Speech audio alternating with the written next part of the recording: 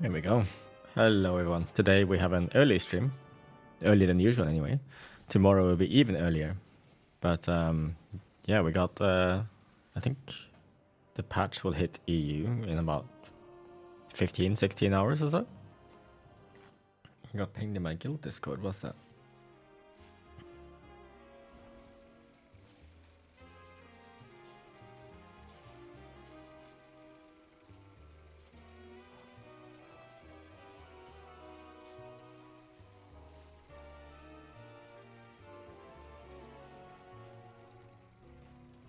Yeah, so just gonna do a few quests. I think I'll hit Renown 7 maybe, if I'm lucky.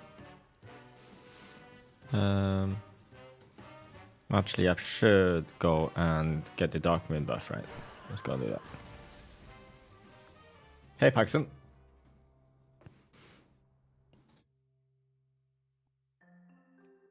NA could go live as well at some point. Like the patch could go live for NA at some point. And if it does, then maybe I can. Maybe we're lucky and we'll get to see some warrior pubs in a new raid. And the information I can get about the bosses, the better. 4.5 hours for NA. Yeah, assuming the servers actually go up. And, you know, it's not an extended maintenance.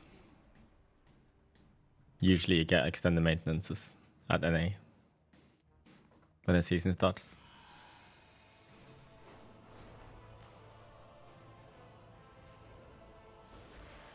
Good day to you. Safe travels.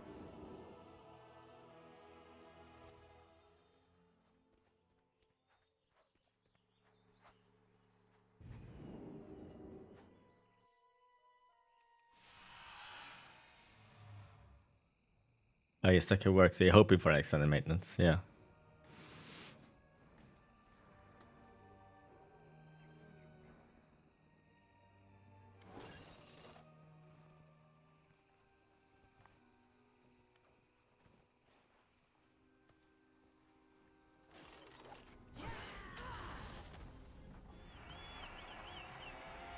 There are some NA warrior players I'm thinking about watching. I don't know. Anyone in Liquid, if they stream it, I guess, would be best. Because then I'm sure I'll get to see the same bosses over and over as well. And I'll get a lot of info that way.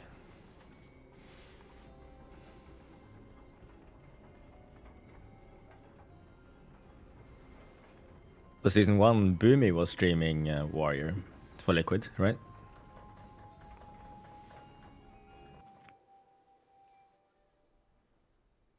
So hopefully he does that again this season. Will Fury still be viable in season 2 mythics and raid content? Maybe watch my most recent YouTube video, Ulfric.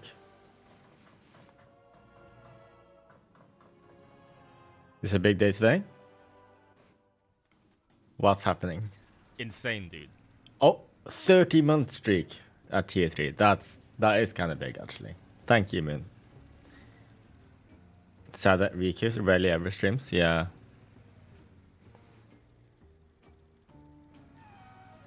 That is unfortunate. Soon we can finally play the game. Yep.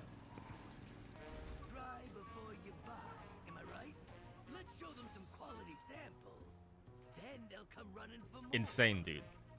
8 sample potions given. Blue K, thank you for the prime sub. Appreciate that. Why do Americans get all patches and stuff 24 hours earlier than EU? I mean, wait, what? Why is... How do I give the potion? Oh, right. Time zones and that, I guess. It's not 24 hours though. It's more like 12 hours, right? Because NA are our beta testers. True, actually.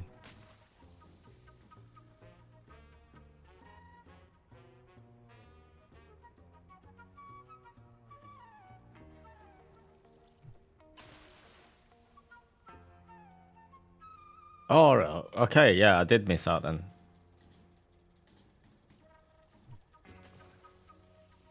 You played Synth Riders on stream.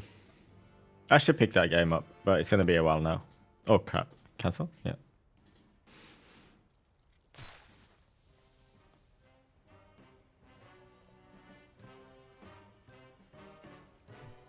Well, my thoughts on Shadow Priest in Season 2. My thoughts on Shadow Priest is that it's not a warrior, therefore I should not give my opinion on it, because I know nothing about the class.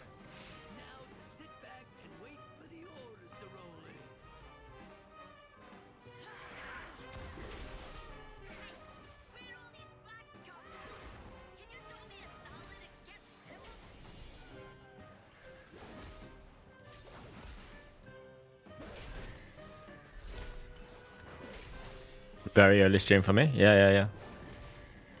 I'm gonna sleep early as well today, so I can get up at server reset, game straight away. And this is awesome, by the way. Why is there no lag in this zone? Is this what it's like to be on during non-peak hours?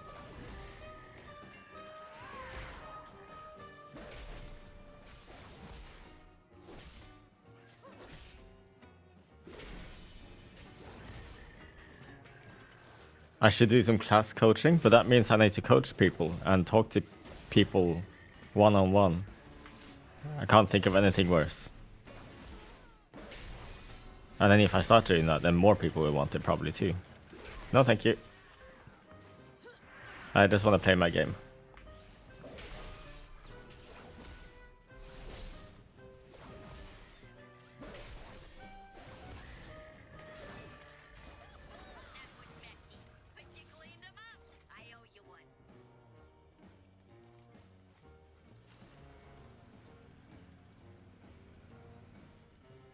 Try and get that.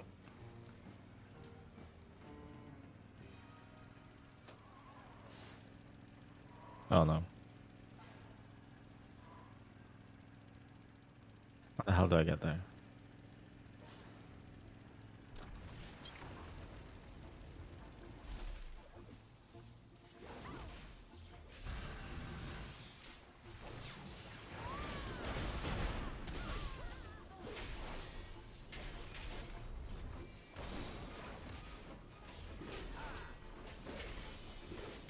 Oh, I'm dying to this thing.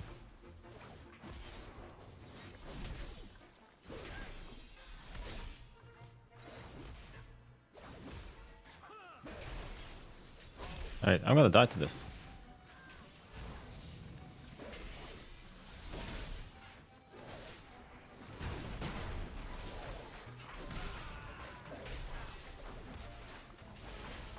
Never mind. Impending victory, fodder.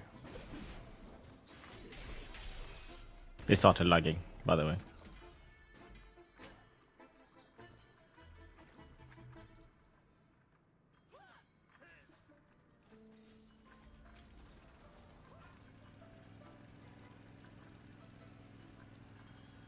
Scrolling combat text I use, it's called nameplate scrolling combat text.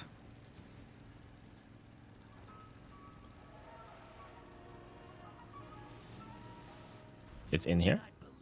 Oh, what is this? Oh, okay, just click. Looking fresh? Thanks.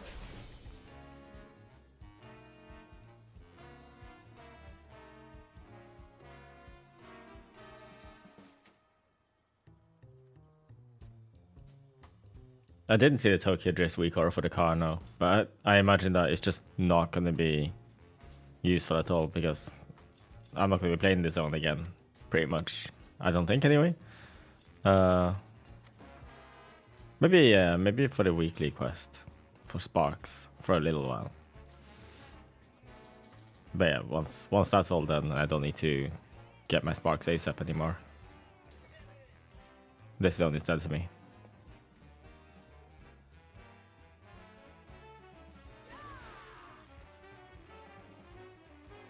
I look ready. Am I gonna Giga Pump in Season 2? I mean, I hope I will, but we'll have to wait and see. Red seems to be the new king, as long as they have their Divine Hammer bug. And I guess that's probably gonna go live.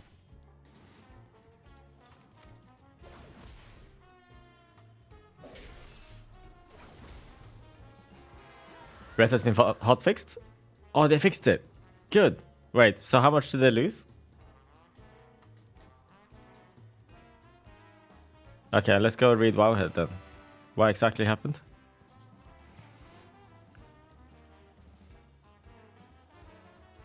Oh, that's the raid tuning. I saw that. Nerfs to many dungeons. Oh. Wait, there's so much content to have a look through here.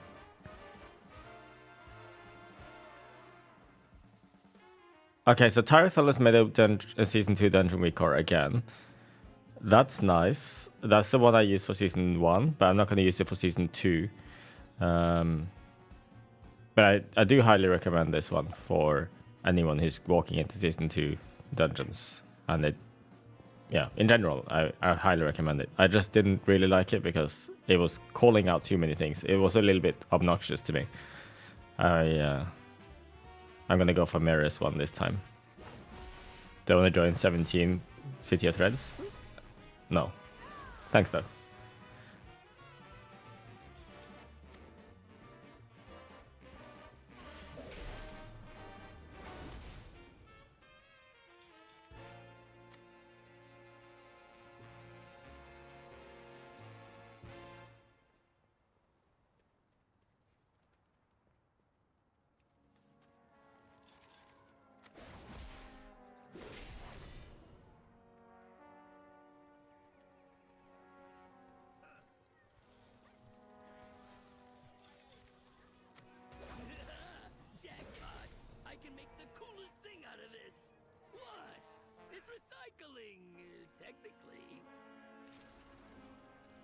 Oh, I'm gonna go golfing again. Great. Not much of a sportsman myself. I have some boom ball tickets. Take them if you want them. This is peak content.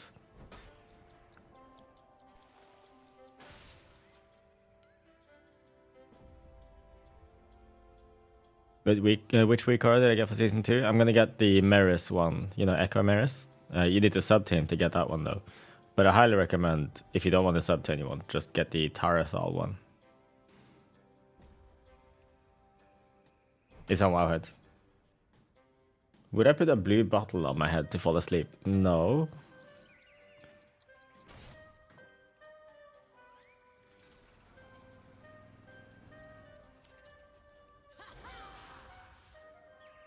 You would love to play golf with me? You bet I get upset? No, I don't think so. I don't need to worry about target caps in golf.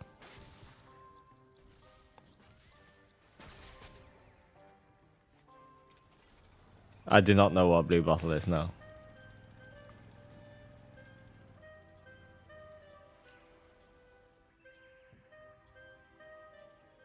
Did I fix all of the bugs with Divine Hammer then?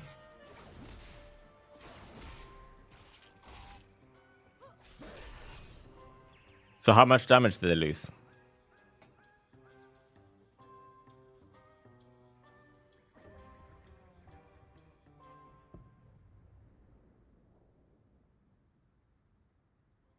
Where is the part where they...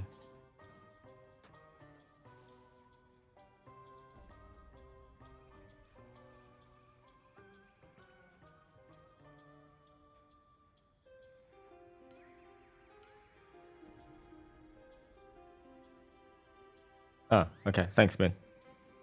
19 hours ago. That's ages ago now.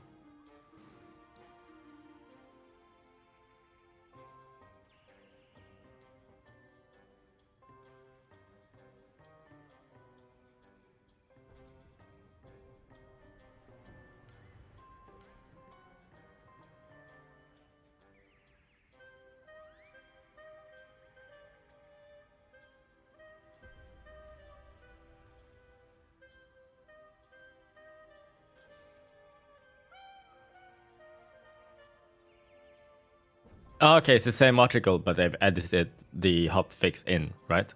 Yeah.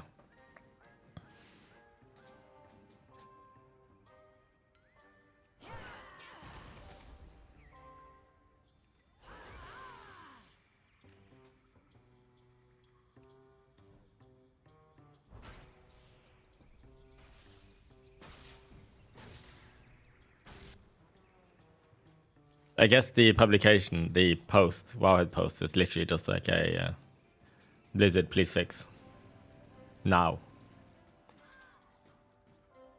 Did I just DC?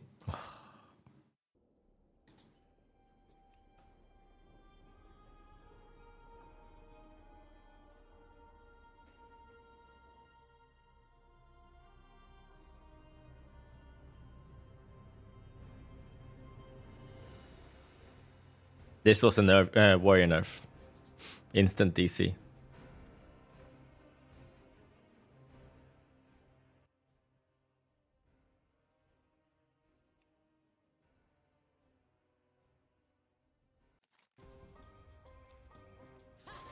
How do I think Unholy DK looks? Apparently the buff was pretty big for them in M+.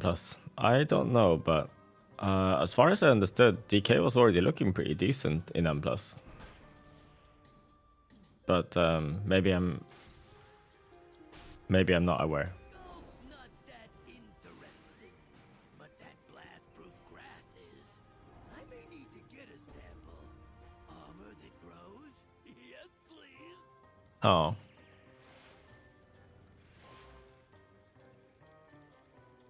Veteran boots. What are the veteran boots anyway? It doesn't really matter though, right? Because I'll get better ones for M+ anyway.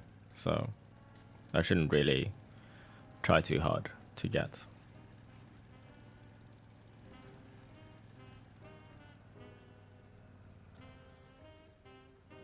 Renown 7. What's this drive thing? Why is can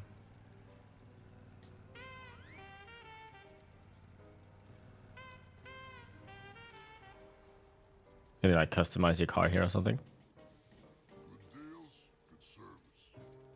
Oh.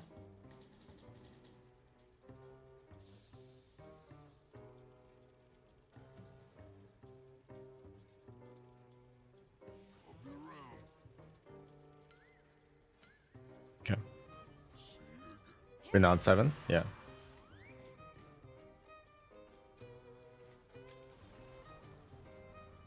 It's painful to be watching me drive that car. Yeah, I know. I think it's mostly because I'm like trying to look for things. But what do we do now? I guess I was gonna look at all of the raid guides once again, just to like refresh. I'm also gonna update some weak auras. I wanna sub to mirrors. Let's do that now. Twitch. Is it just mirrors? Like that? That is not the mirrors. Is it mirrors TV? That's him.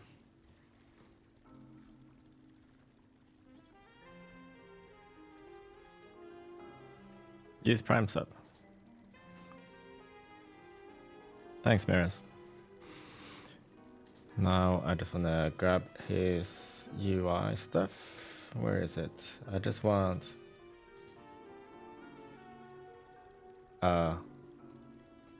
what? I just want the UI element. Okay, there's a document here.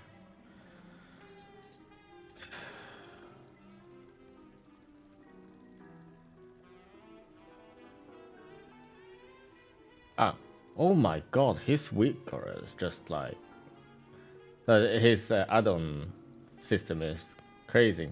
It's like spreadsheets and everything.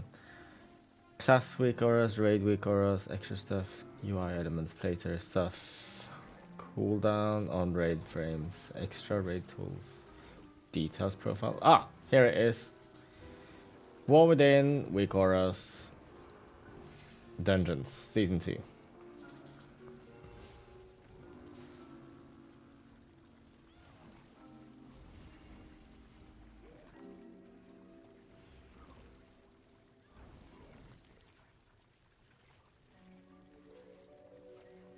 Bit as the Oslo dialect. Yeah, I do. Definitely.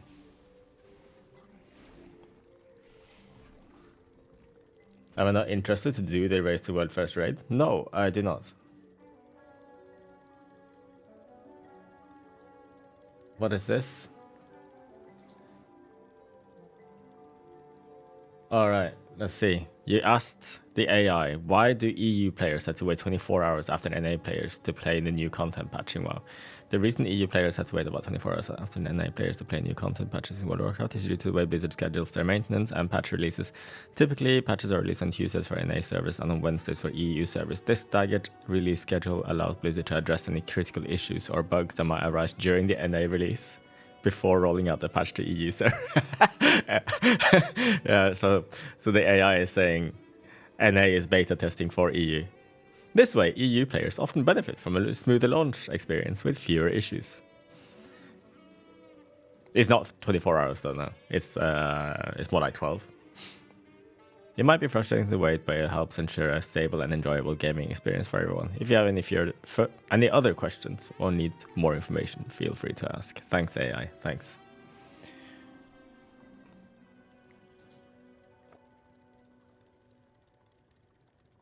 For everyone, not the NA players. Yeah, NA players are not real players, I guess, according to the AI. Hey, Zerio. All right, so these icons, these are in the wrong spot for me. I need to move things. All right, so anchors. Targeted spells. Oh, he has a targeted spells. Ooh. Interesting.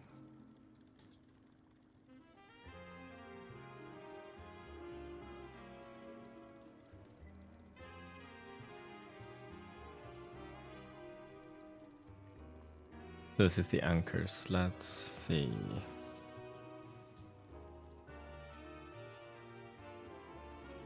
Size settings. Just gonna set this to 165. Oh. Yeah. That should be fine. And then do 233 here. This way they get inverted. Yeah. This is already here. Does this overlap? It does. So I'm gonna put this underneath, I think.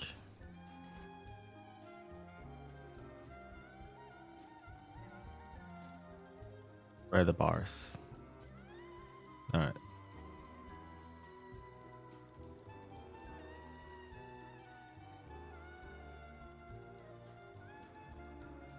$78. Yes, this is fine.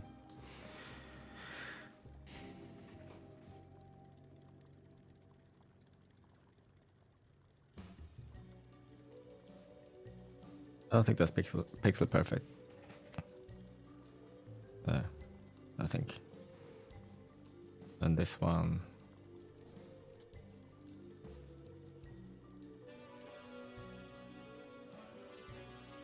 Hmm.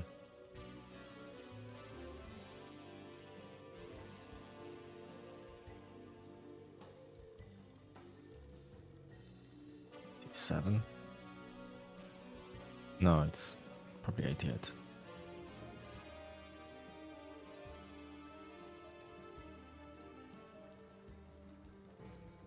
Actually, dynamic icons anchor. I'm gonna actually move that bit underneath here. I think that's fine. Is that pixel perfect? I don't know. Let's zoom in.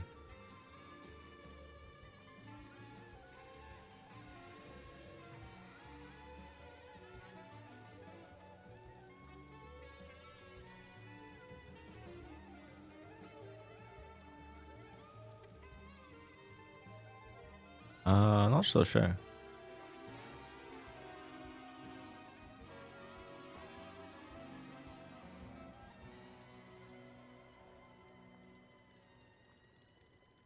I think this needs one more pixel.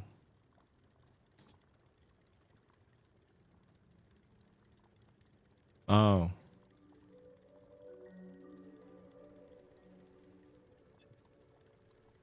Like so?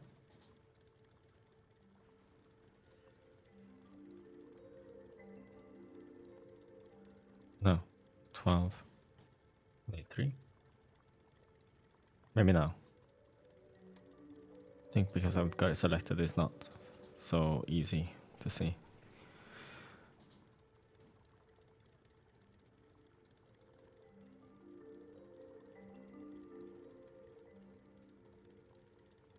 That looks good enough. Hog the spells. I think I want to have just sort of near the middle. 0. 50. Where's my focus bar? Focus cast.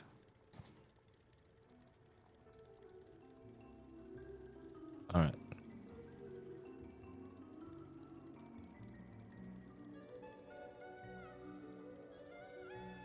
Fine.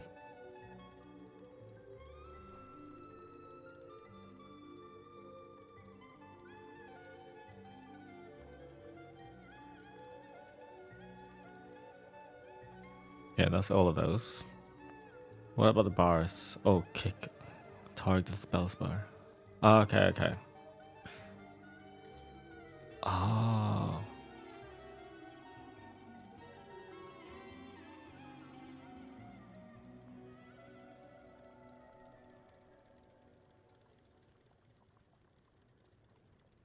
That's cool. He's added kickable, targeted spells to this weak aura. But I'm still gonna add the other one. Wait, hold up. Let me see if there's anything else that's useful in his spreadsheet here.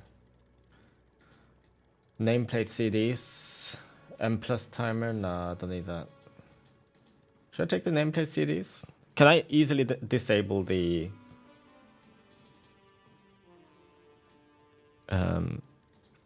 bigwigs one?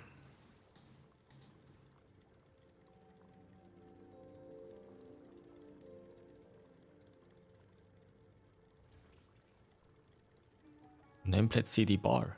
Huh?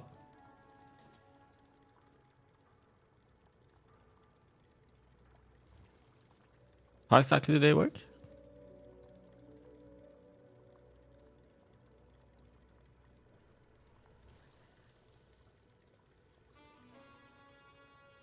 I don't understand this one.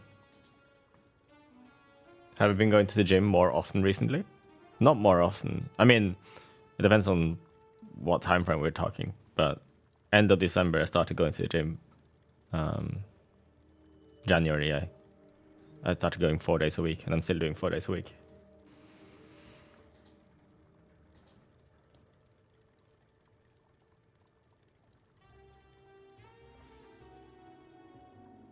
Let's see. Do I keep this just to see what it is? I guess so. I'll do that.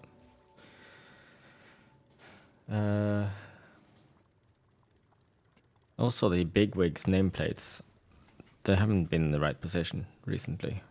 Nameplates.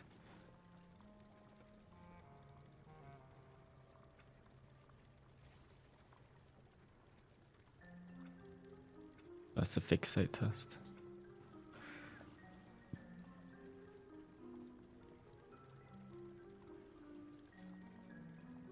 Why is this grayed out?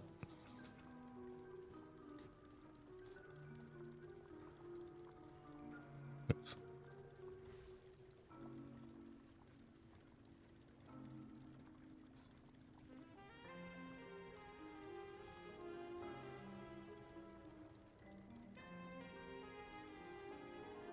But that is fine.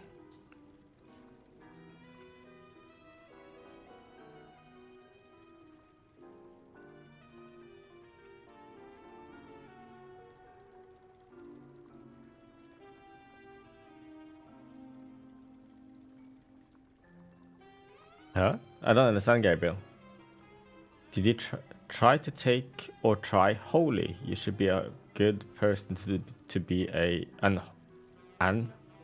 holy ambassador. Sorry, I don't understand. All right. Holy energy. I'm not so sure about that. Share aura war within nameplate CD. I mean, the nameplate CD thing is actually inbuilt to bigwigs now.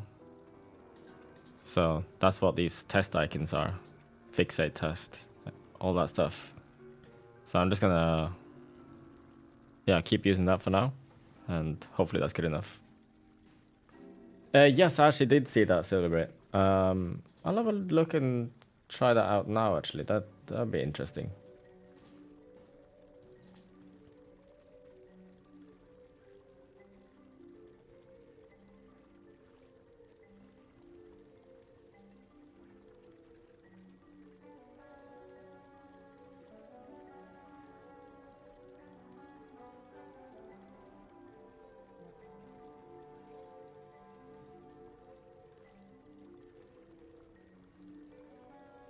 So what's the difference exactly? I did read it, I just don't remember. Cut the number of actual weak cores in half while keeping the same functionality. Missing 10%, but we're not using anyway. Yep. Okay, let's see. I'm gonna create a copy.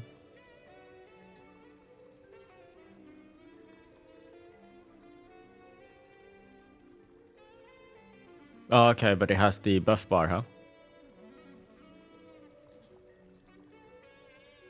I have the buff bar from Atrocity already, so I probably shouldn't have this.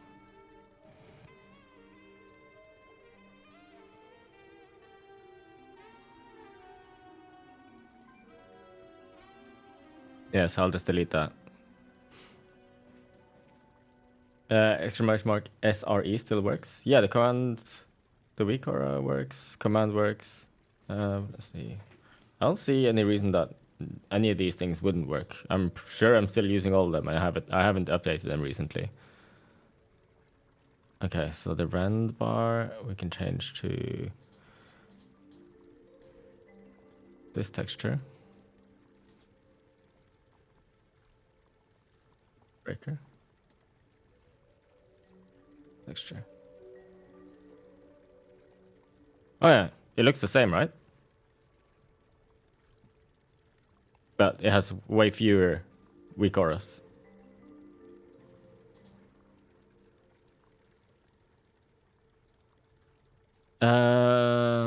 Is this one the same as this? I'm gonna replace it because I like the new one with sudden death on it.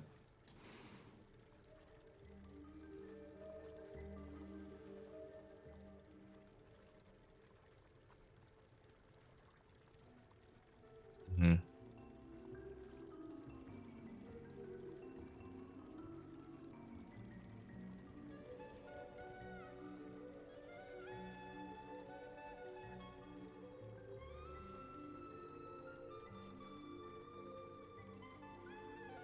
Am I moving all of them now? No, I'm not. Just moving one.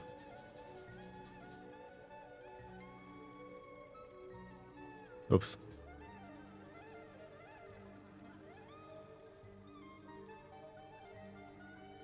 There, that lines up.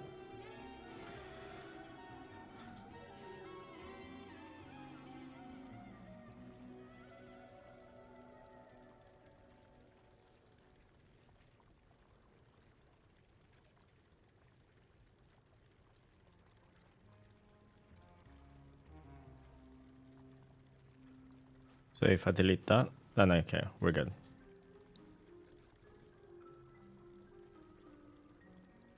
Sudden death procs glows. Okay, okay. I don't know. I don't know if it changes the icon to sudden death. Dude. I got used to that now. So, Albert Chuckler, thank you for the tier 1 sub. Appreciate that.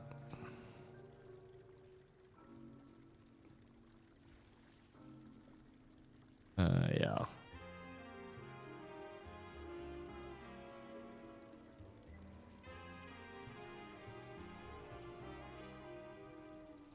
Looks fine, I think. Oh, I have Thunderclap here, but I don't think I need that.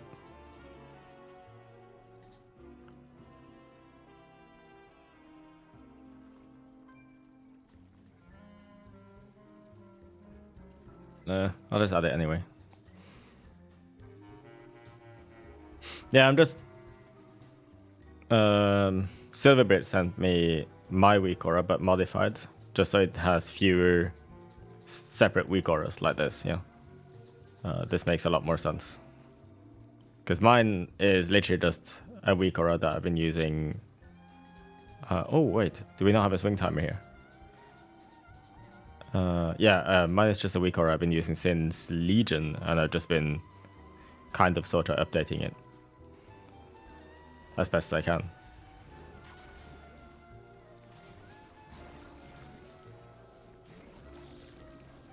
So I'm just gonna never load this and see where we go. How that looks. Oh, okay. The rend bar is fine. The swing timer bar is not right.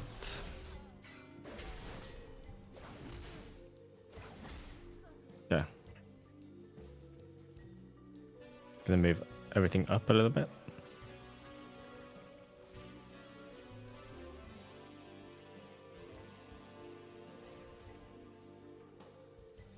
Swing timer. How long is the rage bar? 218 and 22. Huh?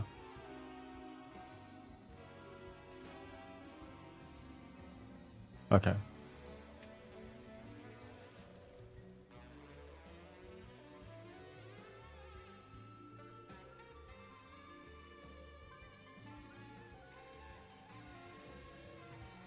Okay, weird.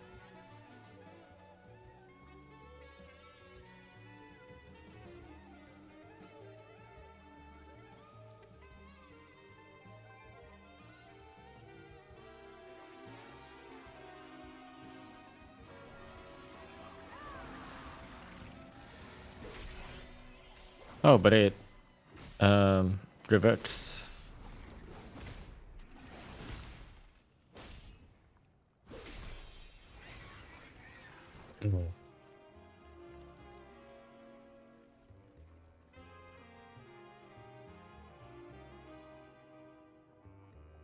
Uh-huh.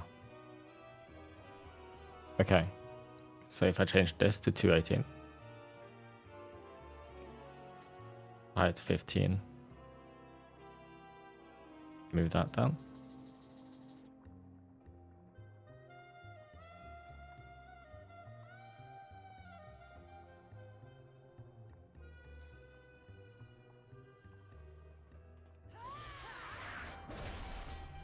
Oh.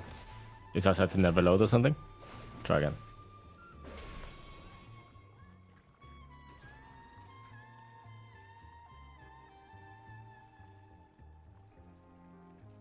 It is.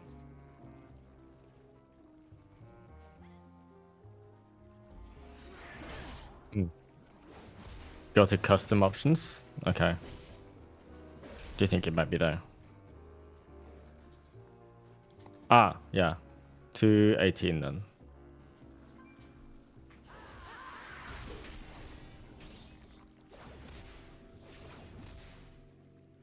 Yeah, that's what it was. Okay, this looks nice. That and that. Yeah, good stuff. Do you think it's the play to bring some rats for the first 1 or 2 keys? Yeah, probably. Probably. I could bring my DK, but I haven't set that character up at all. I see it stacks more easily on overpower when it glows. Oh yeah, I see. Yeah. That's nice. Let's see, Cora. I can actually disable this one again now that I know what the problem was. Swing timer. Re-enable 218.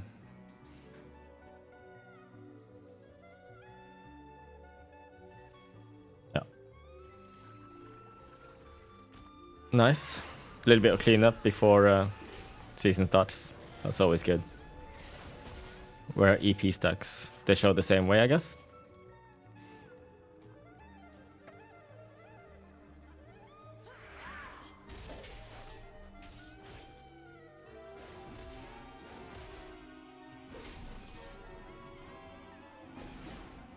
Yes, that did. Nice. Are we so mean to the evoker named Rat in Phoenix? He's now a rogue, right?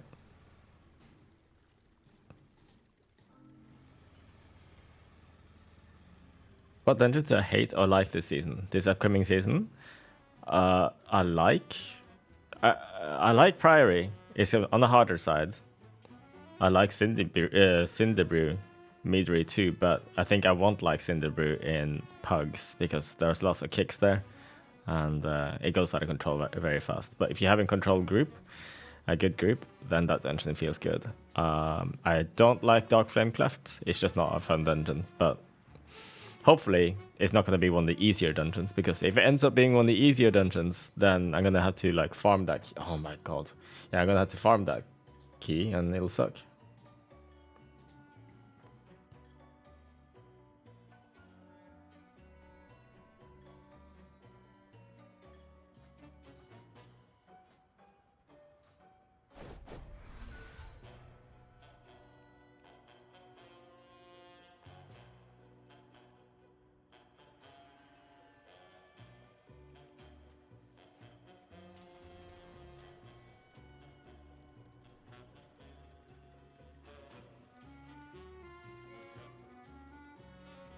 Right. Where was I? Anything else I need to do with that dungeon week, or?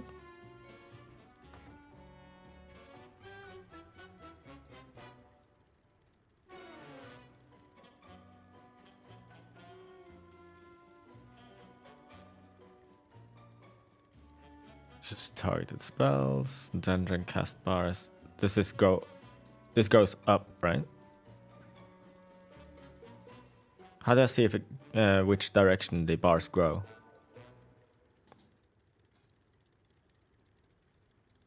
Right to left, horizontal.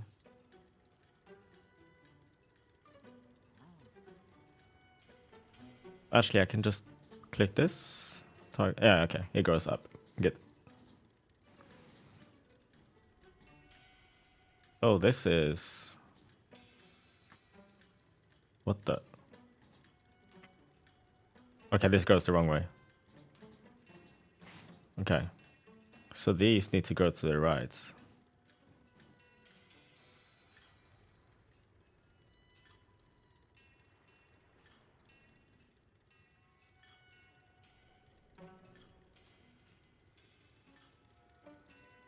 How do I make that happen? Anyone know?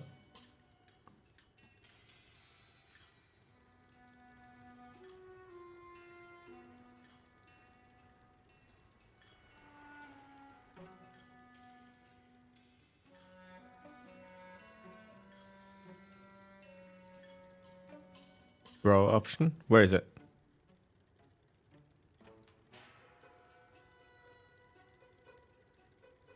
Am I blind? I don't see it. Is it on the screen right now?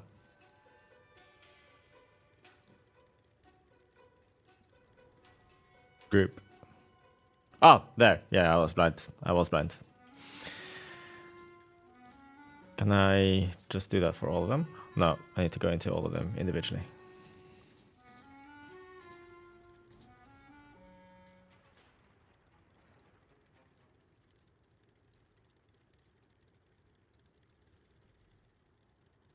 I wonder if I could shift click all of them, but I will. I've done it now.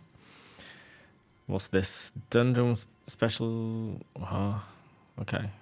Well, that needs to be inverted.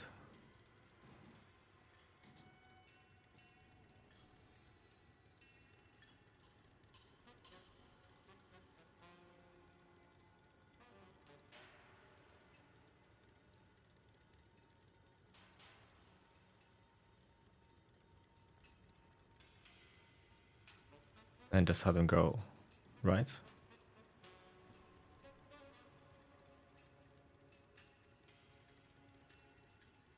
What? Huh? Okay.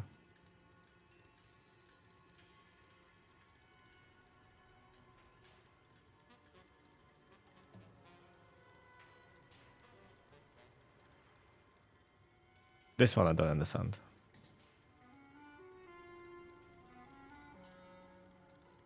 Ankle auras. Brew drop energy.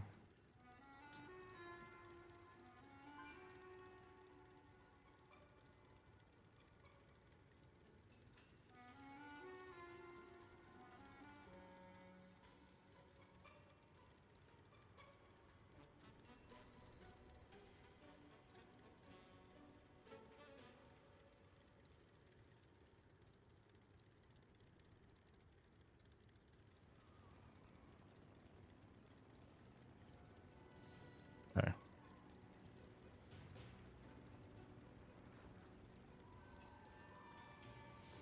These are there now.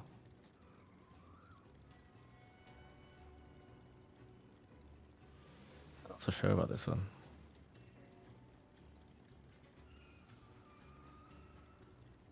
I'll like put it way up there. Oh, that's not good either. 400. I'll figure out what exactly that is at some point. I have no clue what this one is. Just move it down a bit. Minus 50. See what happens with that one.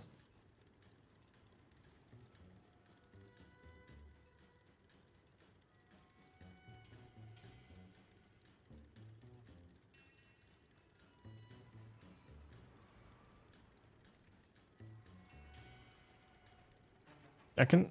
Do I want this here?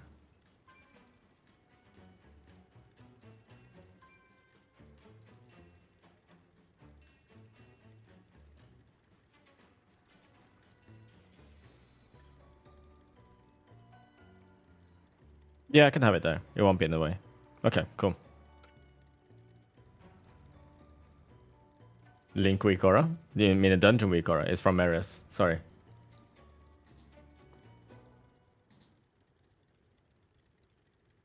What do I think about LVI? Is LVI need many resources? I don't use LVI. You can do LVI and you can have a good LVI setup that doesn't cost that much FPS. Atrocity was one of them, but and it probably still is. But I swapped away from LVI just so I don't need to deal with the LVI potential FPS. Sorry, can't speak. Potential LVI FPS issues ever again. No, I'm not using LVI now. It just looked like it.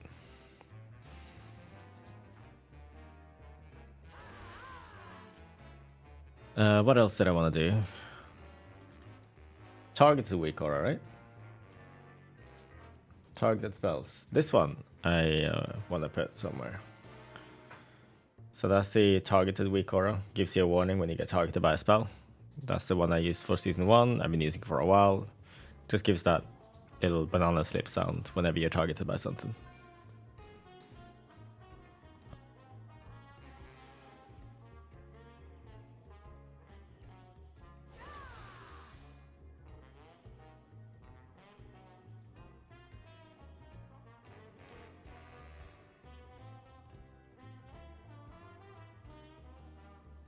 Oh, they copy pasta from Utah. Let's see. Do I think Fury Arms is going to be better in TOP? Who wins on 3 target cleave, aka first boss? I actually don't know. I think it's still Arms that wins first boss. First boss.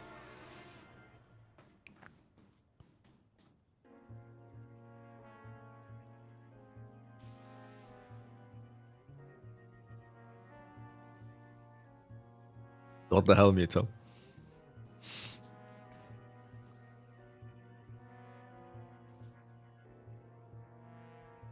Right.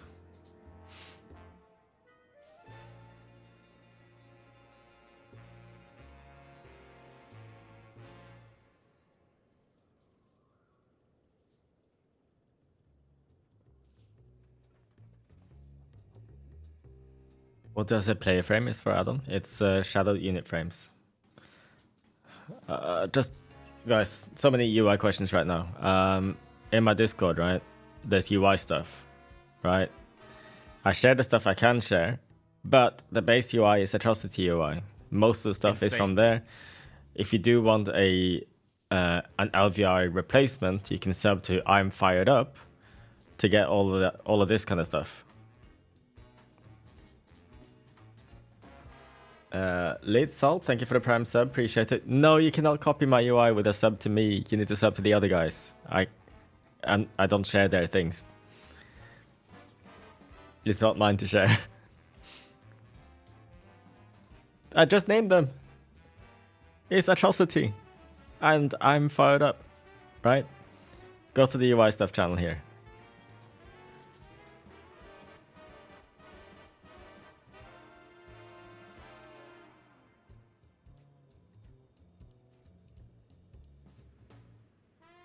Oh, Opportunist Week, alright. I guess I should grab that too, huh?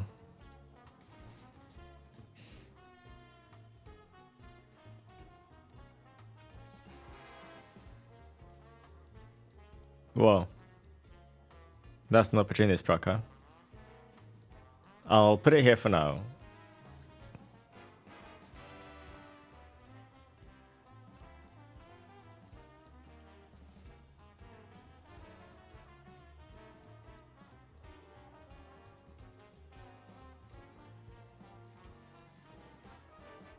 Revis Week Aura has it? Okay. I'm ready for the Wipe Fest in M Plus tomorrow. You're healing it after all. Oh no. It'll be fine, I'm sure. I don't think I ever scream or shout.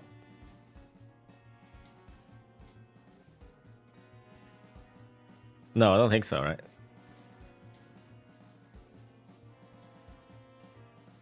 Or let it all out. No, I don't think I do.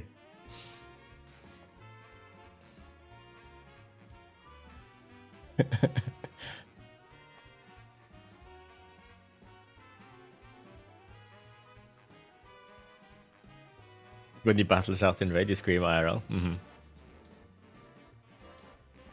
If you give me 2k gold in game, would I scream like Gromnak? No.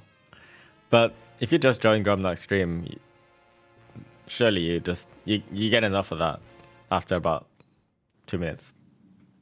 Naturally, he doesn't scream that often, does he? But it definitely does. It definitely does get clipped straight away when he does.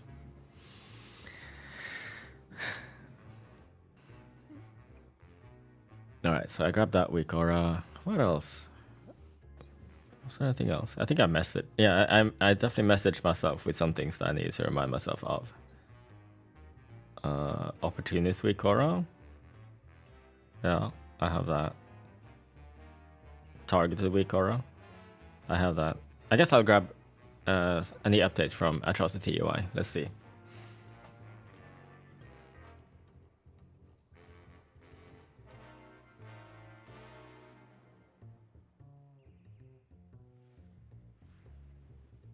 Right.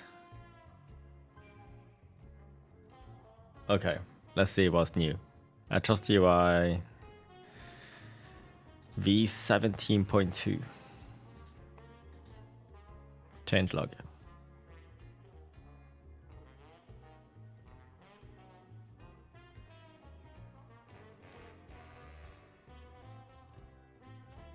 Oh, this is... Wait, I've been missing out on so many updates.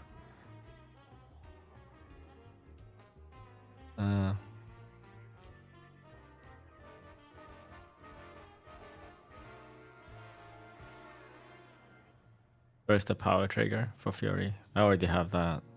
It works fine. Okay, I mean, I'll just grab it because there's gonna be some buffs in there probably, like some buff tracking that I don't have.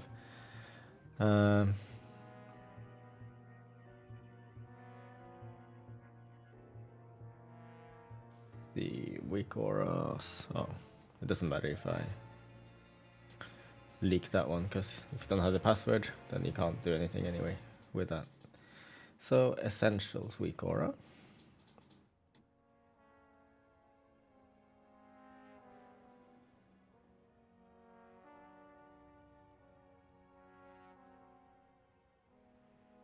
This is the big weak aura from him.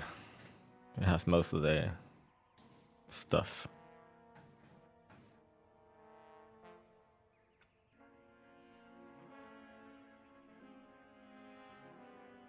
I'm going to play as arms. I don't know if I answered this already, but if you check my most recent video on YouTube, I give you some predictions as to what I think will be better on whatever content.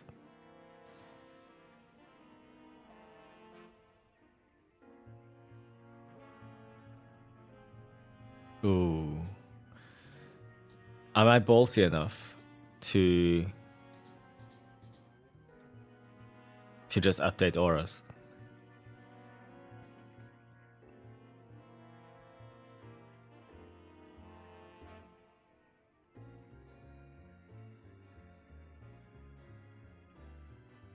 I'm gonna back up the old one, yeah.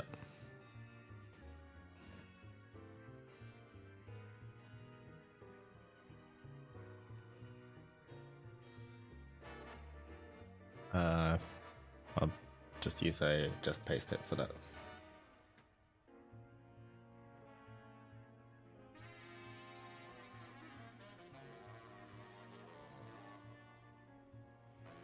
Alright, there we go. Now I gotta back up, and now I just need the new one again.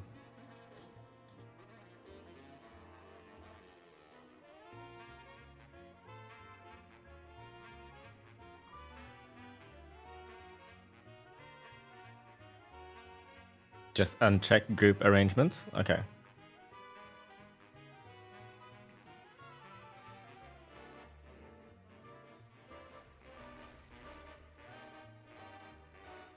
Okay, I did that. Anything else I need to uncheck? No, okay, we're going for it.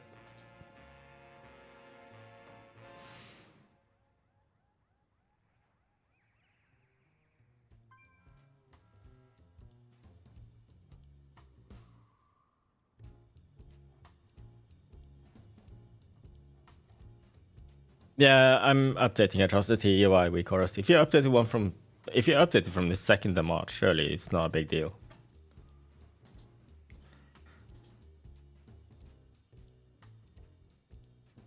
Yeah, 2nd of March is the most recent update.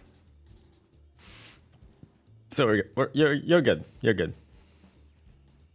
I haven't updated Atrocity's week auras for a while. We're talking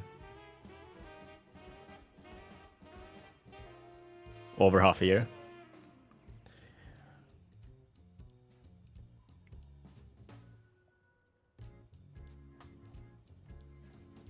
This is a lot of stuff.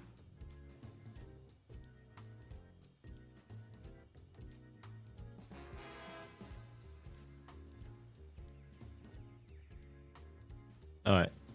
Is the position of stuff okay?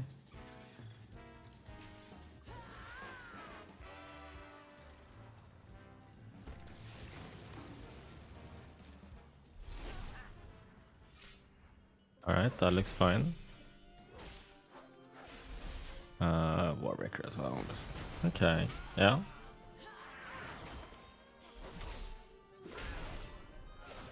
Does everything just work? Say it ain't so. Wait, what? I didn't expect everything to just work. Oh, what is that? That was a cast bar. That didn't work.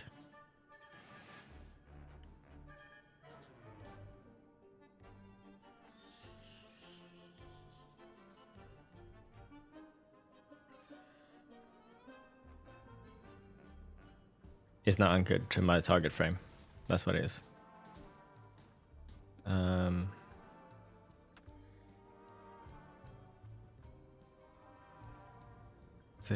Position. Choose. Oops. Choose that. There. Now we're good.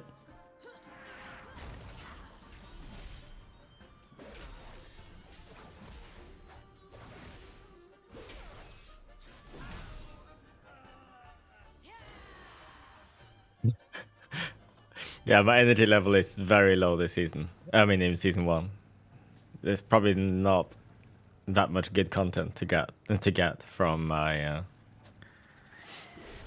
from season 1.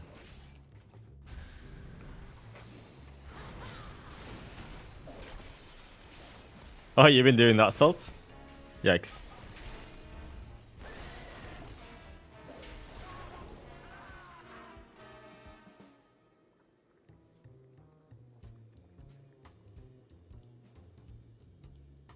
Focus Caspar is up there.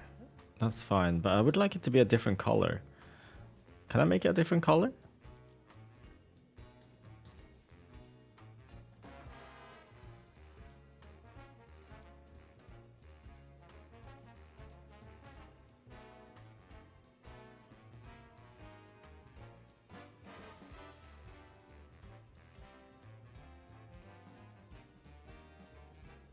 That doesn't do anything.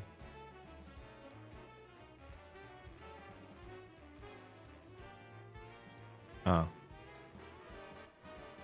That just makes it black. That's the background color.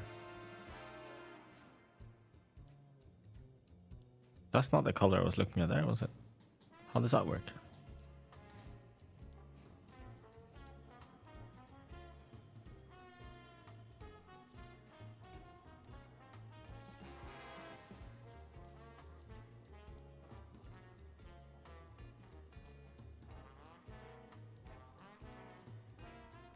How the hell did I change the color of this gray bar?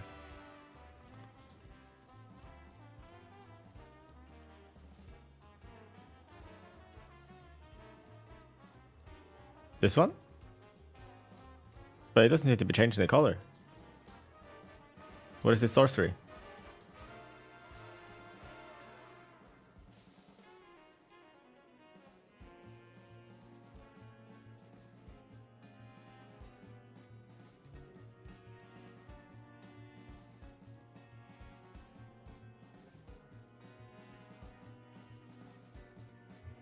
Okay, whatever. We'll just leave it as is.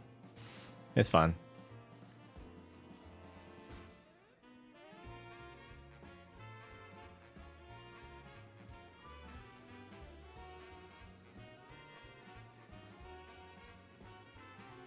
Will it update this process in my UI Discord? No, because I never had this process in my UI Discord. All I put there is that my UI is a modified version of Atrocity UI.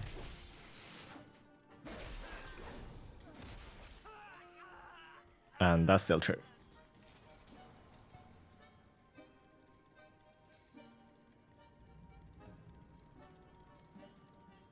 What's he got in the warrior group anyway?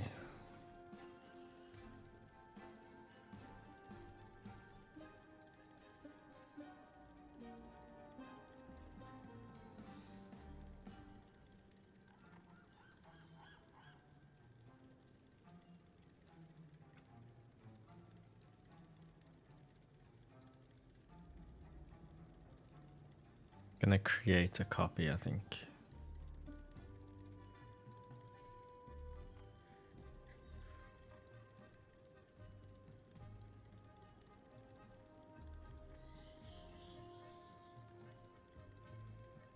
Wow, that's so many things. I'm gonna do the same again. Back up the old one. But I feel like this change that I do now is gonna be worse than the essentials one.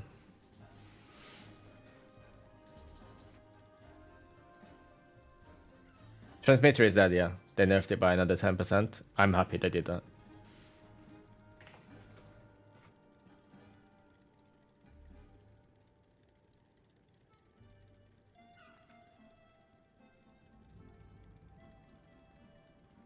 The weak cores themselves, the source,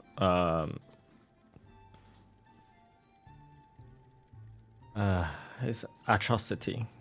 It's all here. Base UI is Atrocity UI. Or if you want the non-LVI version, you need I'm Fired Up as well.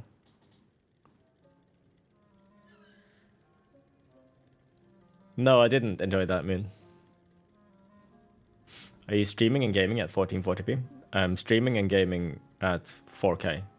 Oh, well, no. I'm gaming at 4K, streaming at 1440p to YouTube, streaming at 1080p to Twitch, recording at 4K locally. Right. Let's see if that worked. So all the main abilities are here. I do not want that. The rage bar.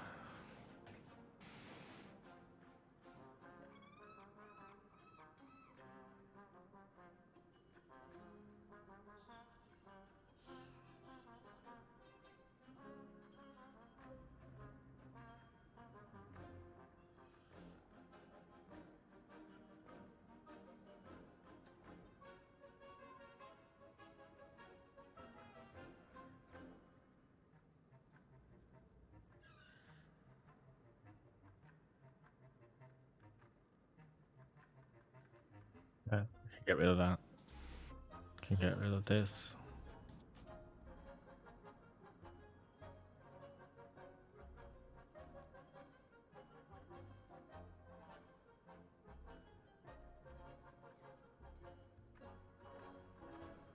Let us wait. Yes, I can.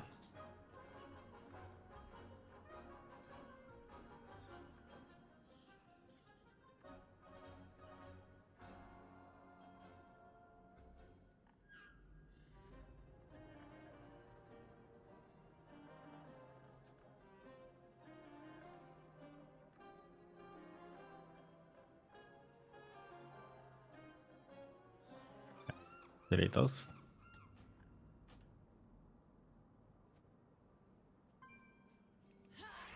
Oh. Deep wind missing. I don't need that. What was that?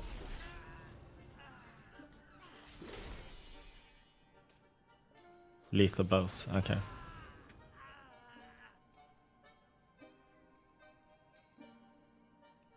Oops.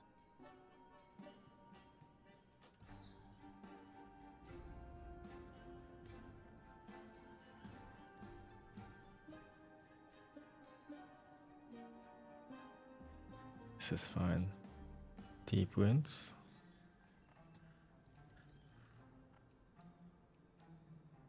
Ah. I don't need that. We get rid of that.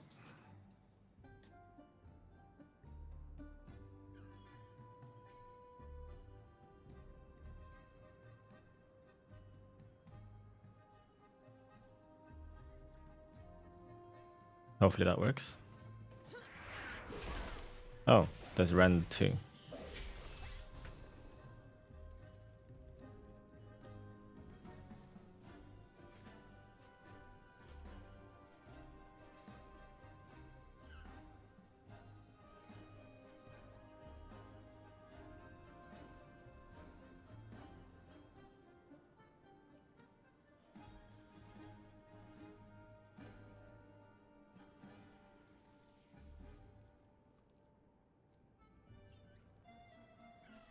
Okay. Seems fine.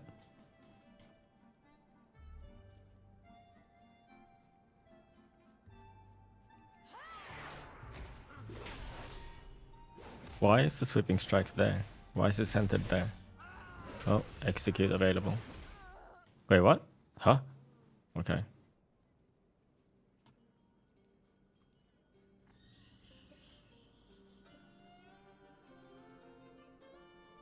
Okay, all of these can be removed.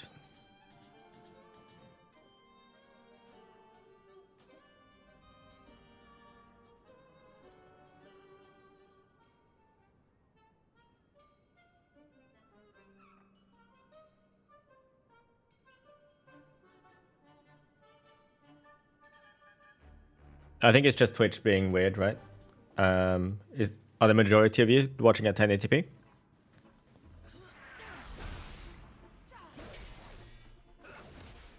I know that sometimes Twitch only provides 720p to some people. And it's weird.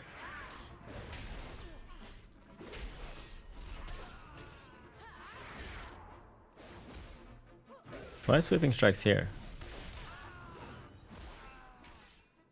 Huh? Only in combat it moves? Oh. What? What is that? Is that new?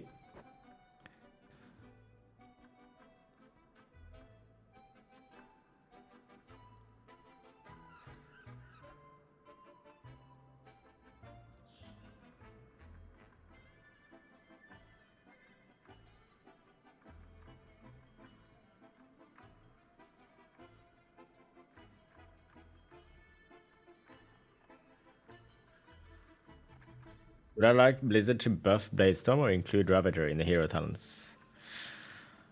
I don't know. I actually don't know.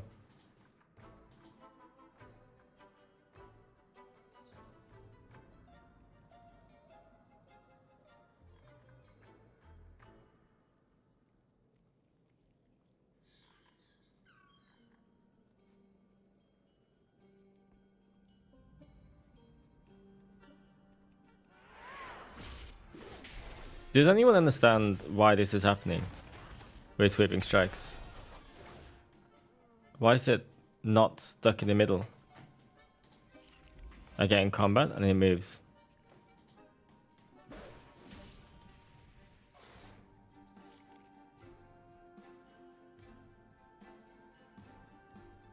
I tried to reload.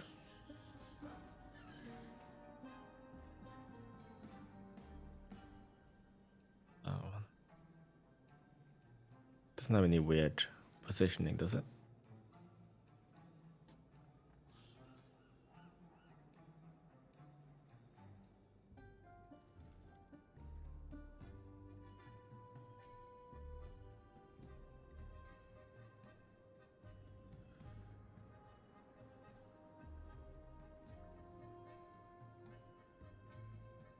Do you guys see anything wrong here? I don't see anything that could be wrong.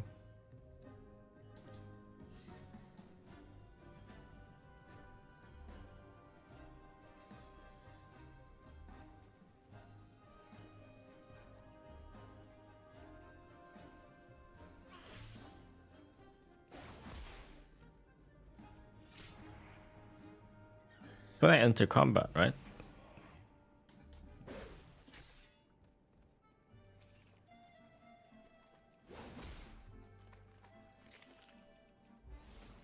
Combat, it snaps back. I'm gonna restart the game. Maybe that does anything. And check for any updates, I guess.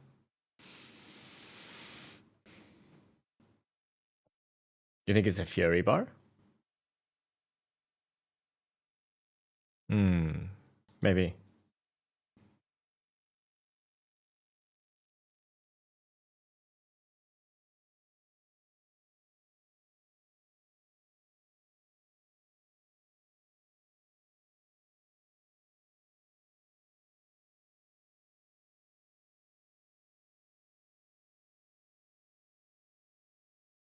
How did I manage to track these auras while so many things are happening? I don't know, I just do. In arms rotation, single target overpower with opportunities is prior over mortal strike. I actually don't remember this. Check the guide. I should switch to Wago app instead of WoW app. Does Wago app like force update my weak auras? I don't want that. Because that'll probably mess with my weak auras, actually.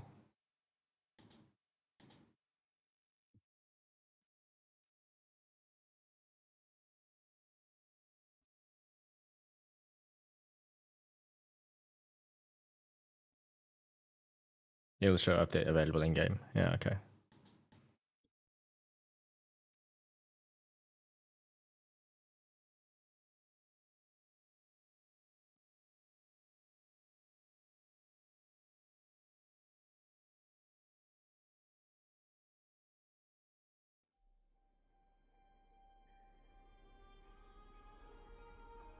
I don't know about that, Vaney. But yeah, it does suck that it takes so long for you to get another embellished.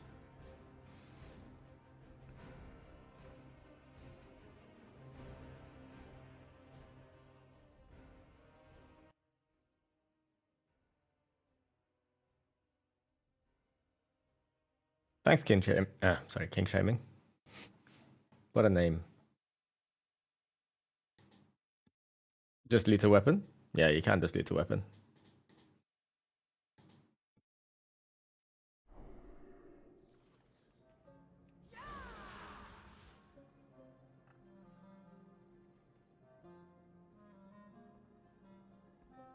Yeah. It probably just depends on what level you play at, like you say, yeah. Like for me, I think it's perfectly fine to wait.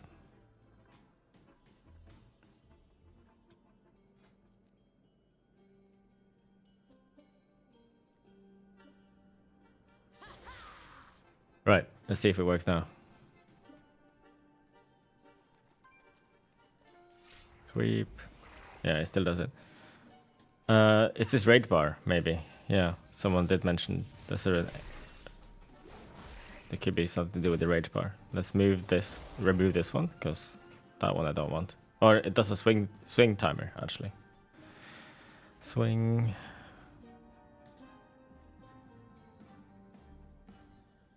Get rid of that.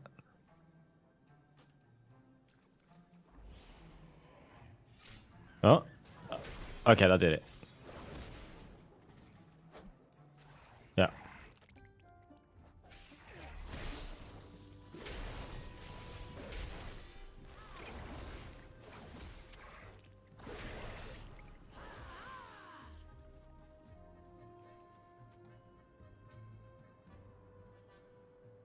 Is everything else okay? Let's go hit some dummies, make sure everything looks alright.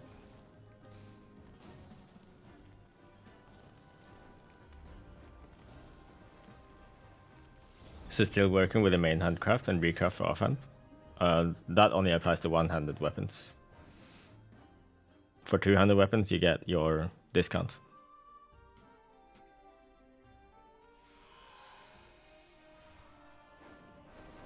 Hey, Dusklight.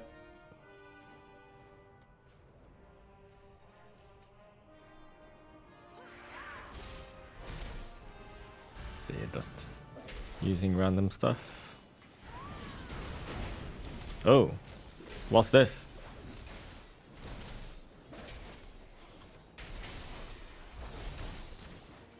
Huh? It's not acting how it should. Still.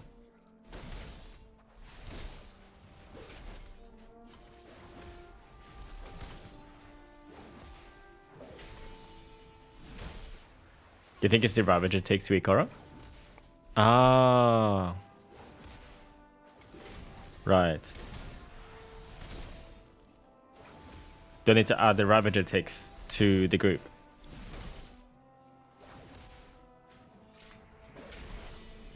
Yeah, I saw. Okay. Hey, Mugga.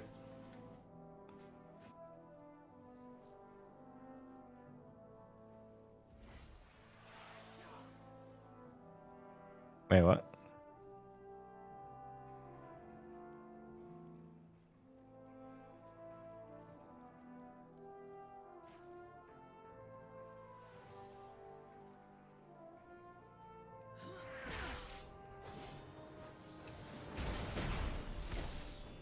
Is it Warbreaker? Warbreaker ends, maybe? No? Okay, it's Warbreaker.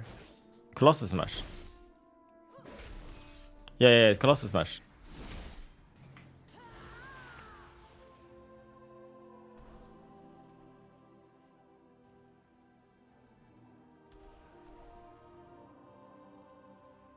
Huh?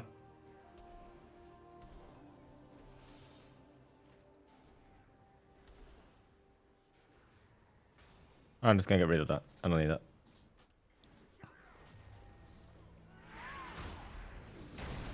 Okay. Yeah. There's a Ravager weak aura up here. Yep.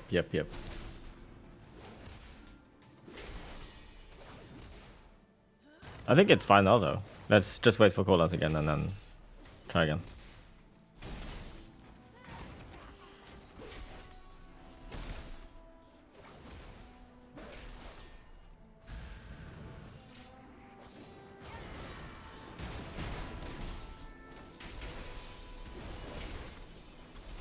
Okay, so I like this weak aura because it shows the ticks. Maybe I just replace that.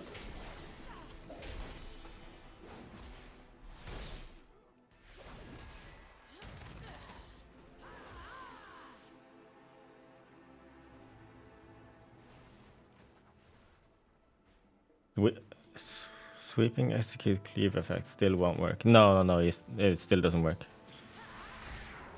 We used to have a sweep animation for Mortal Strike and execute, but it's not here.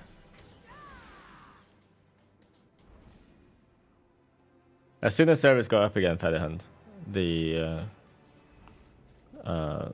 season starts. So in 12 hours, 7 minutes from now. Assuming servers go up again straight away.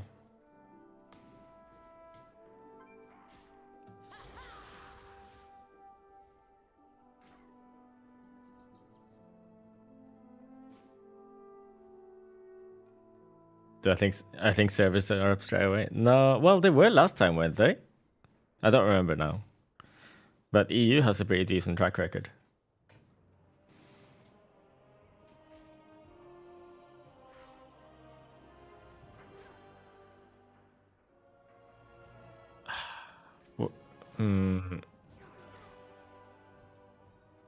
Where is that weak aura that shows my Ravageur ticks?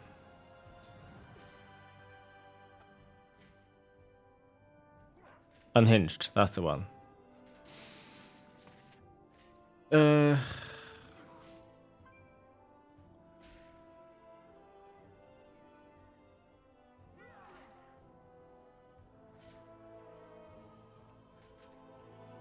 gonna rename that to Ravageur tracker and then search for Ravageur.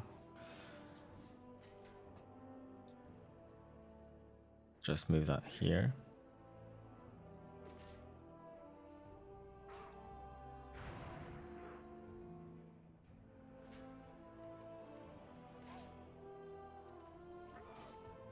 Um, 32.1. Was it 32 for this? 0 and 0.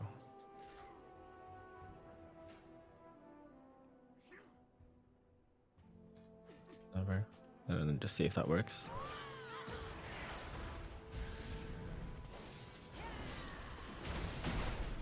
I can copy the display settings and hit paste on the new one. Oh, I didn't know that.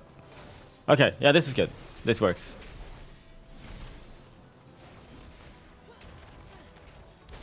That'll be useful to know in the future. Wally, let's check that out.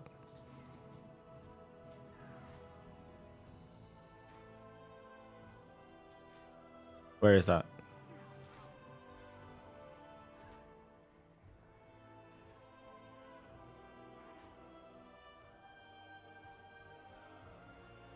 Where's copy?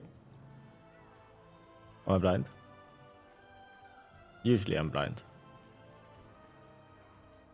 Oh, if I right click. Copy settings. Ah. Display. Okay, got it. Nice. That'll make copying weak auras easier in the future.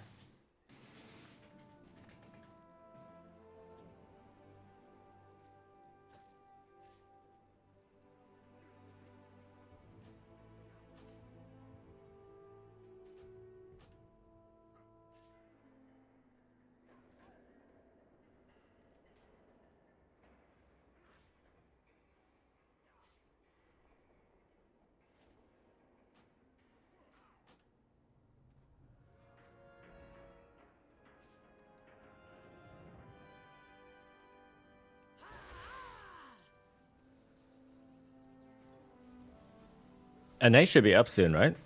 How long for NA's maintenance?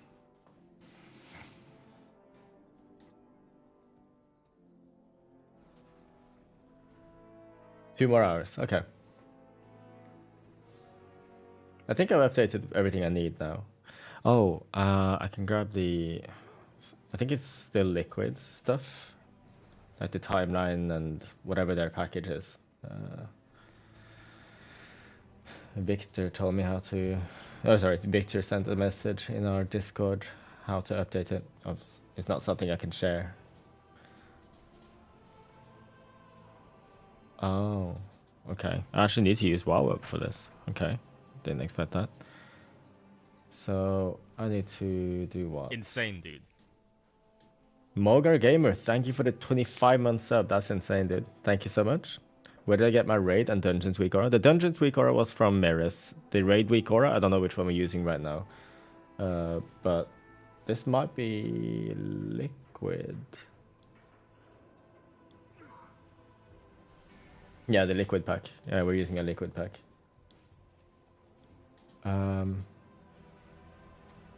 Options, add-ons.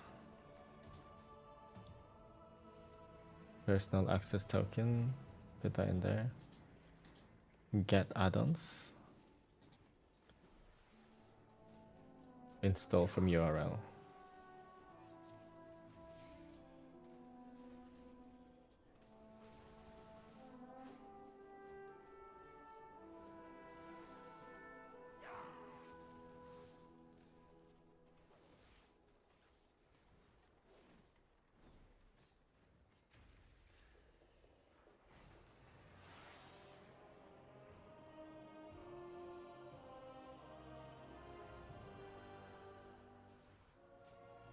Okay, that's done. And then same for this. So I don't think it matters, Aluka, which one you use. Alright, I think that just updated some weak orders for me.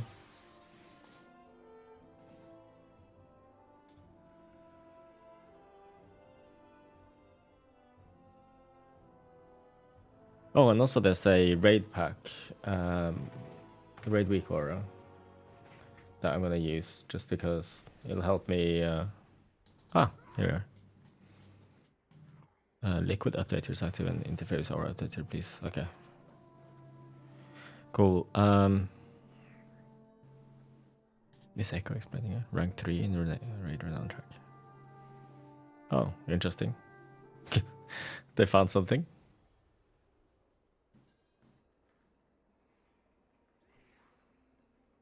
Right. Okay. Blizzard reset it. Yeah, it's this week I was talking about. So I saw this yesterday. Like, it's just like an in-game mini guide reminder for all the bosses. So this will be nice to have on day one of the raid. So yeah, I'll grab this. I'll link that in both chats. Where did I get the unhinged tracker from? Honestly, I don't remember. I'm sorry.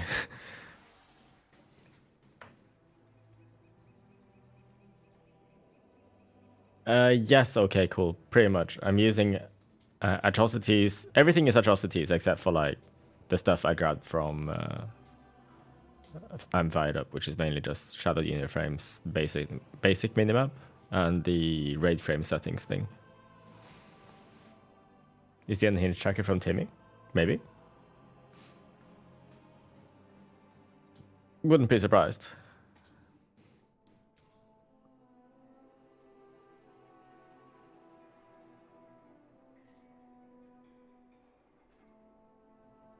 So I'll just put this up here, I guess.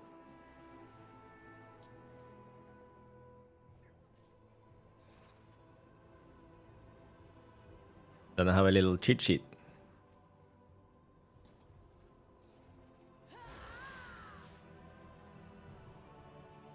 Yeah, Jamie, Nerves did link this in the tips and tricks channel, actually. Update my weak auras. But if I do that, then there might be... I'm not updating Kakao and Fury Warrior, that's bad. This one I can not... I don't want to update either. Because I got like... I've kept a few things in there that don't need updating. This one I don't want to update either. I don't know which one this is. I don't want to update this either. Yeah, so I'm ignoring all these. This is why I don't want any Wago app stuff. I don't actually want to update unless there's a need. How do I click ignore?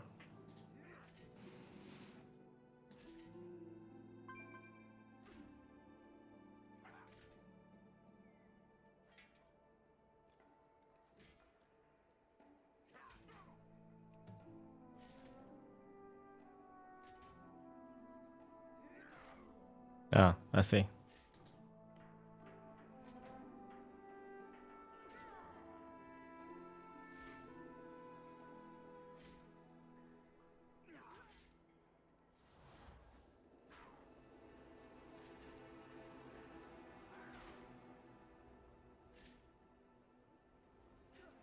We can ignore all of them.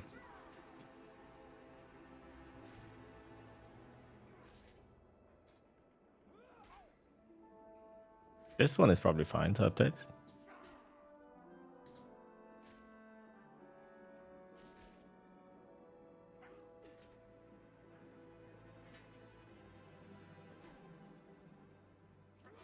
What's the... I don't need this either.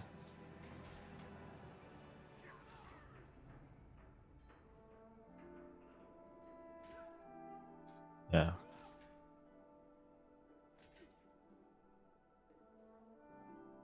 This one just works. This one also just works, and I've got my custom settings on that. Don't want to lose that.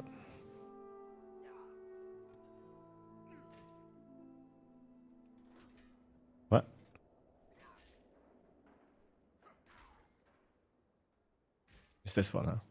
Yeah.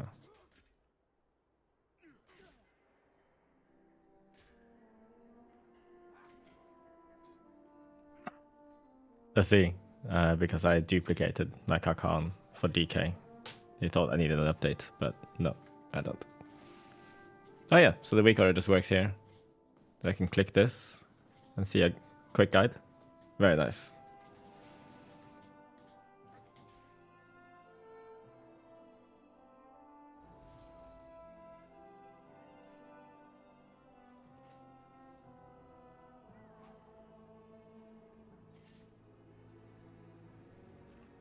Yeah, for sure, me too. I'm happy Org is dead too.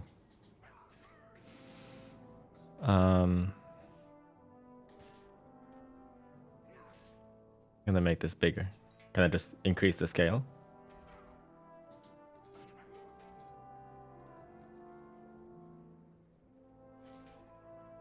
There's no size setting.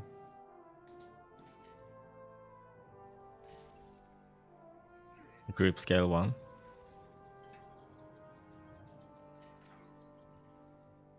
Oh, here it is. Yeah, sorry. I'm blind. 1.2? Yeah, that works.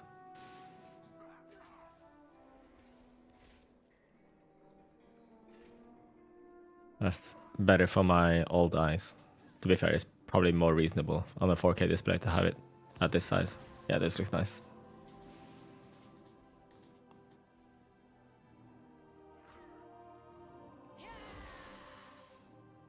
Rend tracker weak aura for keys. Thunderclap with rend and target count tracker. What the hell? How worthwhile is this really? Right now.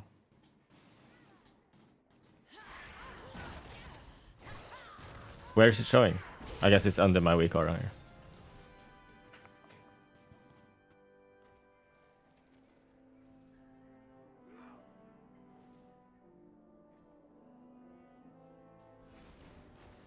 Does it only enable in keys? Oh, okay.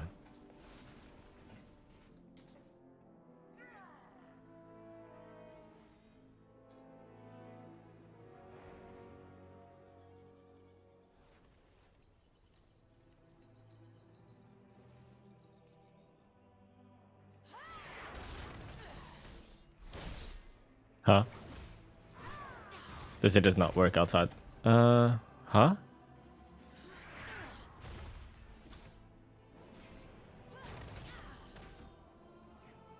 Oh, dummies don't count as targets. Okay. It's probably just not really that big though, is it? I'll use as a filler when I need to use as a filler, but otherwise it's actually relatively low prio, isn't it? I'll have it to load never for now, and maybe I'll find a use for it one day. It's massive.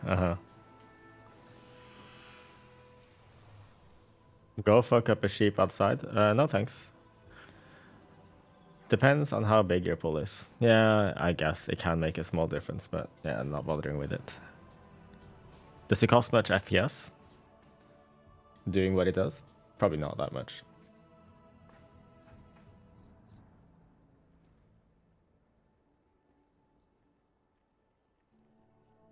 Minus 1 FPS? Oh no.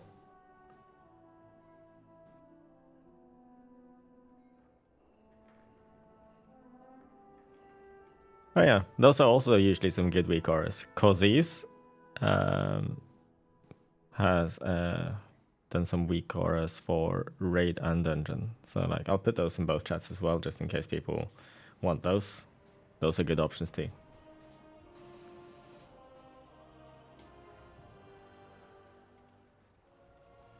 Do we pump in season 2 at M+? We should do decent, yeah. Does anyone know in the chat how much Ret got nerfed from the most recent hotfix to Divine Hammer?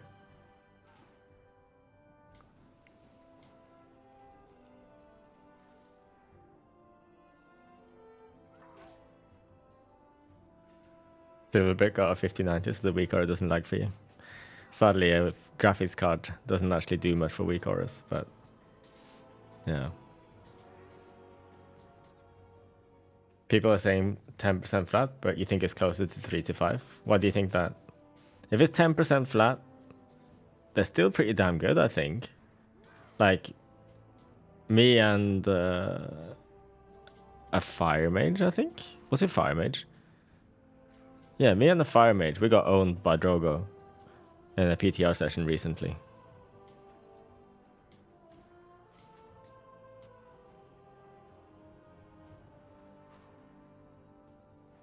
Yeah, Rindio, but like, I don't know. He has some questionable takes sometimes, so I'm not sure I can believe. I'll believe a Twitch chatter instead.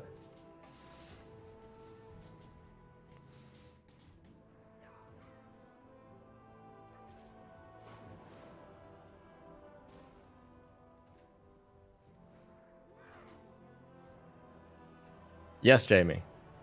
Exactly.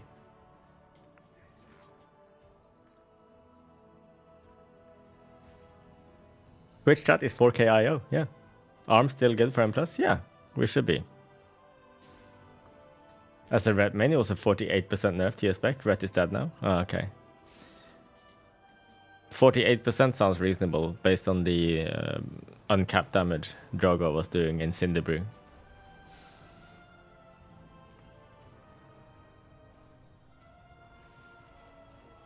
Wait, Jamie, you scared me then. I was like, wait, what? Did he leave the guild?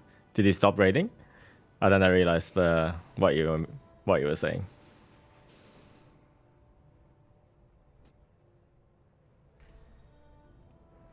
Wanna do 15 brewery with you and Drogo? You're in queue? Oh, actually, yeah. I wanna see. So on PTR, things are nerfed as well for Paladin, I take it? The hotfix is live on PTR as well, I take it?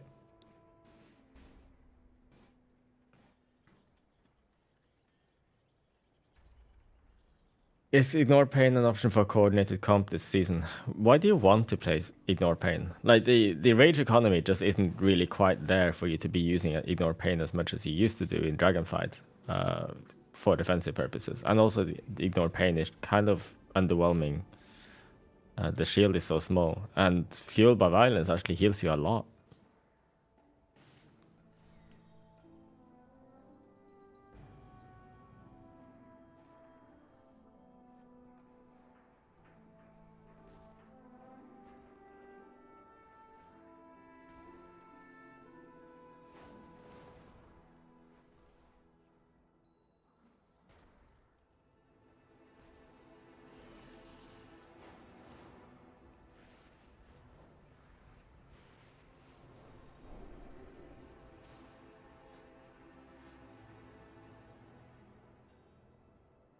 Which one? Oh, is this one, yeah?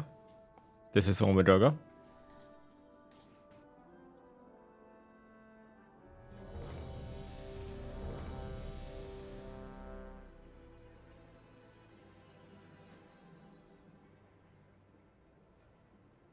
Are we supposed to get washed by Unholy DKs? I think everyone is supposed to get washed by Unholy DKs. From what I understand, they're owning.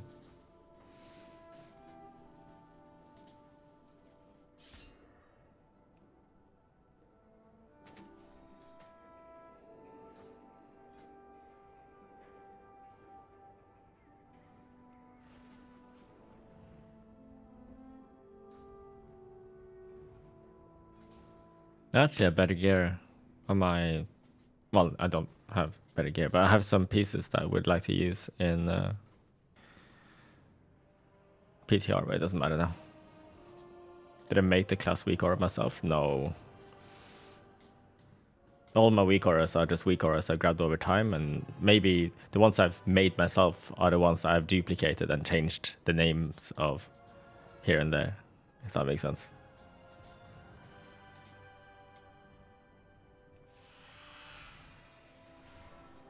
Which spec do I play tomorrow? Maybe all three of them.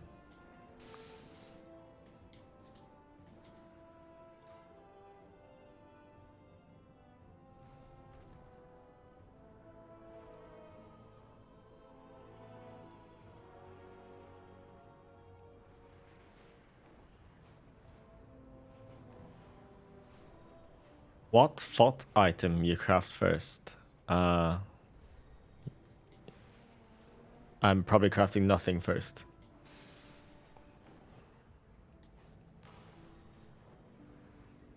Am I worried about living keys as prot? No, but maybe I will be worried about it if my health bar yo-yos. But I hope it won't. Let's wait and see.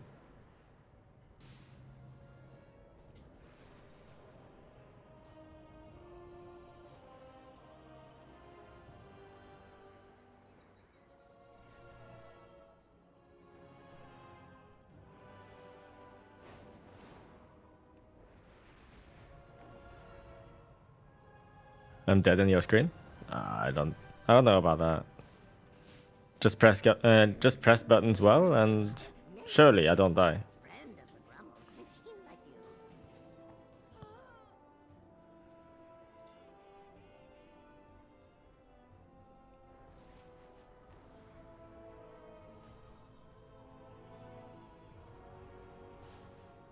Hey, it's Justifull. We know Justifull. Oh, wrong order.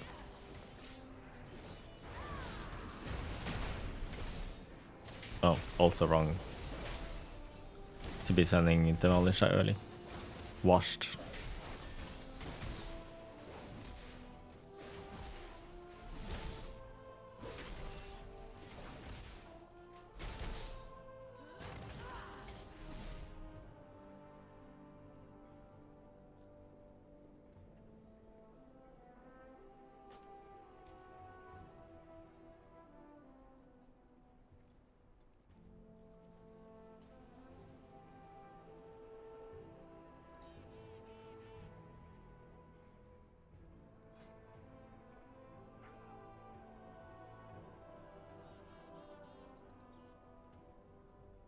Need a healer.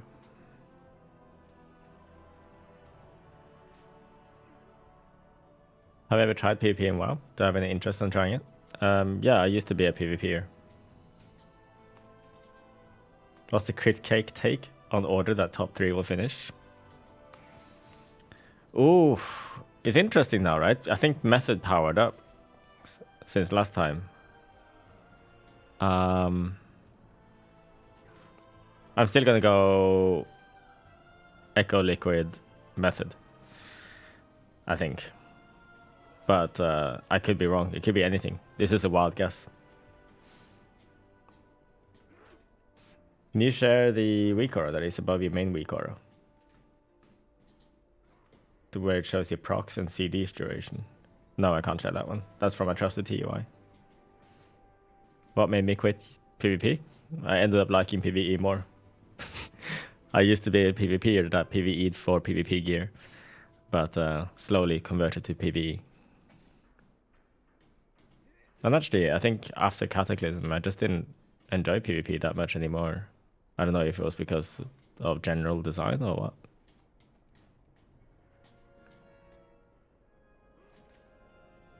How to become a trusted TIU? What's a TIU? Anyway,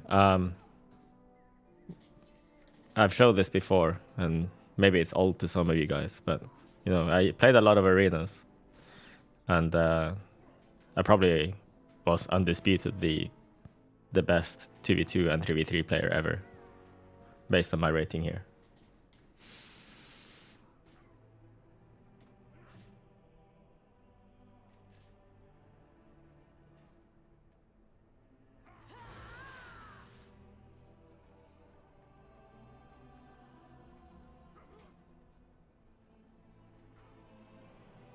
Back in the glory days. Yeah.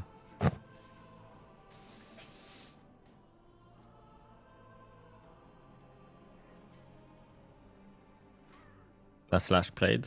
Is it 1000 yet? No. It's 991 days on this warrior. Oh, I remember actually. I faced Waz in 2v2 once. Didn't win. Insane, dude. I think it was in Shadowlands. Thank you for the Prime sub. OMG. Just, yeah, I'm not reading the rest.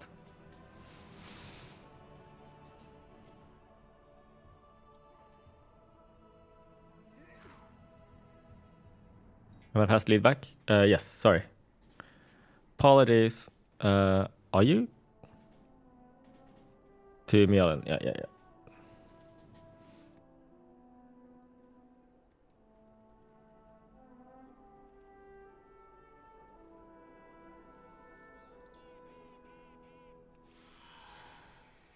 Nice. Let's go.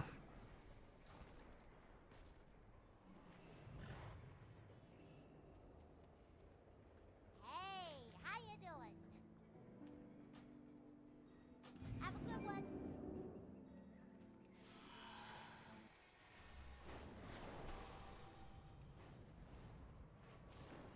Just park this here.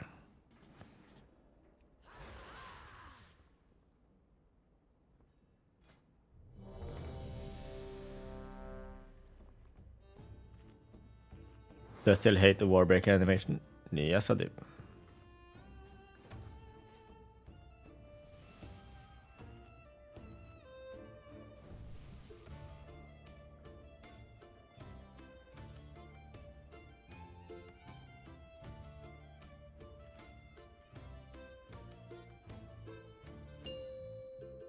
Okay. 5, 4, Insane, dude. 3, 2, 1.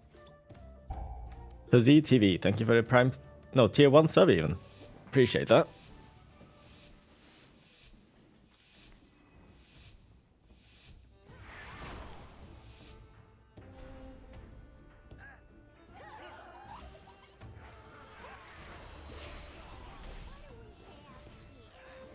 Oh no.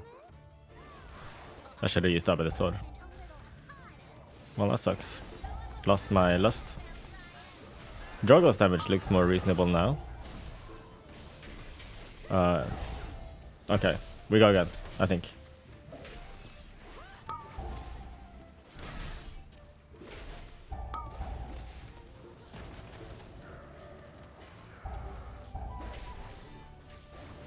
Just gonna die, right? Fury's so dead, they're talking about Lost Ark. Damn.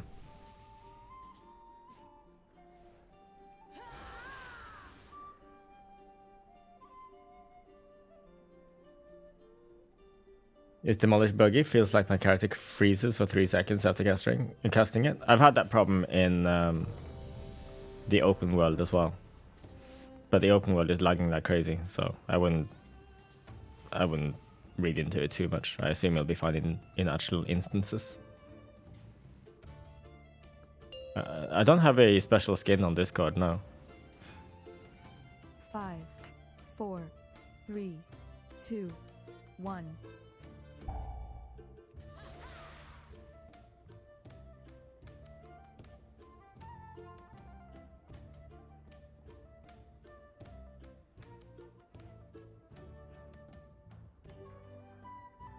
Did we stack up Demolish pre-key? I don't know if you can actually. I think you lose the stacks.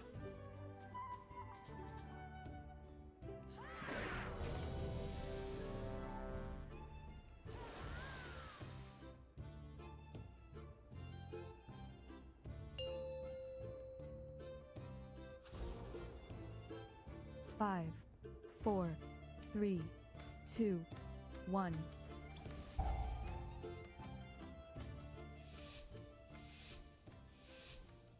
From what I'm hearing now in chat, I'm supposed to not allow myself to get logged out. Because there are some login server issues.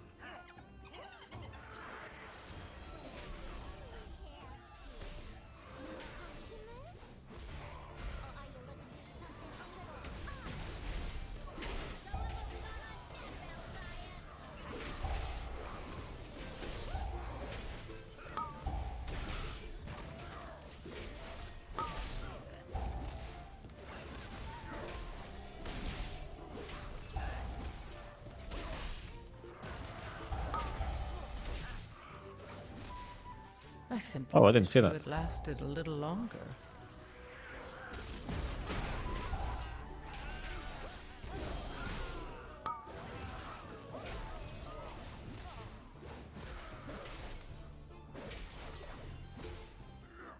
Yeah, red is still good, it looks like.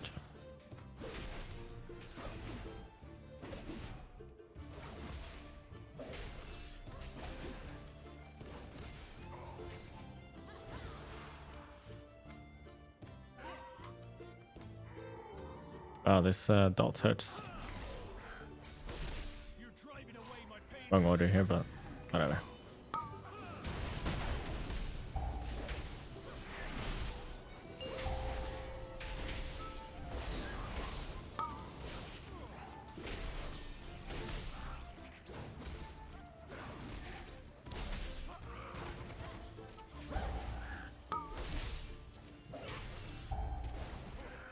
Travis is online.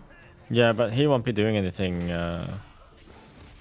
like any new raid right now, though, will he? Unless they're playing on NA. Are they playing on NA? I think they did that at some point. NA is down. Okay. Oh yes, NA is down for another 2 hours. Is alright. That's what you said.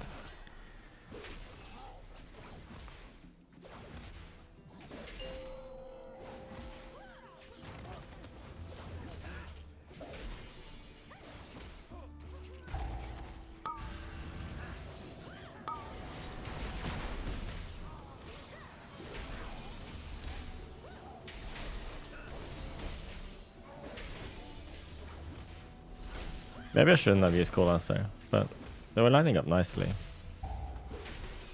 Just a shame to waste my cooldowns for the next pack.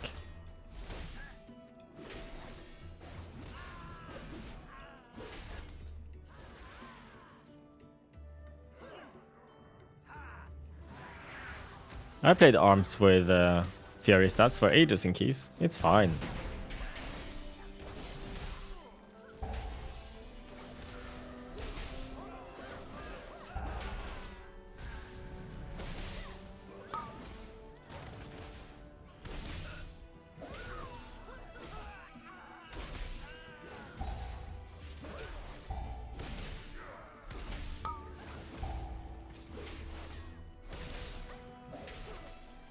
Uh-oh. Only the strongest survive. Go again? Yes, I go again angle. Okay. What is this retro damage? Yeah, it's a lot, isn't it? Oops.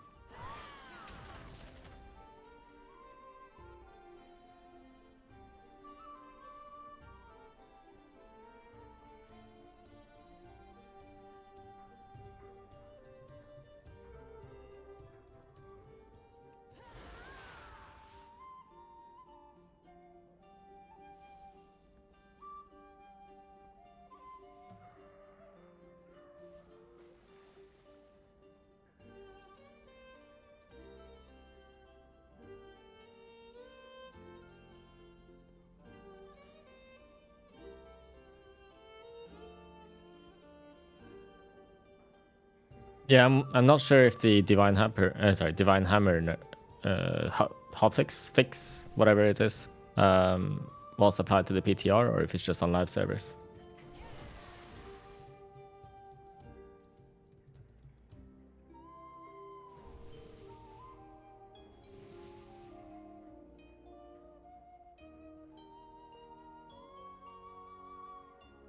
It is live on the PTR. Is it? Because if it is on the PTR already, then Drogo is still doing kind of crazy things still.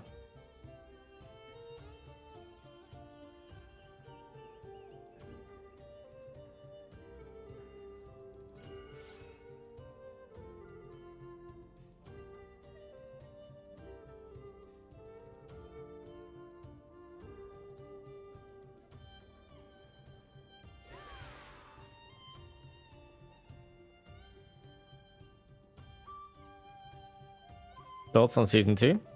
More fun than season 1. General balance looks closer, I feel like, than season 1. Unless Red is actually this strong, I guess. I didn't see any specs be like completely ridiculous. Although I feel like maybe Unholy DK is up there, maybe. 4, 3, I don't know. 2, 1. I guess I haven't actually played enough PTR, even though I played it a lot. Bioimage seems solid.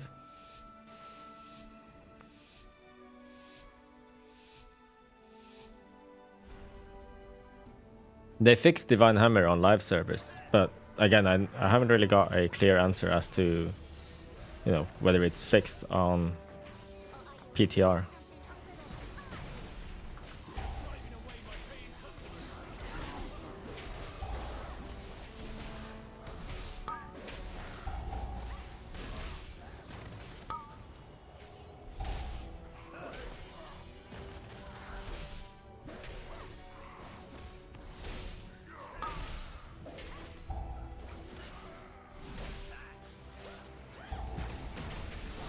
We're dead? No.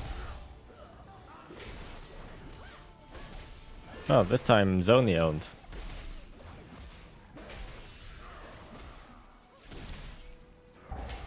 How am I still playing? This is PTR, my friend. It's not live service. And I'm also playing on EU, so there's no reset yet. I'm still playing Season 1 on... Like, if I log on to live servers, it's still Season 1 for me. Or... pre-season, I guess.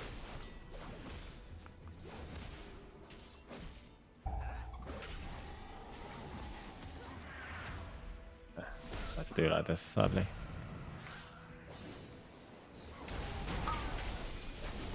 Spell Effects Essentials is updated? I don't know, I don't use it. Although I think I heard someone say it is updated. Warrior is stronger in Season 2 than in Season 1, yeah. If you do want to like hear about updates going into Season 2, like I put a good video out yesterday, if I may say so myself anyway. Lots of info in that video. I talked for 23 minutes straight. It's unusual for me to talk for that long. Is that a crit cardigan? No. It's what's it called? A dressing gown? I don't know if there are different names for them. I call them a dressing gown.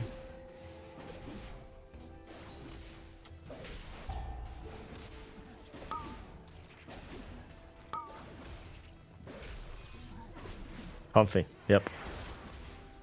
A robe? Yeah.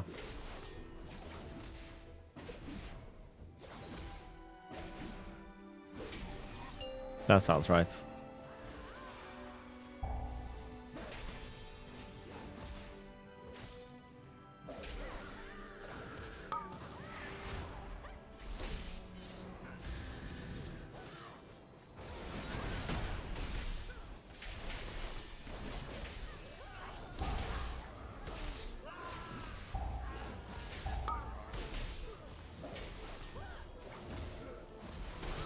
Ah, I can't get it.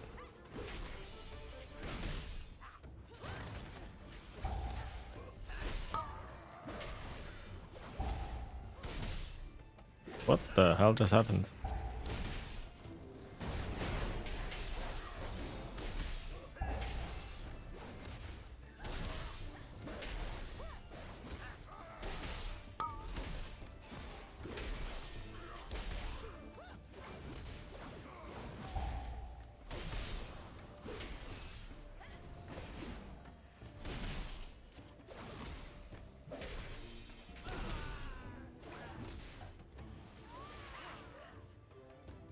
You wanna not be watching 720p anymore? Yeah, I don't know how to fix that for you, Moon. I'm sorry.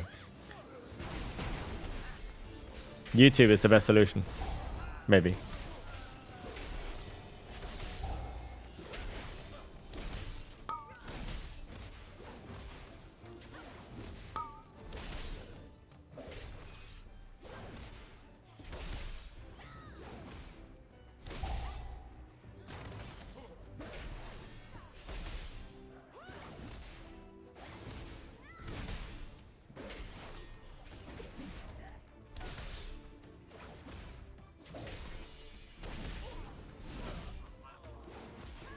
I could technically turn on enhanced broadcasting and stream like 2 different streams to Twitch, one 720p and one 1080p. Maybe that would enforce the quality, you know?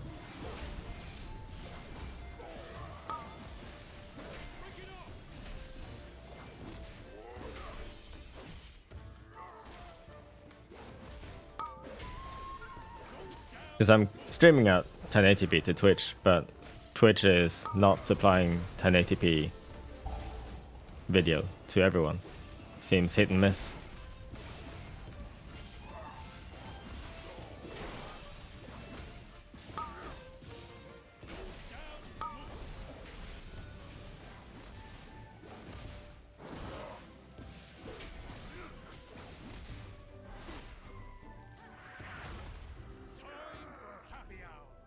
Oh no, I'm dead?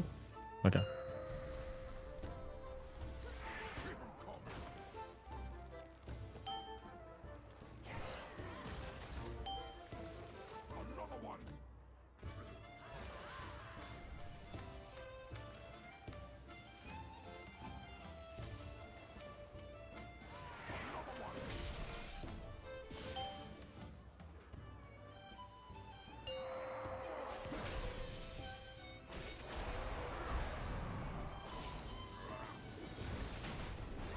Oh, my demolish expired.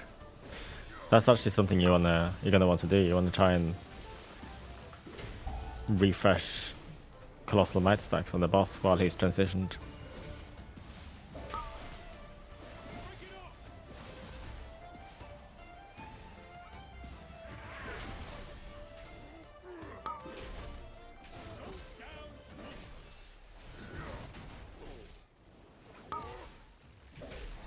What's the item that revived? It's not an item, it's a new warrior ability called Convincingly Realistic. Jumper cables. Yeah, a new warrior ability for sure. We just got combat rest.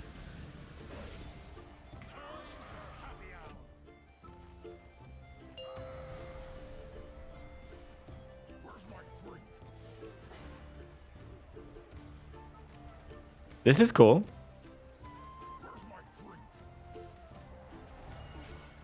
How is this supposed to be playable?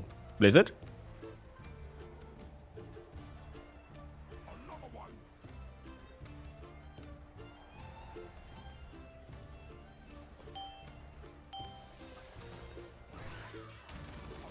We're running out? Okay. Wait! I've just learned something.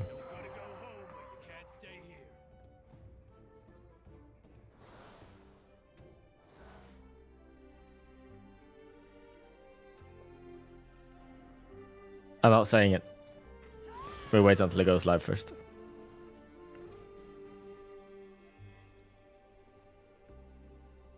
I am sandbagging. No, wait, what? No, I'm not sandbagging. Ret is just this busted. It isn't that busted.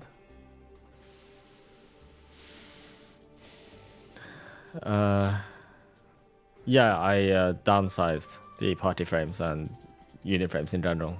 I don't like how big the defaults. I don't like how big people make their frames in general. So I like having them downsized a little bit.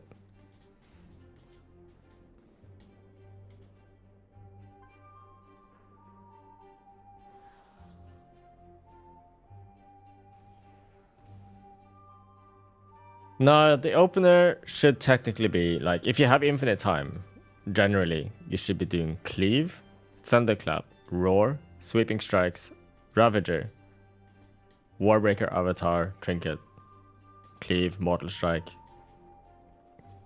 Keep cleaving and Mortal Striking if you can, if they reset. When you get 10 stacks of Demolish, that's when you press it. You might need to fail. No, you probably will need to fail with Overpower sometimes before you get that Demolish.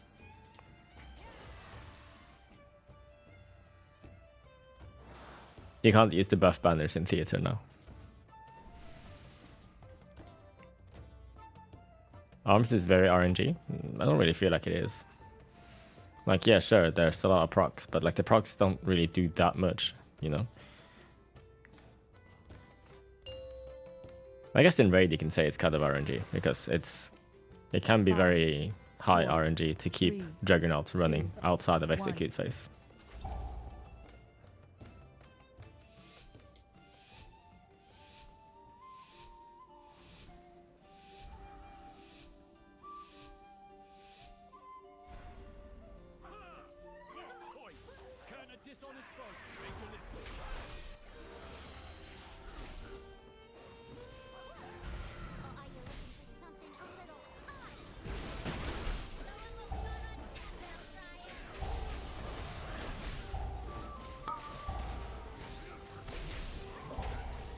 I've got aggro.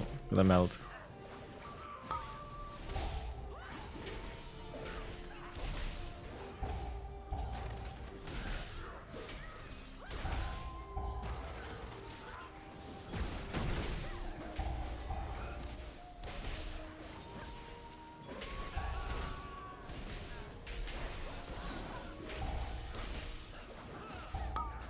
I simply Huh? wish you had lasted a little longer. Oh, okay. I did not see that.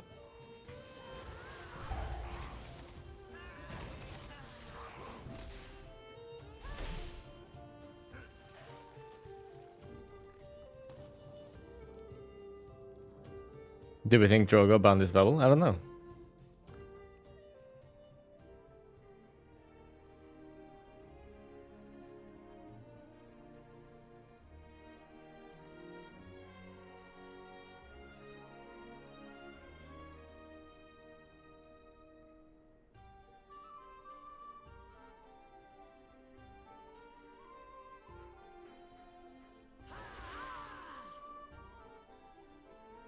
Execute sounds different on Night Elf. Is that true?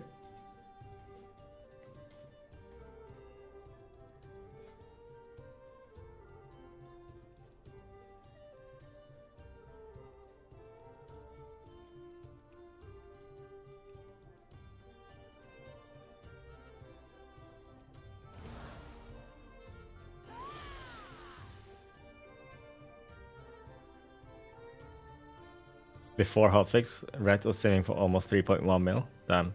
That's where Arms and Fury were before they got nerfed.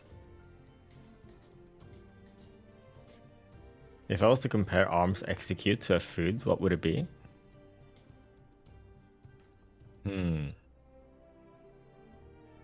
Is that you? Yeah, it's you.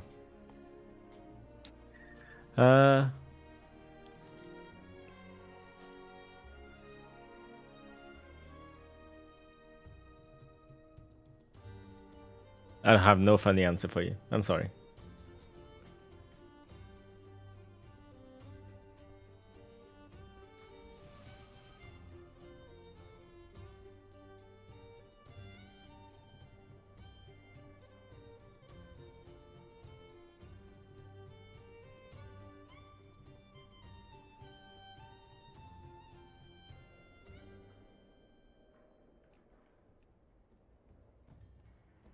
No, jumper cable rank 1 is just way faster cast time. Definitely get the rank 1 stuff. Because the rank 2 and 3 ones take a long time to cast.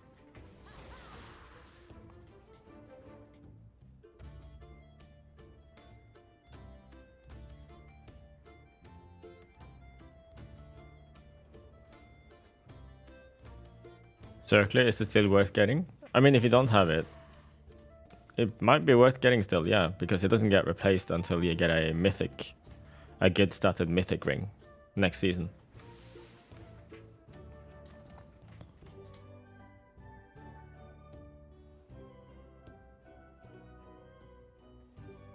Sorry, did I say rank 1 cast faster? Rank 3, highest rank cast faster.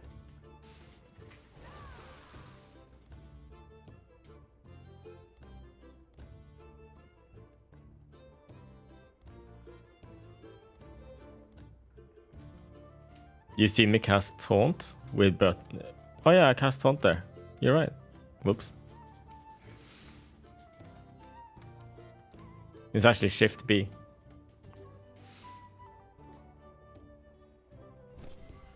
Oh.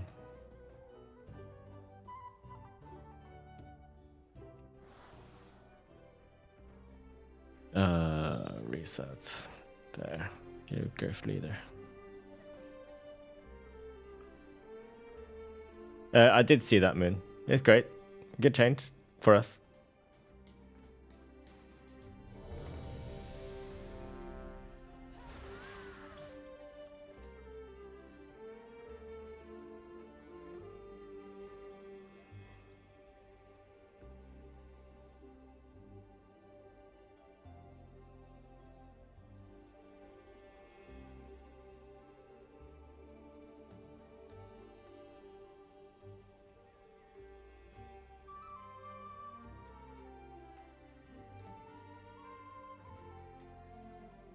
And they also enjoy playing cricket.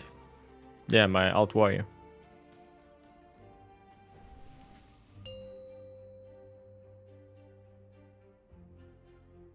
Five, four, three, two, one.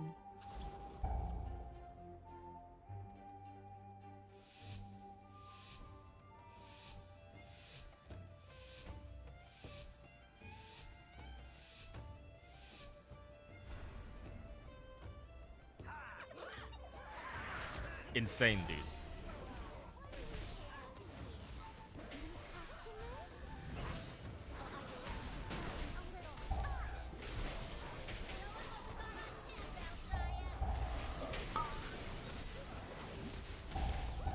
What happened to Drogo?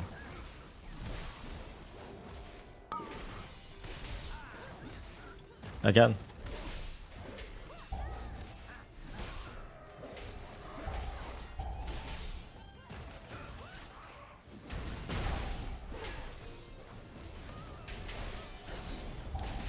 Oh no. Only the strongest survive. Here you go again.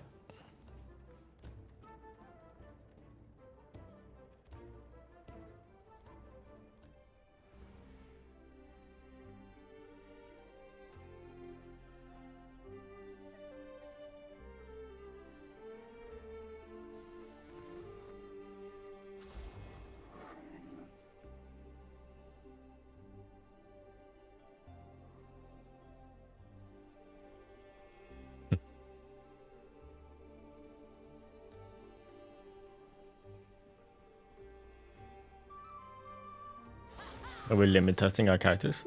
We didn't reach this item level so fast. This is PTR.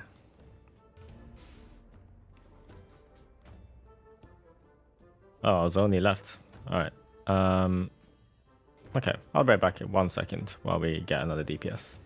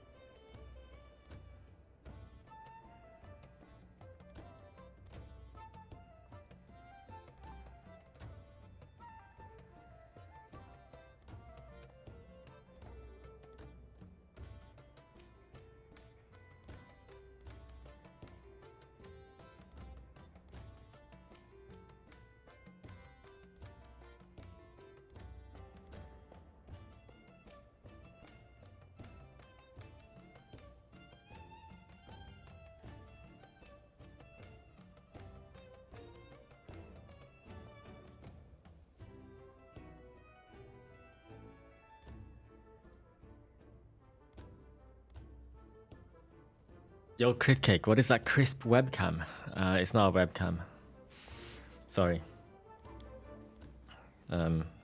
You probably don't want to pay that much money for a webcam or a camera for that matter.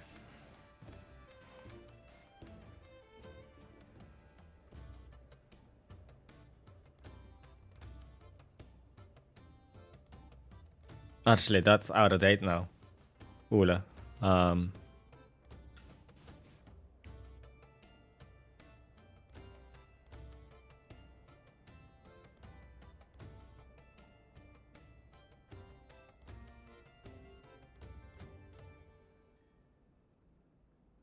I think it's a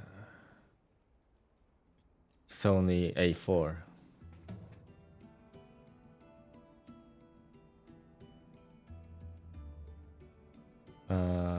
Wait, no, 6700.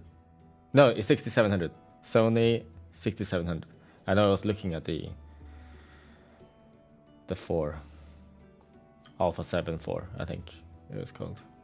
But yeah, it's an Alpha 6700, and I am using a computer fan to cool it, so it's always cool enough.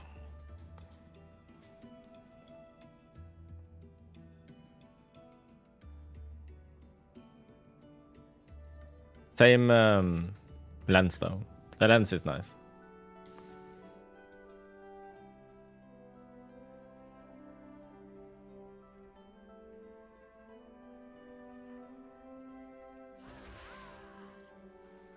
Not every day you see a Norwegian on Twitch. Makes you feel kind of cool being one. Do I count as Norwegian anymore?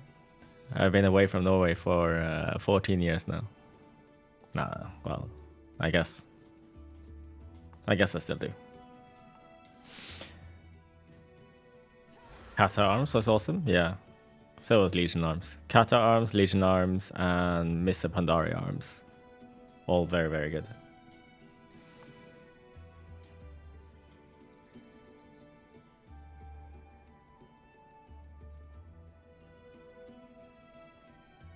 In Norwegian was my current opinion. So what's my opinion on the current warrior design on PTR?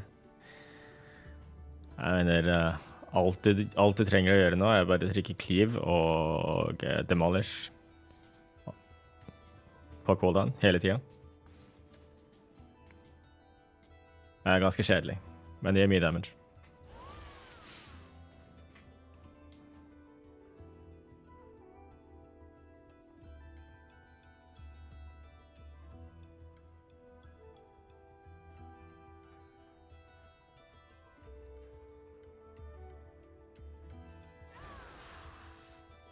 Hi, Crit Cake. When are we getting the OnlyFans?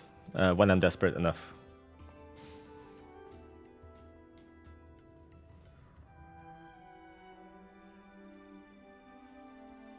Is Warrior doing well in Mythic Plus? Yeah, pretty decent.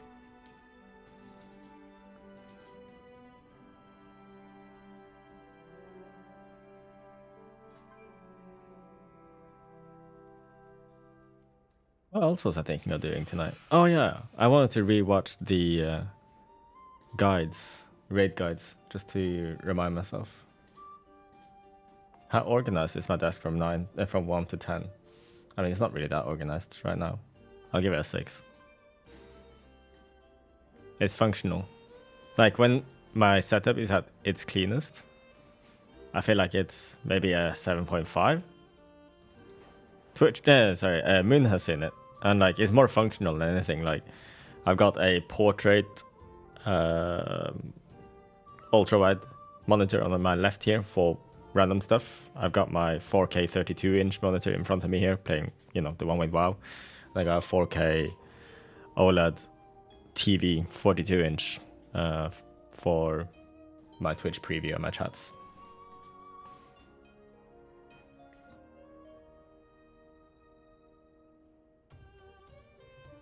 I'm not playing on ultra wide anymore now. It's been downgraded to a secondary monitor now. Am I gonna get 9950 X3D? I was very highly considering it, but I'm not sure if I will. I might need to wait.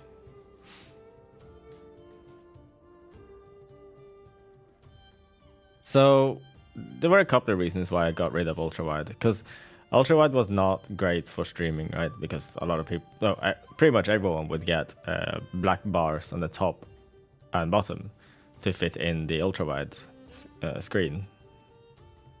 There are workarounds, but the workarounds aren't good enough, I think. Like, sure, I could just, you know, if this was the ultrawide, like this rectangle, right? Then I could just record only this part so that it fits into most people's screens, monitors. But then I'll be cutting out the left and right side. Yes, there's a way to make it look good still, but it's just way too much faff. CBA. And also, yeah, I wanted an OLED monitor, and the LG C2 was kind of go-to at the time. So I got the LG C2 42. I couldn't be happy with it at the time. But now I've got a 240 Hz OLED, 32 inch, and that one's even better. I'm excited to grind new fresh loot crit. I'm excited for new loots. Yeah, same. What graphics card do I run? 4090. Do I prefer 27 or 32? 32. I actually preferred my 42 when I was using that, but I got used to the 32 as well now. Do I, as a large streamer, am I a large streamer? Anyway, have any low-key contacts with Blizz devs? No, I don't. This is also one of the reasons I try to spread the word when, you know, I got a strong opinion about anything.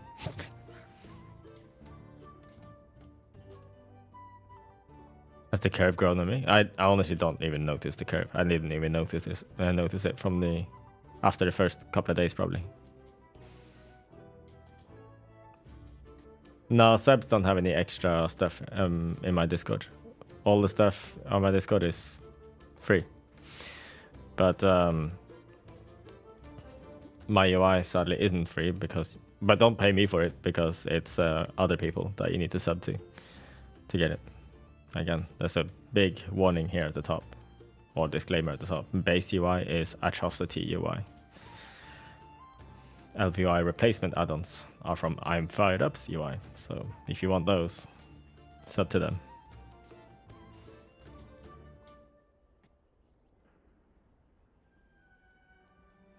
And we're having a hard time getting a queue going here.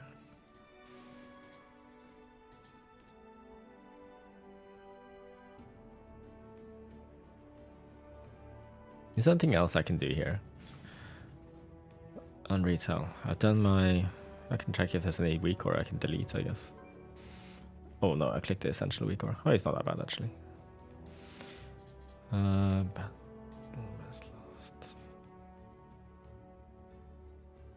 Where even is this? Wow! I see. Yeah, that was Vordy that gave me that one. Thanks, Vordy. He's a guildie.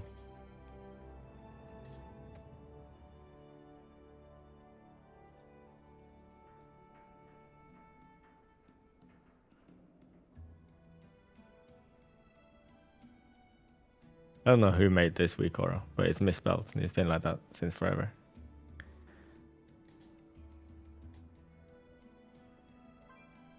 What's this? Shatter Existence, Spike Storm, Shield. Is that Ansurek Shield? I don't need that anymore. It looks like Ansurek Shield. Oh, maybe also Silken Cord Shield?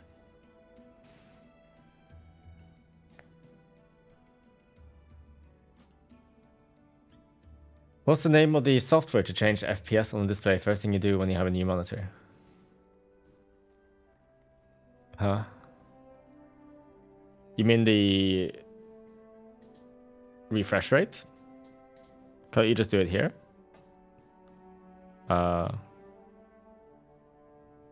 Yes. Wait, where is it? Maybe here? Yes. What the hell? Why is it lag when I do that? Yeah, there you go. refresh rate.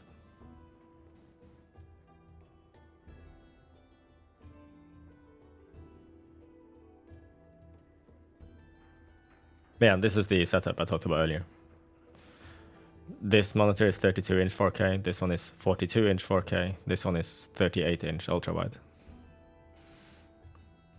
I'm missing 1 Hz. Yeah. True.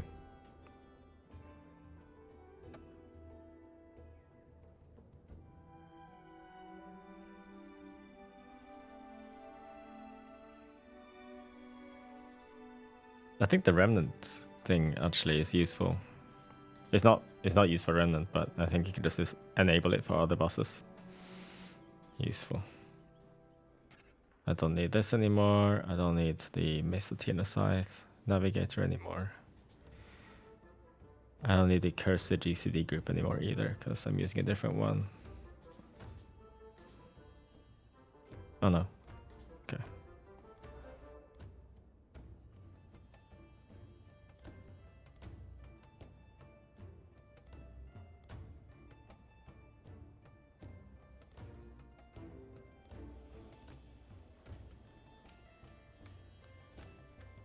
And delete the transmitter one. I don't think we'll use that anymore.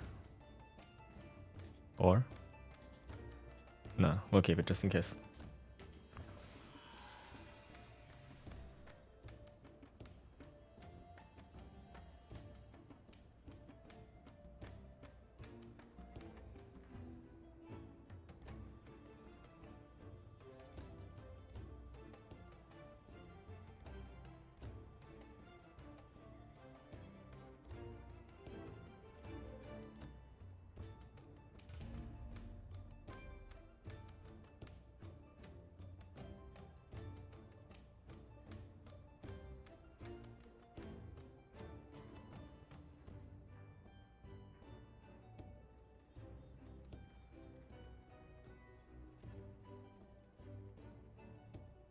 Oh yeah, I did grab this, right?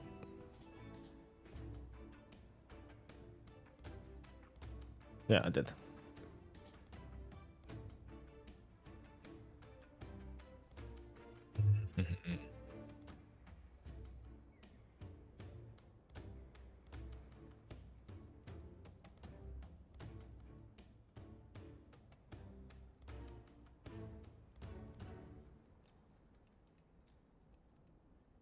Did anyone do a gearing guide for season 2?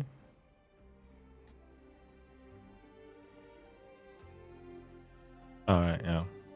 This will be handy. I'm gonna pin that in my Discord because it'll be useful for me and probably someone else too.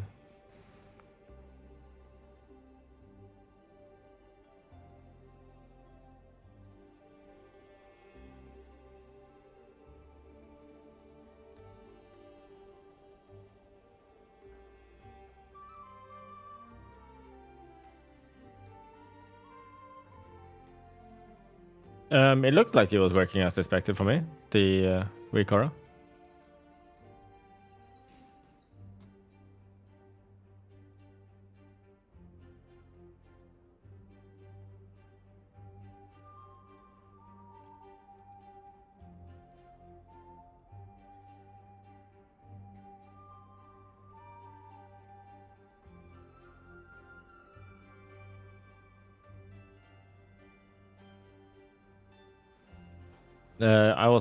I am on PTR. This is live. This is PTR. I have both open at the same time.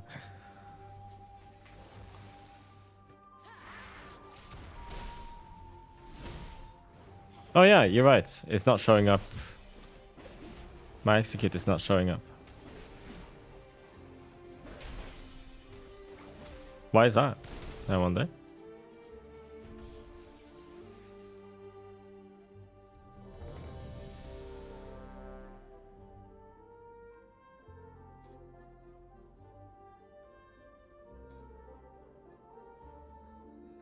I think I disabled it.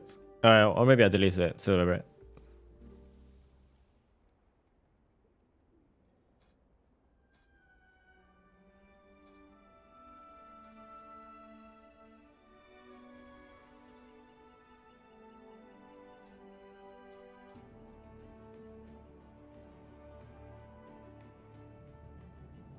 Oh, okay, Silver. Thank you. I shall grab yours again. I'll just grab a copy and get your execute one.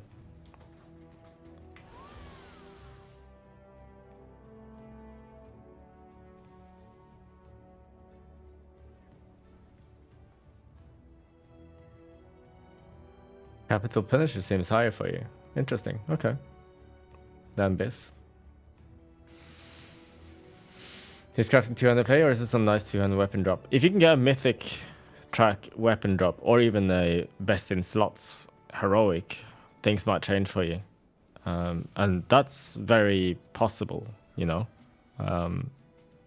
because you're gonna have to wait an extra week to get your second spark.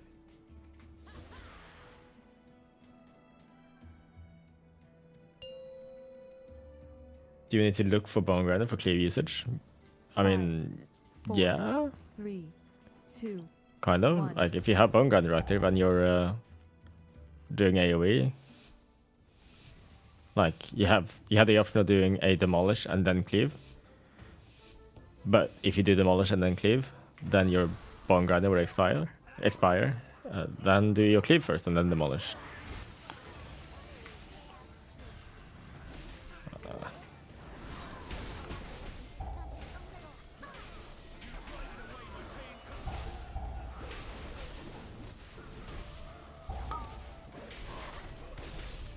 Did I reflect that boiling flame? No.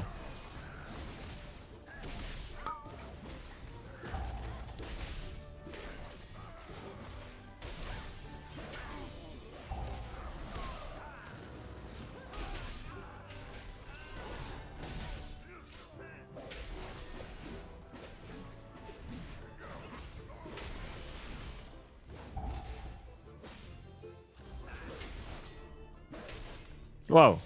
Did he die from one mob? This little attendant.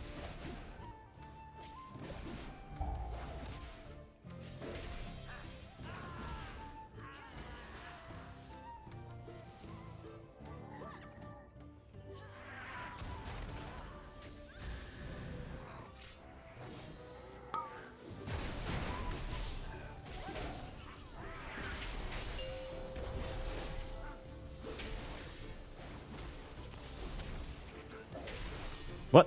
Okay.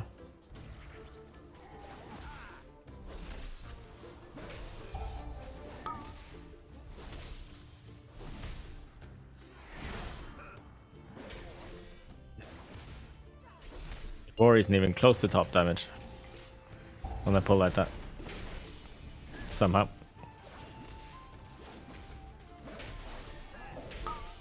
But bleeds were too strong, right? So they had to get nerfed. Bloodborne got nerfed. And Thunderous Roar got nerfed by 5% too from the aura nerf.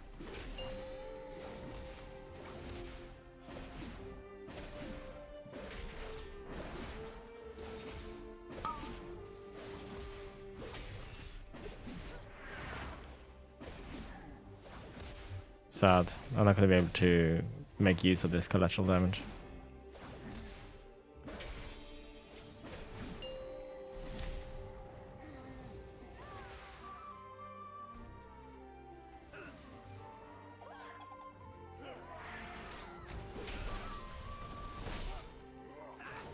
Yeah, now we can start.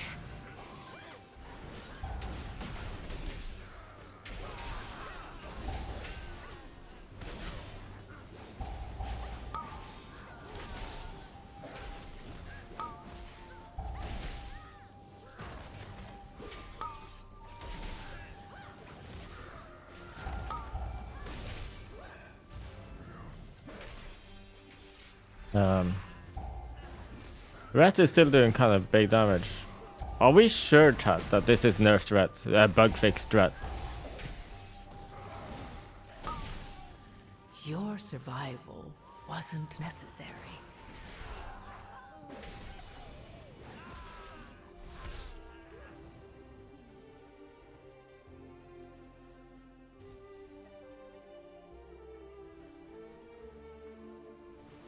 It's to be a bar fight now. Good.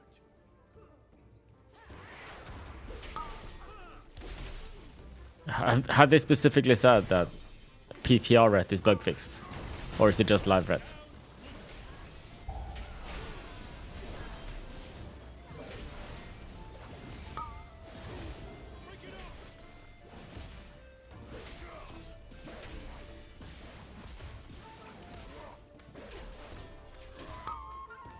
Is Slayer good in M+ or no? No, it is not.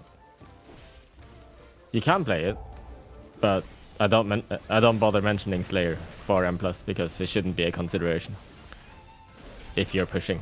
But if you just want to have fun and you're doing not the highest keys, go ahead.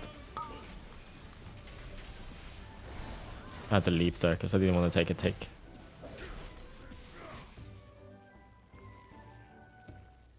I'm not going to be able to charge him, am I?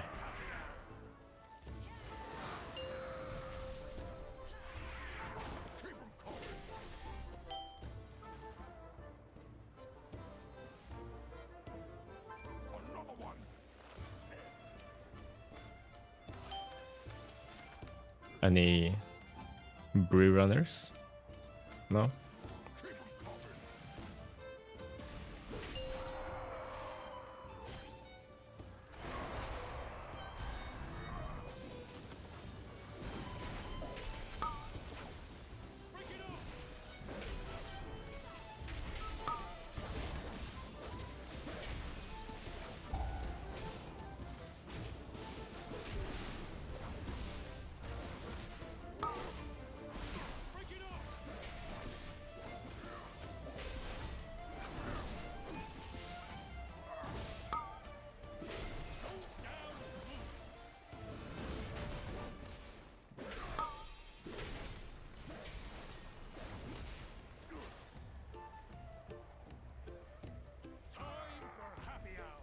Gonna leap.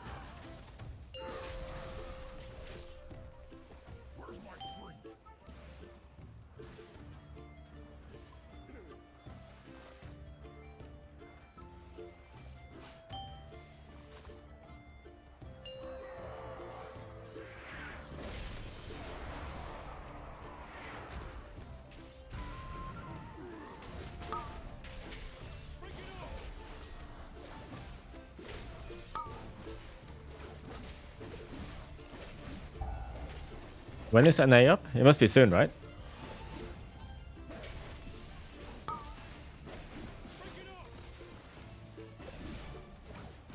I'm excited for Season 2 dungeons, yeah. 1 hour 48. Ah, ages. Whoa, that was some lag, huh?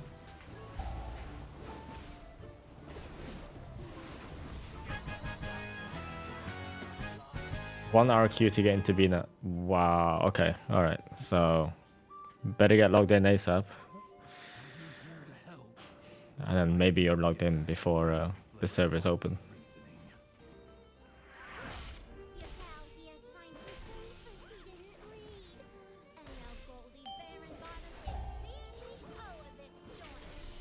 I'm not sure what we're doing here. But I'm gonna send the demolish, I guess.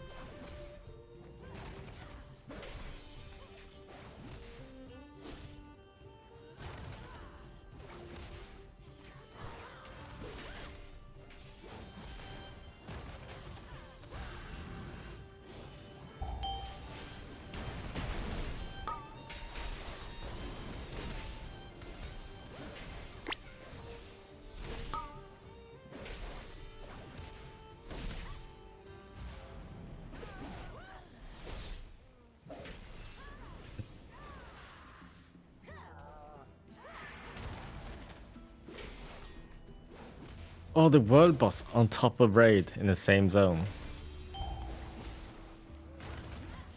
Okay, yeah, that sounds like a recipe for lag.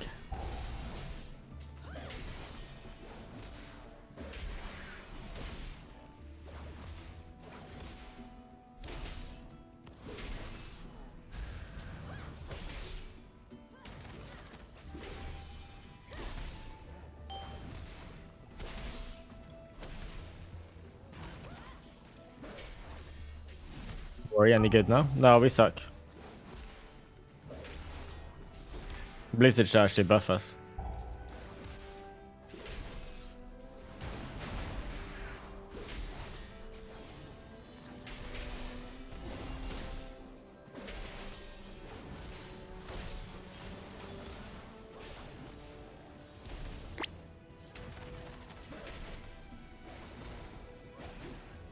Oh, thank you, Class War, for the super chat on YouTube. Insane. This is a very rare occurrence. I always look at the YouTube chat and I'm like, wait, what? What's that? When that happens.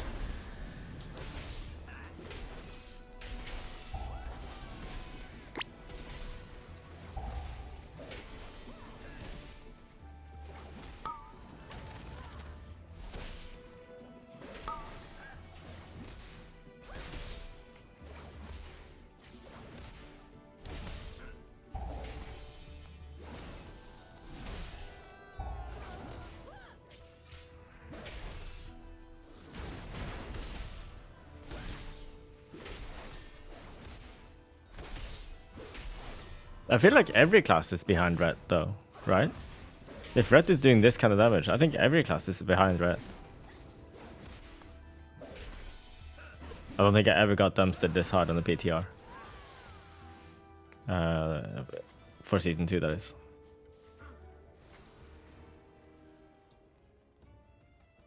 Oh no, my stills! They bypass the filters! It's running too hot. The meat will be substandard.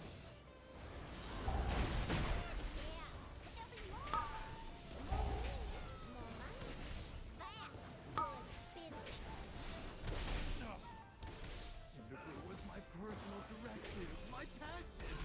She's ruining everything.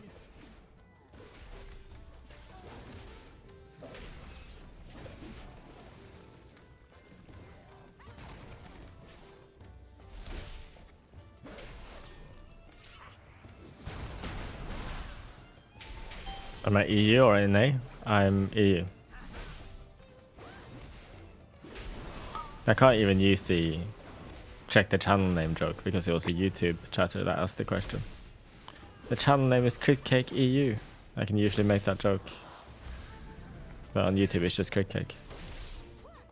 Is Norway part of the EU? No. They also sailed away from the Europe, just like UK did.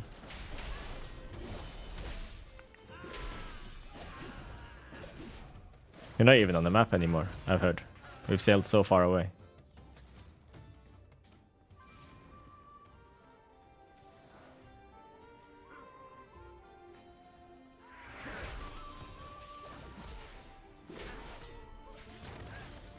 Any cooldowns worth holding? Not really.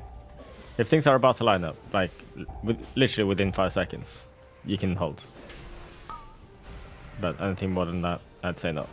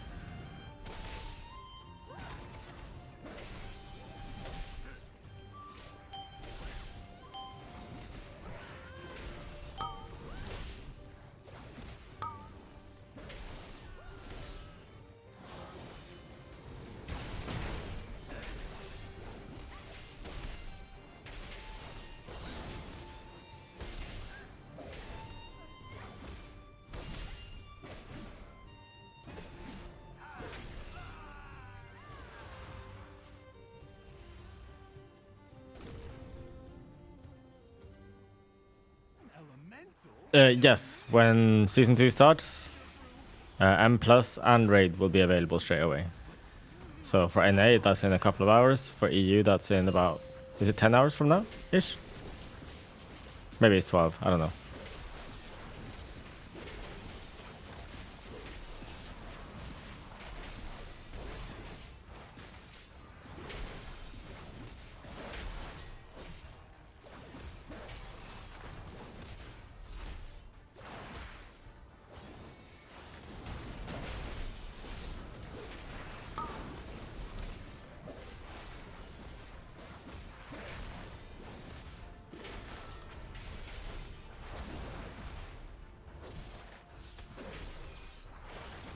When am I going to sleep? Soonish. I guess. What time is it? No, not soon. About 3 hours from now, probably. I'm gonna try and sleep at that time. See how we feel.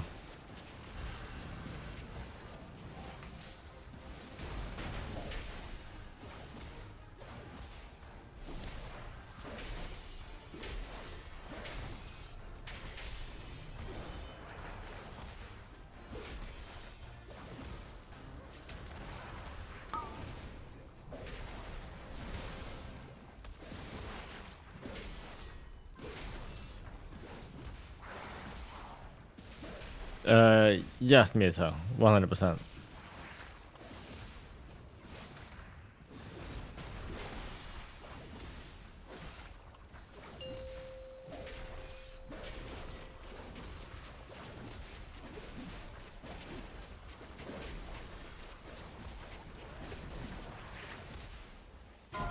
Okay. Only the strongest survive.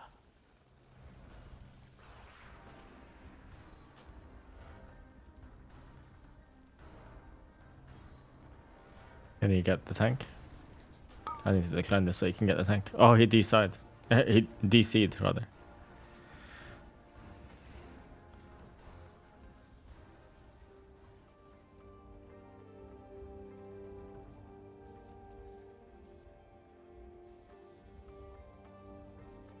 He did say rip. So did he just Alt F4 after typing out?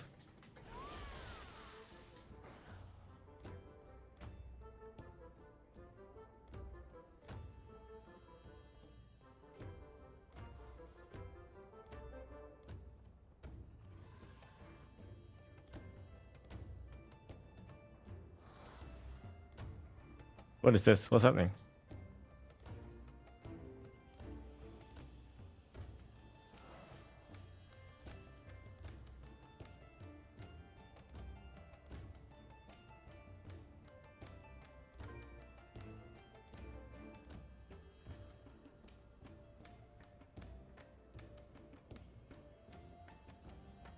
I mean, looking at this argument, both have a point. I agree with Wally though. Like, he is saying objectively correct things. There's no such thing as crit or haste cap.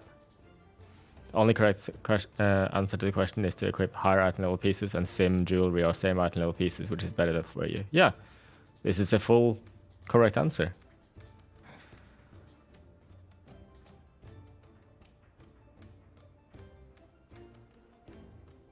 He could probably be nicer with this last sentence here. Stop using a macro. Get good at the game. You roar before avatar always. But this is true though, right? You don't want to use a macro to avatar and roar at the same time, because if you do that, then you don't always want to use those two at the same time. And actually, it's very rare that you want to use them at the same time anyways, because let's say you're doing the correct arms warrior opener in M+, right? You want to do a cleave, clap into roar, then sweeping strikes, then ravager, then warbreaker, then cooldowns. But if you have the macro, you would then be forced to do cleave, clap, avatar, roar, sweeping strikes, ravager, warbreaker, and then you start doing damage, right? And by the time you use your warbreaker, in that case, your Warlord's Torment will be almost gone at that point because you wasted it because you used it early for roar. It's just bad.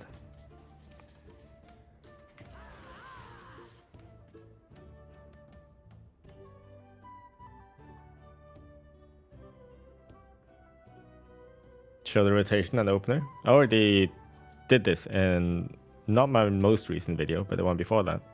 But the correct opener, I'll go through it again. People love to see this.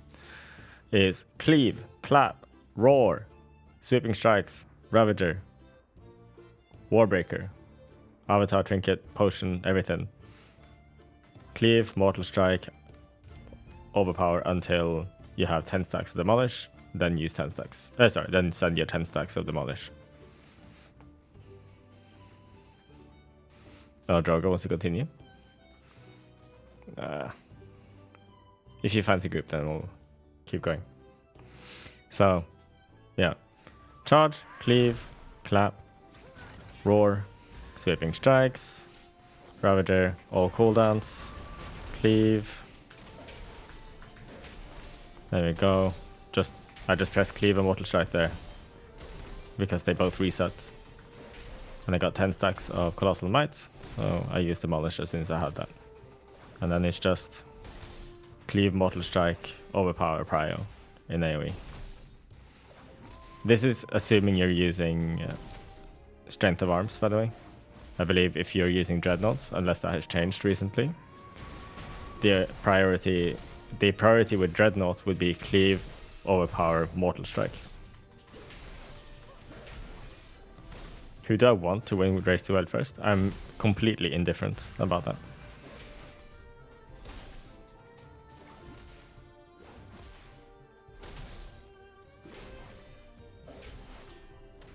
I just like watching it.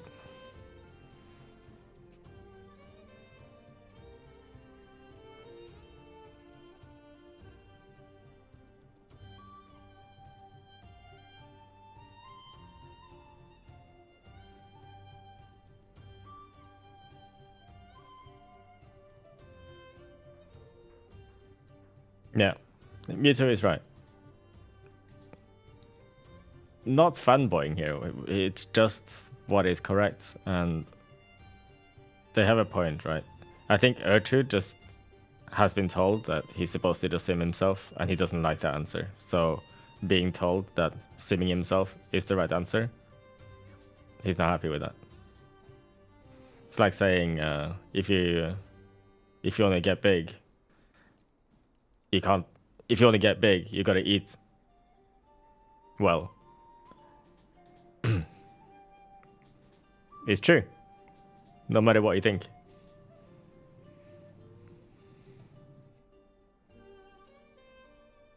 Hi, Frozen Bozo.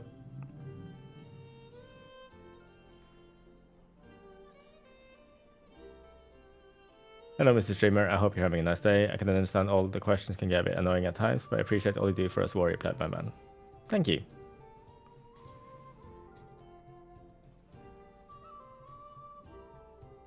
Yeah, buddy. I knew it was that gif. It's great. I had to say it when he typed out like that.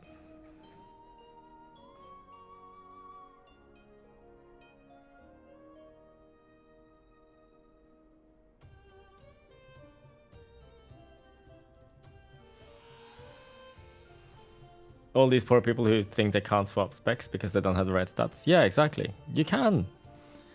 Who gives a shit if your arm set has 20% crit and you want to have more than 20% crit? It doesn't matter. You have more of some other stats that are also very useful for arms. It's just that you prefer crits. It's not... It doesn't make or break anything.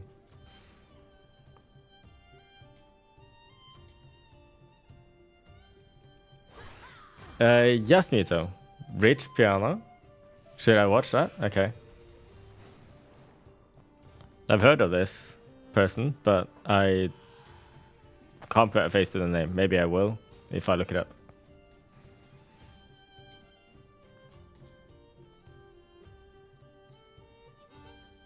Did we rewatch boss videos yet? No, we didn't. Oh, I actually wanted to check something. So if I do this, that goes on cooldown. Okay. How the hell are you supposed to use Biss?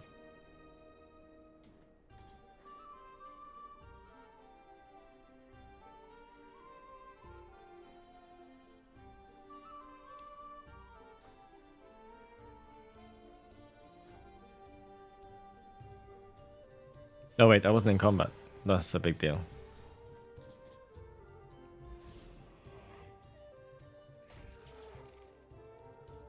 On next smash, yeah, just like just how I used double and use before.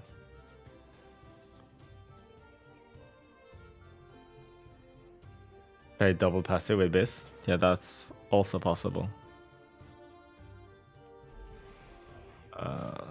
Yeah, it puts trinkets on cooldown. Okay.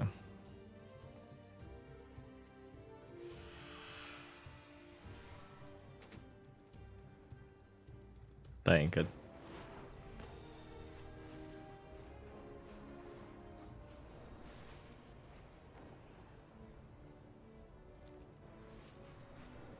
We're not gonna find people, are we, for this? Shall we just rewatch the raid guides now and maybe reconsider specs as well? But I think I'm not gonna change my prediction. Yeah, okay. Is there any warrior pov though? I don't think there is any warrior pov. I'll only get a warrior pov when an A server is open up and hopefully a big warrior starts streaming. How far behind is Reverb Radio to House of Cards? I don't know. You can probably sim it already. I'm making a YouTube video about that. No, I'm not. I already talked about that in my most recent video on YouTube. Here, I put my current raid prediction, right? On which spec I think will be played on each boss.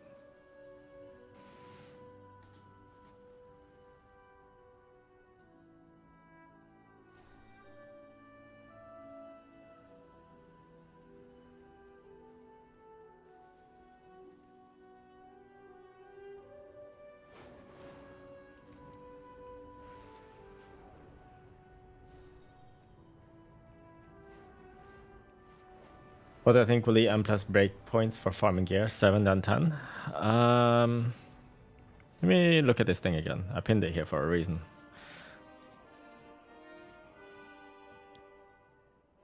So... Dungeons. Mythic plus 10. Drop 655.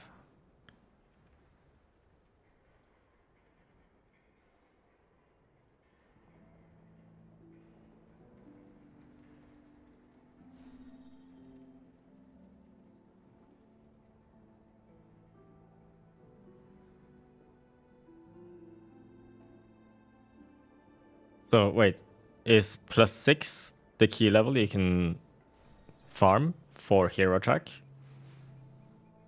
Yeah. That's how this reads, right? So you can farm plus 6s to get easy gear. But if you want max item level, you do plus 10s. But it's probably more efficient to do to spam plus 6s to begin with. And then do 10s later.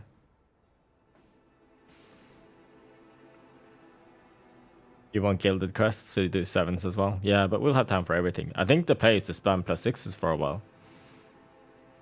Get the base gear, and then you can upgrade those anyway when you loot some more 655 gear. Let's say you get the pacemaker from Floodgate, right? Then, sorry, you get a pacemaker at 649 from Floodgate, and then at least you've got that now, so you don't need to farm it anymore. And then when you got 2655 trash trinkets from other dungeons, you can upgrade your pacemaker to 655 for free. And 6 it should be fairly easy, yeah. I think because you can get through dungeons much faster and get gear much faster by just running the much easier plus 6s. You don't have to deal with Tyrannical there. You don't have to deal with either Tyrant. Insane, dude. One of Tyrant or Fort. I don't know which one it is. Yeah, it makes sense.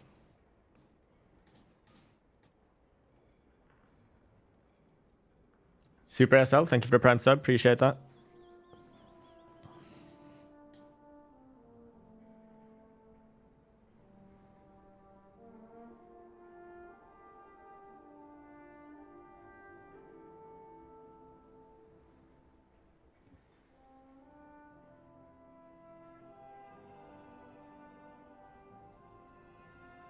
All right, let's look at the guides.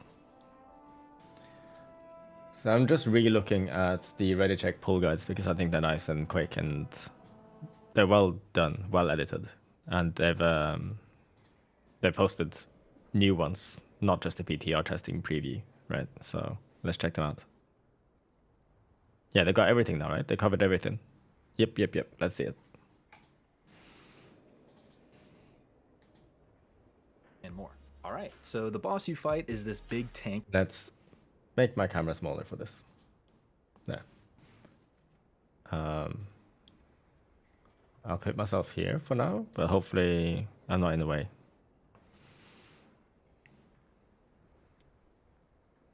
Tiny crit. Yep.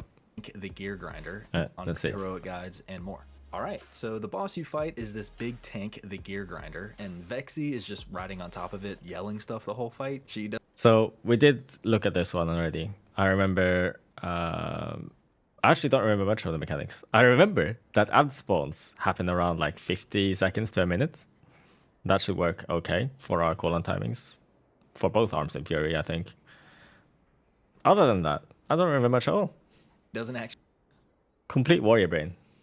Drive motorcycle into boss. Yes, true. do anything. The fight has two alternating phases. There's a decent amount of AoE to do in both phases. And this is a burn Bloodlust phase. In phase 2. In phase 1, the boss starts 45 out with seconds these long. plating stacks, and the goal of the phase is to remove all the stacks before the boss reaches full energy and starts doing crazy raid damage. And you do Yes. You wanted the raid to sort of stack around, you know, the same place, so the motorcycles end up around the same place. You can easily cleave them down.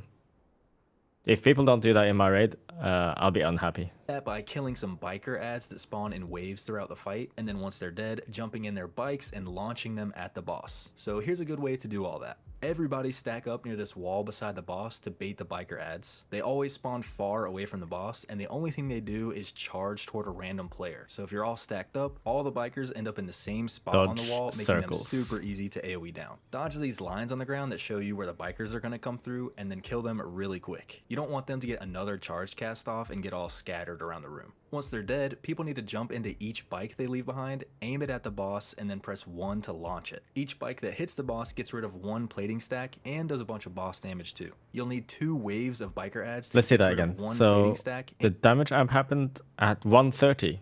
and does exactly a bunch of boss 130. damage too. You'll need 2 Okay. waves of biker ads to get rid of all the plating stacks, but there's a 3rd wave you can use too if you miss a bike or something. Just try to stay stacked up near a wall and near the boss pretty much the whole phase. Other than that, there are some other regular mechanics going on too. The boss casts a tank buster called Tank Buster, which does big physical damage to the tank and knocks them back and leaves a dot on them that increases damage taken from the same cast. So the tank should taunt swap every time this happens. This cast also does a bunch of raid damage for a few seconds, which ramps up over the phase, so the later ones actually kinda hurt. A couple random players get marked for incendiary fire and drop these fire circles at their feet for a few seconds, which everyone has to avoid. A couple random players get this big purple circle on them from spew oil, which puts a dot on anyone in the circle when it expires, so they have to get out of the raid. And on heroic, the boss puts this pool of oil on the ground under itself whenever it casts the tank buster, and puts oil under the players that get those purple circles. The oil is slippery and does damage to anyone in it, so the tanks have to keep moving the boss out of it along the wall, and the players with the circles should drop their oil toward the middle of the room so that it's out of the way.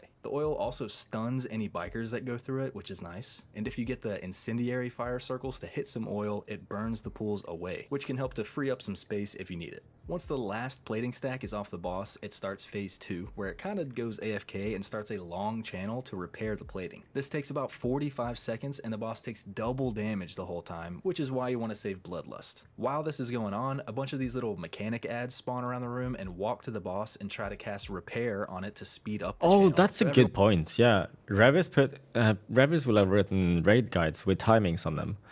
Maxroll.gg. Let's see. Ugh. What is up? What is all this stuff? Class guides. Fury. Yeah, I will do Fury. Raid guide. Liberation of Undermine. He's even put talents and everything here. Tune up 134, tune up 354. So use on pull, use on first burn, hold for the second burn. It's only like a 30-second hold. and then there's no holding for this one. You just use it. Yeah, yeah. Everyone needs to help interrupt and CC and cleave these things Yes, down. to get as Thane being the player on one of the bosses. Really? much Okay. double damage I time look as forward to possible. seeing that. The boss also cranks a bunch of raid damage in this phase for the healers to deal with, but once the channel is done, it's back to phase 1, rinse and repeat. And that's pretty much it. For our recaps this tier, check out the new and improved Wowhead cheat sheets. A Cool. quick and easy Thank way. you. So he's thinking Fury, anger management, standard build. Oh, no death experience.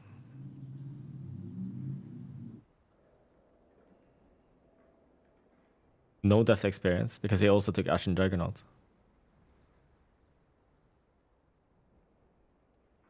Wow. It's playable. Yeah. How old is this build? I don't know. It looks recent enough. It has 2 points in Cruel Strikes, 1 point in Thunderous Roar. I think it's fine. It can feel ass to not have death experience, but if you glue it onto your target, you shouldn't be losing your enrage anyway.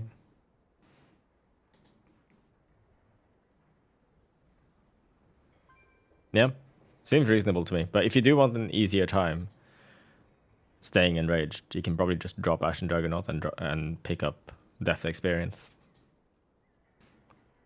Yeah. All right, Cauldron of Carnage. Let's see.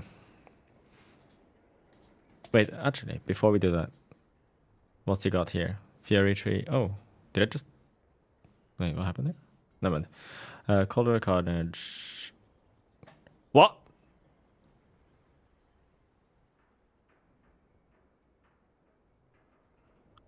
Use Avatar 10 seconds early in the pull timer so that you will have Avatar for the burn at 120.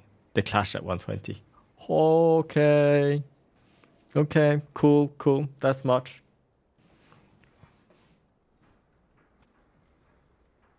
That's much. He is cooking. I think I should write something on my Discord for this. CD timings. I'm gonna do that too. CD timings.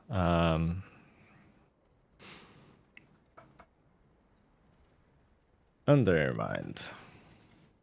Raid. CD timings. Vexy. No, Gear Grinder. Oh, it's Vexy. It was on pull. 134. Burn. 354 was it?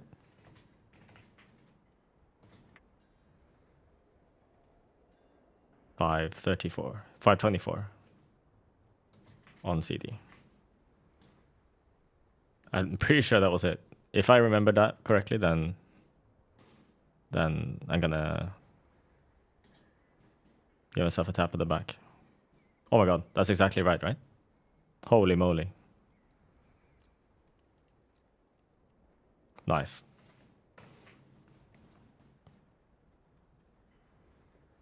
My ads know you're balding. I'm sorry, Mito. Cauldron. 10 seconds pre-pull. 120 clash. And then when? 354.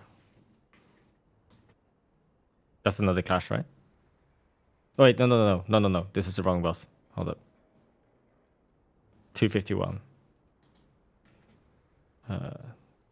Wait, what? 120. 120 clash. 251. Is that another clash? Yes. Okay. That's weird, right? The timings here. Why does it do 120 for the first one, but then after that, it lines up perfectly at 130?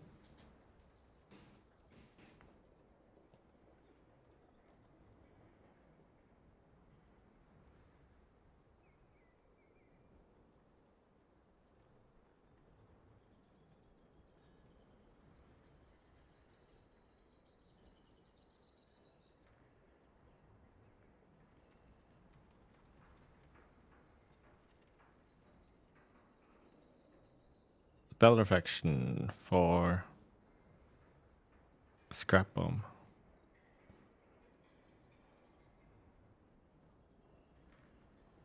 Okay.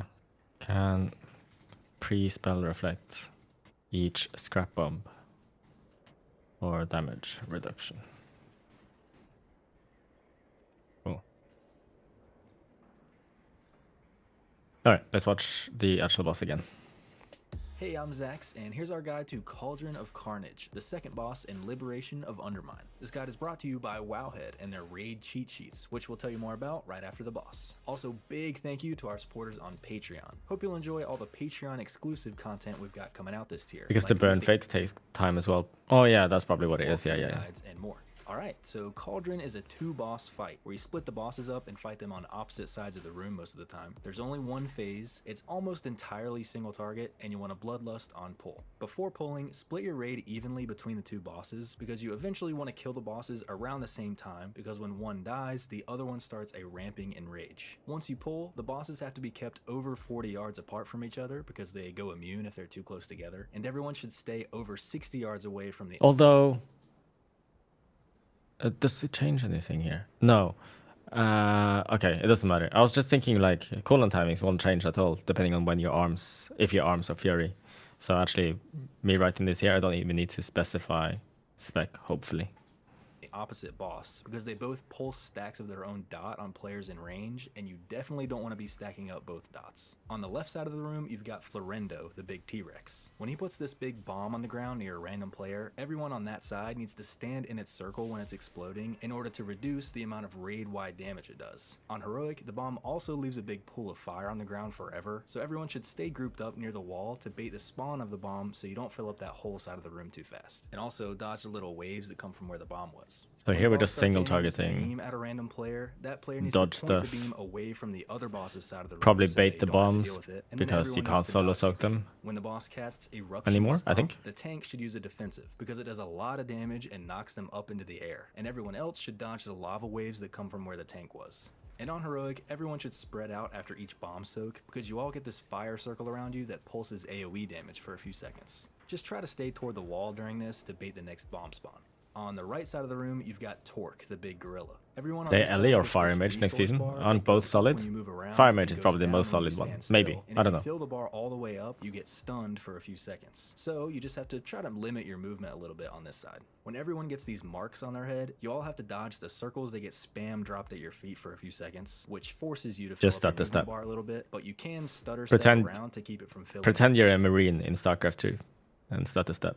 too much. When the boss casts Lightning Bash, the tank should use a defensive because it just does a lot of damage to them. And on Heroic, when these voltaic image ads spawn and fixate random players and run toward them, everyone should avoid coming into contact with them because they explode in 10 yards and leave lightning on the ground if you do. And everyone should help CC them to keep them from running around until they expire. What div was after a few seconds and SC2? just- I didn't actually play StarCraft 2 much at all. Like I would mess around with like the campaign. I'd do some custom games. The arcade was great. But playing ranked, that's something I avoided. I leave that to the pros. Like I just watch them because that's fun.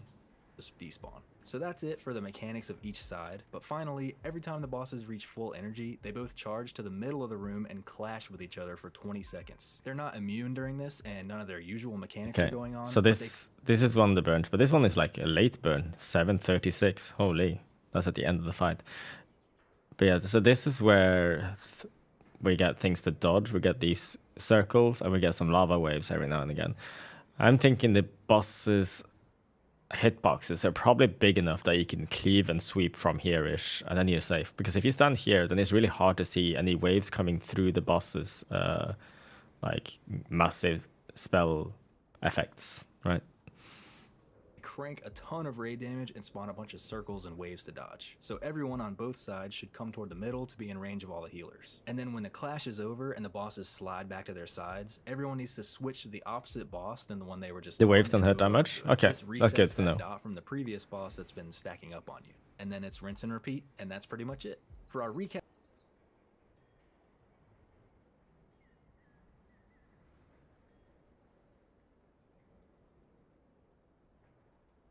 Yeah. All right. Rick Reverb. Oh, this is this weird fight. Oh.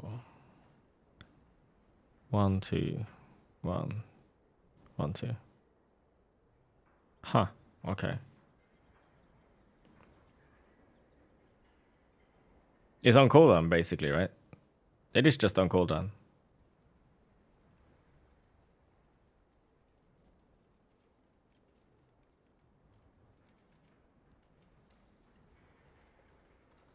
Why wait until 140 here?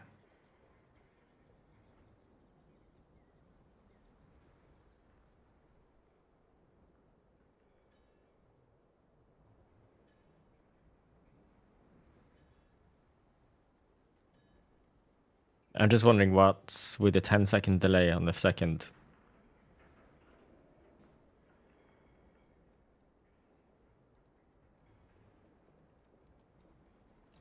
Do the ads give a buff?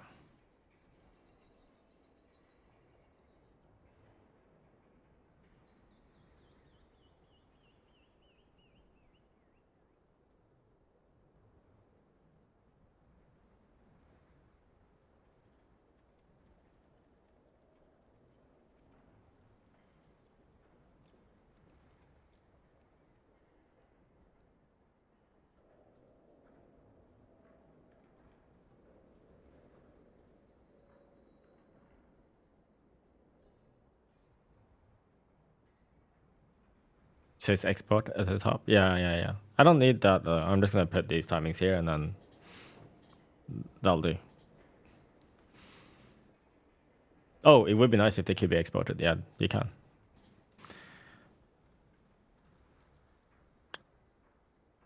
Use defensives if targeted by sound cannon. Alright.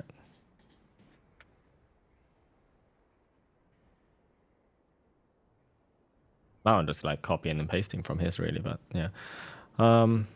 This is just, should I put like, he's playing the same multi-target build on all of them. That makes sense. Alright, let's watch Rick reverb. Hey, we pulling? You export it on the Hey, MRT? Zach, I bet here's you our do. guide to Rick Let's see. So Rick Reverb has 2 alternating phases. The fight is entirely single target on normal, but heroic has a little bit of AoE, and you'll want to bloodlust. That's the note I want. Fight is full ST on normal, AoE on heroic. On pull. In phase 1, the boss spawns these amplifiers on the ground over time, which slowly gain energy, and if they hit full energy, they start doing crazy raid damage. And the main goal of the phase is to prevent these things from ever reaching full energy by draining them every once in a while. So here's how that should go. Tank the boss where he spawns and have the ranged group together about 20 yards away from him toward the middle of the room. The amplifiers spawn under the boss and near a random ranged player. So the ranged things stacked together not too far from the boss helps to keep all the amplifiers closer together and in predictable spots, which is helpful for later. When the boss casts amplification to spawn the amps, everyone should avoid the circle on the ground where they spawn, and the tank should instantly move the boss about 20 yards away from them, because he gives extra energy to any that are too close to him. When one of the amplifiers starts getting close to full after about 25 seconds, an assigned player should run over to the amplifier and right-click it to start draining it. This does big dot damage to the player, so they're going to need some extra healing, but they can still cast and everything while the drain is happening, and if they get too low on health, they can just move out of the circle they see around the amplifier and the drain will stop. You end up with 5 amplifiers by the time phase 2 happens, and on normal you only need like 1 or 2 ranged players to handle draining them all, but on heroic, draining an amplifier gives you stacks of a debuff that makes you take way more damage. Melee from stay draining glued, for a while. stay glued This on means boss? You either have to rotate a bunch of players to be drainers, or what we recommend, which may be a little controversial, is to just 3 tank the fight and have the 3rd tank run around draining the amplifiers the whole phase. That tank is going to take a lot of damage from draining with the debuff, but this strategy is legit 10 times easier than the alternative. That's all for the amplifiers, but there are a few regular mechanics going on too. Everyone but the tank has to stay out of the front of the boss because his melee swings do a little frontal. This frontal also puts stacks of a debuff on anyone it hits that drastically increases damage. Anyone else in the chat have tinnitus? I have, in my right ear. I've had it for as long as I can remember. It sucks. It's not that bad though, for me. At least I don't think it's that loud. damage taken. So the tanks should taunt swap on the boss at as low stacks as possible, usually around 4 or 5 stacks. When the boss casts Echoing Chant, it makes You were all born the with it. amplifiers shoot these circles out in all directions for a few seconds, That which sucks. everyone has to dodge because they do crazy dot damage. When the boss casts Sound Cannon, it marks a random player with a beam and then fires a blast at them a couple seconds later. This player should mostly just stand still so everyone else can easily dodge the blast. When a few random players get these blue circles around them, they should spread out and everyone should stay out of other people's circles because they pulse AoE damage in the circle. Also, if you have the blue circle on you, don't drain an amplifier because the circle makes you take increased nature damage too. And on Heroic, when these little barrels spawn I'm sorry, but so far, all I'm seeing is melee is payphoning and just hitting the boss and dodging mechanics. around the boss, everyone to take increased nature damage Right? too. And on Heroic, when these little barrels spawn around the boss, everyone needs to help kill them before they explode on the raid after 15 seconds. If even one of them goes off, it's probably a wipe, so this is super high priority. Plus, you even get a haste buff for doing damage to them. Once the boss reaches full energy, he starts phase 2, where he goes immune and starts casting Blaring Drop, which spawns this expanding ring under him that basically one-shots anyone it hits. And the only way to survive this ring is to find a random amplifier that has this blue circle around it and run into the circle before the ring gets to it, because everyone in the circle automatically gets knocked up in the air when the ring gets close, which lets you avoid the ring entirely. Then you have to do this a few more times back to back until the boss goes back to phase 1. This is why you want to spawn all the amplifiers kind of close together in phase 1, because you don't have a lot of time to run to each amplifier before each ring comes through. And Apparently you it's can not in leave the this, journal, yes. But in testing, all the But amplifiers were spamming those circles all of phase we'll 2, see. so you have to dodge a ton of those while all this is going on too. When It you was get back to phase Twitch 1, chat there that will be told me you one can leave it amplifier left after all. over that didn't get destroyed in phase 2, so put the boss about 20 yards away from I haven't it done it and then myself rinse yet. and repeat. If you get all the way to a third phase 2, the boss enrages and doesn't go immune this time, and he Well, leap spam boss is casts the immune. ring for the rest of the I fight. guess So once you run out of amplifiers, if you it's messed up for GG. whatever And reason. that's pretty much it. For our recaps this tier, check out the new and improved Wowhead. Okay. Other than that, nothing interesting here. Styx. So Styx is the Mountain Flame boss that he's thinking of, huh? So I guess it's because there's consistent AoE here. Let's see what he's thinking. And here's our guide to Styx Bunk Junker, the 4th boss in Styx garbage boss. Is that is that Liberation of Undermine. pun This guide is intended? brought to you by Wowhead and their raid cheat sheets, which we'll tell you more about right after the boss. Also, big thank you to our supporters on Patreon. Hope you'll enjoy all the Patreon exclusive content we've got coming out this year, like Bloodlust. There's a little bit of AoE to do throughout the fight, and you want a Bloodlust on pull. This fight is actually super unique because of the main mechanic that happens every time the boss gets to full energy. He casts this big lightning channel, which spawns a bunch of these green garbage piles Dodge around poop the room, on and floor. also spawns a big bomb randomly in the room, If you and get also automatically puts a few the random garbage. players on these trash balls that constantly roll forward, and you have to use one of the trash balls Roll to over destroy stuff. the big bomb Make your before it ball big. explodes on the raid, and the rest of them can be used to do And huge explode. boss damage. So here's how you do all that. When you get put on a ball, you get this resource bombs. bar that shows how big your ball is, and you need to make your ball bigger by first rolling over some small garbage piles to absorb them, because you can't absorb the bigger piles until your resource bar is halfway. And then once your bar is halfway, rolling over some of the big garbage piles until your bar is completely full. It only takes like 4 small piles and 3 big piles to fill up. Then once you're full size, you either run your ball into the big bomb to destroy it, or if that's Big taken balls. care of, you Yep. run it into the boss, which does more damage the bigger your ball is.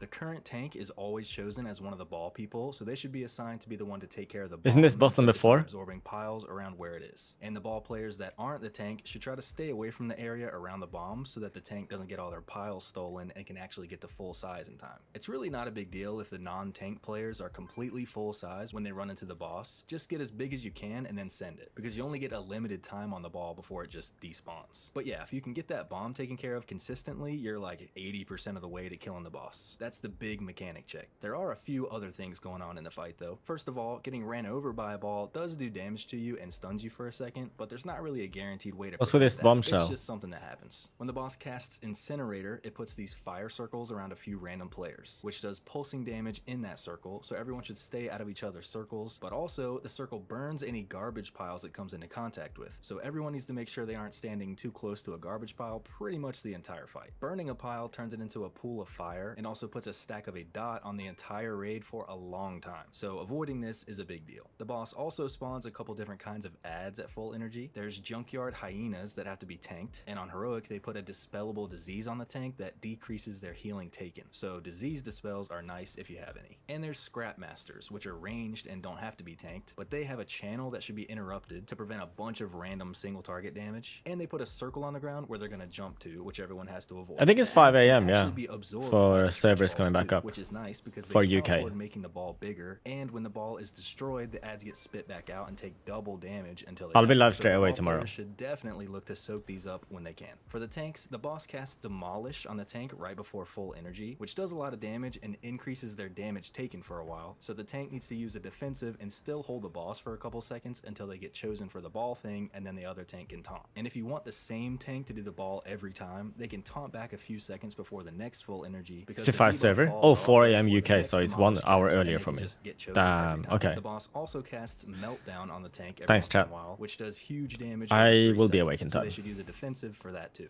And on heroic, the full energy cast also There is a spawns lot of these ads here all the time, territorial right? bombshell I adds can that see are why Mountain attached to Thane is a different play. garbage piles. Everybody needs to help kill these ads before they explode on the raid after 30 seconds. This could even be a, well, maybe it's too spread, but I was thinking like, what about if you played Colossus arms here?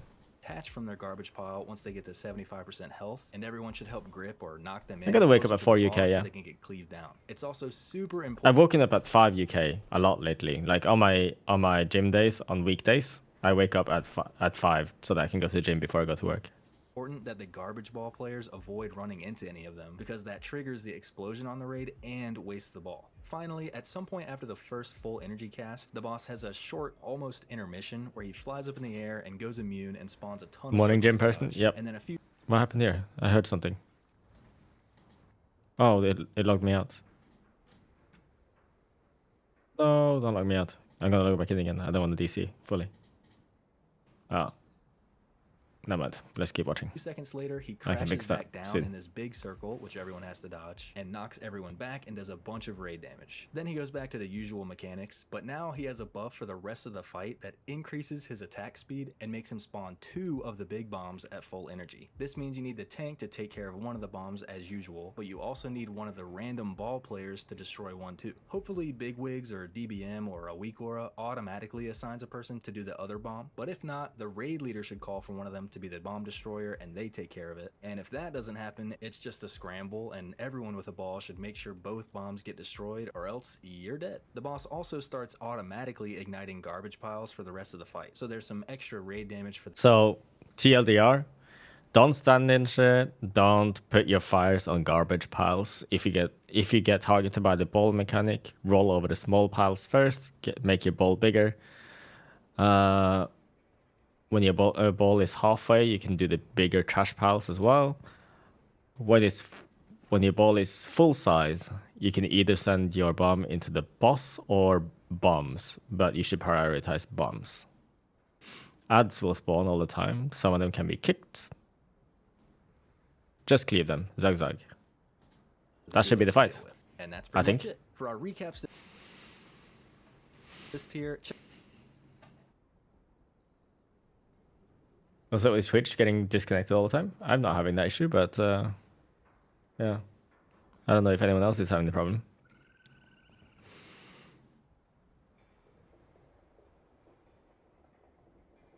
Why hold here? Add spawn. Ah, that's why. Add spawn. Okay, right. Let's note this then. This boss is called Sticks. Sticks. On pole. 130 adds spawning. Oh wait, add spawn is 125, yeah? Yeah.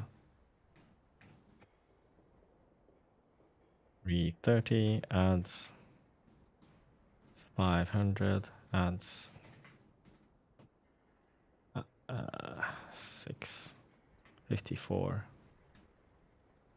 adds and 836.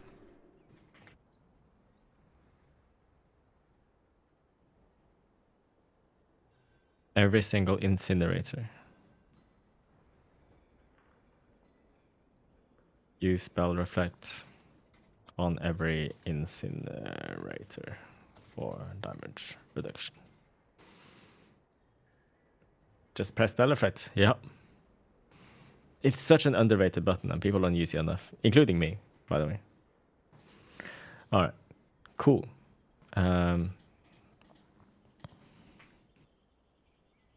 Mountain Thane looks like a solid option due to consistent AoE. Definitely pick, what's this called? Crackling Thunder for more TB, Thunder Blast range. Yeah, cool. Next up is Sprocket Monger. Let's see. Hey, I'm Zach. These timers are for heroic, I think, and yeah, you could use these timings for arms as well. Yeah, it makes sense. There's an arms guide on the same site, yeah. So maybe the timings are slightly different for arms. Maybe you don't hold your cooldowns as much for ads. But yeah, let's see. And here's our guide to Sprocketmonger Lockenstock, the 5th boss in Liberation. What do you export this into? I assume it is MRT. I might do it myself, actually, just so it's easier. But I'm also just noting it all here, so I can go back to it and remind myself what I'm doing. Of Undermine. This guide is brought to you by Wowhead and their raid cheat sheets, which will tell you more mythic walkthrough guides and more. Alright, so Sprocketmonger has 2 alternating phases. The fight is entirely single target, and you'll want a Bloodlust on pull. The room you fight the boss in is kinda cool. It has these 3 long conveyor belts that go through the whole room, and these 2 little conveyor belts going sideways in the middle. The little ones are more dangerous because they're always moving and they have holes of death on either side of them and traps on them, so I'd recommend Oh, so actually, if you stand on them and you get pushed to the hole, you're dead?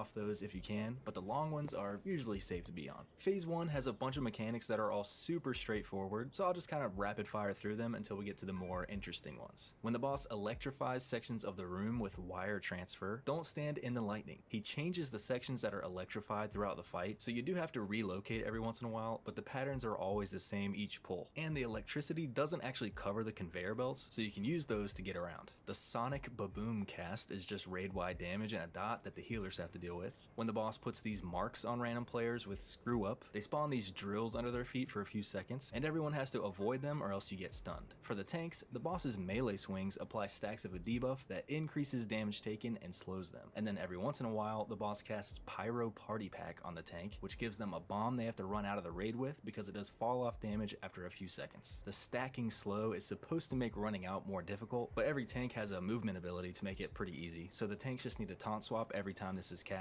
And I'd recommend that the tank with the bomb should always go to the far ends of the room because everyone else will tend to stay closer to the middle. Then there's the interesting ones, which are the 3 inventions the boss has. Every once in a while, the boss casts Activate Inventions, and a few seconds before that, you can see the inventions being moved into place on one of the long conveyor belts. Once he finishes the cast, the invention does its mechanic. The first one that happens is from these pylon things that are always on the left conveyor belt. They blast fire beams across the room, but those are pretty easy to avoid. The second one is from these... So as melee here, you're gonna want to make sure that you don't get stuck on the other side here, right? So if the line is here and you're on this side, commit to running past and getting to the boss quickly. If you hesitate, you'll probably die to the fire, right? You have plenty of time, so this is fine. Yeah. So you just need to not be scared and actually follow the boss. Yeah. Across the room, but those are pretty easy to avoid. The second one is from these cannons that are always on the right belt. They shoot rockets across the room in random directions, which are a little bit more difficult to dodge, but it helps a lot. Those are kind of harder to see, yeah. From them. And the third one, there's no outline on them or anything. Always in the middle. They pull everyone toward them for a few seconds and stun anyone that touches them, so you just run against the pull. These inventions aren't so bad at first, but they get a little sketchy later on. On heroic, there's one other big mechanic in phase 1, but it takes a little bit to explain, so I'm going to put it at the end. When the boss boss gets to full energy after a couple minutes, he starts phase 2, where he yeets everybody to the entrance of the room and flies to the opposite side of the room and starts a long channel. And the raid has to survive for about 20 seconds while the whole room is electrified. All the conveyor Does the boss belts are take moving, damage with during the this time? middle one even having some traps on it. All these little He's doing circles some are spawning damage. on the ground to dodge, and the boss is pulsing raid-wide damage and heal absorbs. The boss does take damage during all this, Yeah. so the melee can see which side the boss is going to and run up the conveyor belt on that side.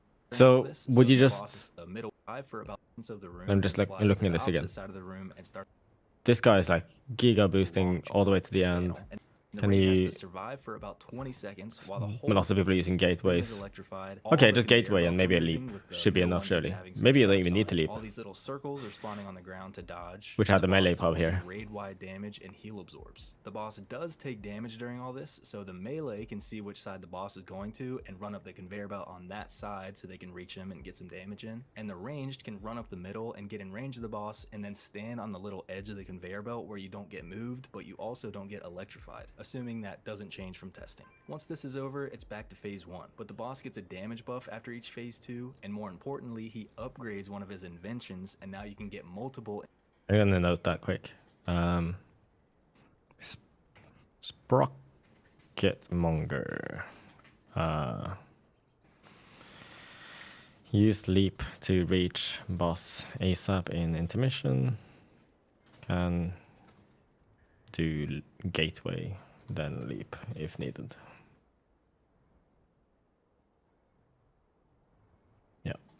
Inventions at the same time. The first one that gets upgraded is the fire beams, which are now huge void beams that take up way more space. And now these get activated anytime he activates another invention. So you have to dodge the rockets while avoiding the big void beams. Wow, okay, here there's not much space, but You have to it's run against playable the magnets at the while moment. avoiding the beams, which are both pretty tough combos. Just try to keep an eye on where the pylons are beforehand so you can pre-move to a safe spot and be on the opposite side from the rockets to give yourself more time to dodge. After another phase 2, the rockets get upgraded to be void They're orbs sitting there that hitting their absorb login raid-wide button damage right if now, they hit fighting the anyone, server and they boss. are Okay. super hard to see through the void beams. And what happens after the third phase 2 is a mystery, but it's probably pretty tough. That's everything for normal, but now it's finally time for that one heroic mechanic that happens in phase 1, and it is a doozy. Every once in a while, the boss spawns 4 This of was these the mines on Painsmith ground in set mechanic. locations, and you have to stagger setting these off because they explode all at once if they're left alone for too long, and because setting one off does damage to the raid and gives everyone a debuff for 2 seconds that increases damage taken from another mine blowing up. But you also have to rotate the players that step on each mine because stepping on one does damage to that player and gives them a long debuff that massively increases the damage they take from stepping on another mine. In testing, these spawned 3 times in each phase 1, so you need to assign 12 players to be in charge of setting off their mine in the assigned order, preferably ranged DPS or healers. And depending on which sections of the room are electrified, the mines can either spawn in a square, like the first set, or in 2 split groups, like the second set. And you need a pattern to blow them up in so 2 don't get set off at the same time. So in the square version, I'd recommend starting top left, looking at the wall, and going clockwise. And in the What a split nice version, graphic. I'd recommend starting on the one toward the wall in the section the boss is in, and then just going down the line. I know from my there, face is the covering last it one now, being but- super far away from the boss. Whatever pattern you end up choosing, just make sure everybody's on the same page, and you can put world markers on all the spawns ahead of time to help with calling stuff out too.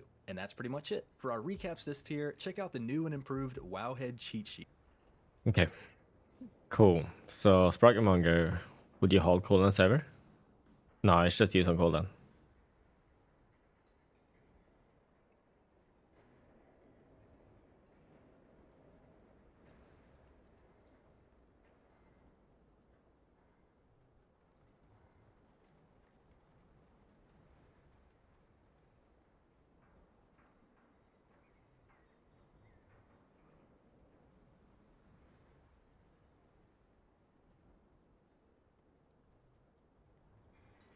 Okay. Nice. One-armed bandit. We only got 2 bosses left. What the hell? Going fast. Alright, so the one-armed bandit is this My big face slot is also machine, nice. and it has 2 Thanks. phases. There's a lot of Oh, Bread cleave to do throughout phase 1, and you want to save Bloodlust for phase 2. This is another super unique fight because of the main mechanic that happens every time the boss gets to full energy, which has a lot going on. He runs to the front of the room and casts Spin to Win, which spawns these 3 real assistant ads in set locations. Each ad has an icon above their head that tells you what kind of token they're holding, which can be flame, shock, bomb, or coin, and you have to quickly kill the ads to get them to drop their tokens, and then run over them to pick them up and use your extra action button to put them into the boss. And you have to put 2 tokens in within 30 seconds, or else the boss enrages and you're dead. On top of that, you also have to put a different combination of tokens in every single time, or else you're also dead. So the raid leader is going to need to call out which tokens to put in each time. For each different combination you put in, the boss then gives you a different big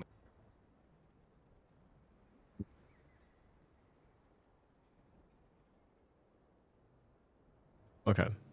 mechanic, and there are 6 options. There are the 3 shock combos, which we recommend avoiding until later in the fight, because every shock combo spawns one of these coils on the ground that repeats its mechanic every single time the boss gets to full energy instead of just doing it once. The shock and flame coil spawns a bunch of these moving fire swirlies to dodge. The shock and bomb coil spawns these bomb ads that fixate random players and explode on the raid if they touch them, so everyone has to CC and AoE these down while staying away if they're fixated. And the shock and coin coil sucks everyone toward it and does some raid dam. These are on the easier side of things, but them happening repeatedly and overlapping with each other later on is the tough part. On the plus side, the tanks can interact with the coil. I just saw something there.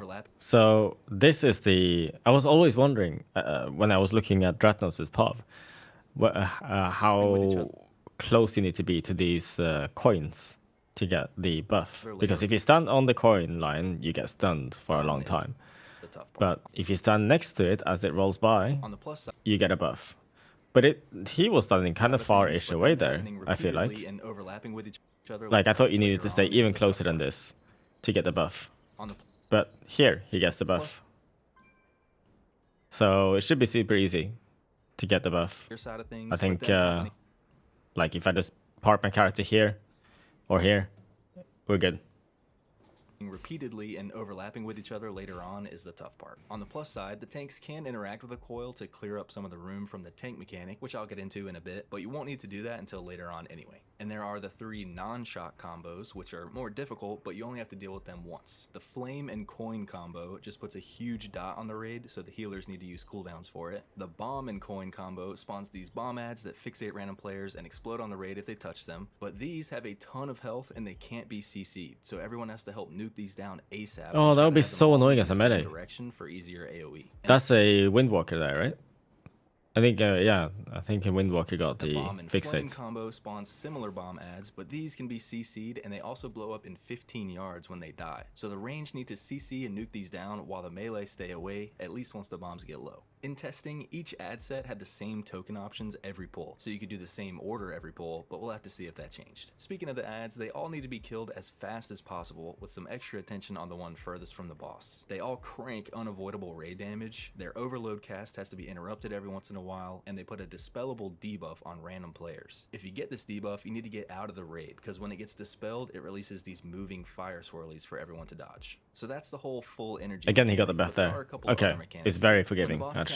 Pay line, dodge the big casino chips that roll out from the boss, which are telegraphed by these purple lines on the ground, because they do big dam and stun you if they hit you. And if you want to risk it, you can stand really close to them as they roll by to get a short damage and healing buff, which is kind of cool. When a chip hits a wall, it falls over on the ground and does some raid-wide damage, and then someone can run over to it and press their extra action button to roll the chip themselves. You want to do this because the boss gets a damage buff for every chip that's out, and making the chip hit another wall makes it despawn. You can either aim the chip to go back through the raid to give people another chance at getting the risky buff from it, or you can just aim it at the wall to instantly get rid of it and not risk anyone getting rolled over. Just make sure you have some range DPS taking care of these. The boss's foul exhaust cast puts a huge heal absorb on the entire raid that also slows while it's on, which the healers have to deal with. And for the tanks, when the boss casts the I still feel like this is an honest fight. Huge damage to the current But Fury tank, should do and well here increases too. Their damage taken from the same cast for a while. And it also drops this pool of lightning on the ground where they're standing. So they need to use a defensive cooldown for the hit and make sure they're standing away from where the ads spawn to keep the lightning away from them, and then taunt swap. Standing in the lightning actually increases your damage taken by a lot, so you can't really stack the pools on top of each other unless you have a huge defensive going. Also, once you have a coil active from one of the shot combinations, Yarok, thank you for the sub. Appreciate that. Absorb 2 of the lightning pools on the ground in case you want to clear up some of the room. Using a coil does a ton of damage to the tank though, and also makes the coil do its mechanic again, so you definitely want to use them as little as possible. After you've gone through all 6 of the token combos, the boss starts phase 2, which can also happen early if you get the boss to 30% health before then, at least in testing. In this phase, he doesn't spawn the adds anymore, and now for each full energy cast, he instead gains a new predetermined mechanic. The first cast gives him a coil that spawns in a random spot around the boss and knocks everyone back, and has a beam that connects to the boss, which pretty much one-shots anyone that it touches. So everyone has to stay away from the beam, and a couple more of these coils spawn throughout the phase, so it gets a little crowded pretty quick. The second one gives him a couple beams that get fired at marked players after a few seconds. These players need to fan out from each other and stop moving so everyone else can see where they are and avoid the beams. Wait, that's not very fan out from obvious. gives him a couple beams that get fired Beam here on this person and beam on this at person, marked right? players. But there's no indicator as to, you know, if you're in melee, you have to look like far away to figure out who's targeted, I guess. After a few seconds. But like, I guess if you're just facing the opposite side that the ranged are playing, you should be fine, because then you can just check the melee guys. These players need to fan out from each other and stop moving so Yeah. everyone else can see where they are and avoid the beams. The third one makes the boss pulse a ton of raid damage for the rest of the fight, and the fourth one makes the boss hard and rage. Oh, he didn't get the buff makes there. the See boss that? Pulse a ton of raid damage I guess for he the wasn't rest there of in the fight. time. And the Yeah, he tried to get it, but he was too slow, right? fourth one Yeah. makes the boss hard and rage and just one-shot the whole raid, which is why you want to save Bloodlust for this phase, because it's a straight-up race to the finish. And that's pretty much it. For our recaps this tier, check out the new and improved... Yeah, run on the other side of the boss and get parried. Yep. That's exactly what's going to happen. One-armed bandit. Yeah, so it's just multi-target fury again.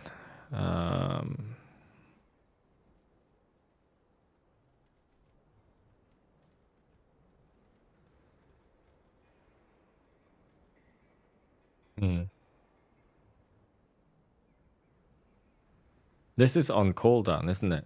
Cooldown's on cooldown from 20 seconds. Yeah.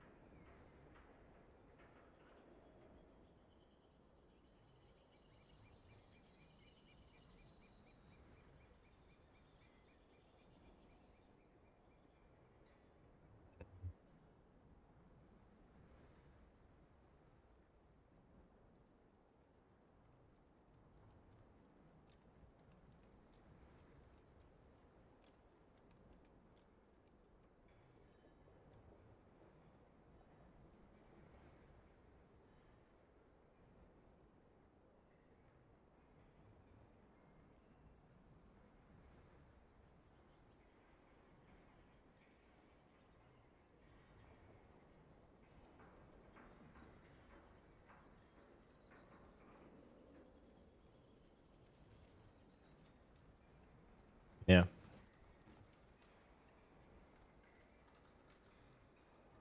Cool. Good. Muggsy is the last one. So look. Heads of So security. I don't think there was a good guide so for this Muggsy before. has 2 phases with an intermission between them. The fight is mostly single target, but So there this will are be a the couple first time I different see a adds to full cleave every guide once in a on while, this and guy. you want to save Bloodlust for phase 2. The first thing to know about phase 1 is that the boss has 2 different modes he can be in that each... Sorry, before we watch the rest, I noticed Red Troll says, I noticed there's barely any melee in these fights. Are the bosses catered towards ranged? It always feels that way, I feel like. But melee still find a way to still be good, even if things feel like they're melee unfriendly. I don't know. At least to me, this doesn't look like anything outside of the ordinary. Your guildmaster told you this boss has gotten semi-reworked. You don't know by how much. This was uploaded when? 14 hours ago. So hopefully this is good.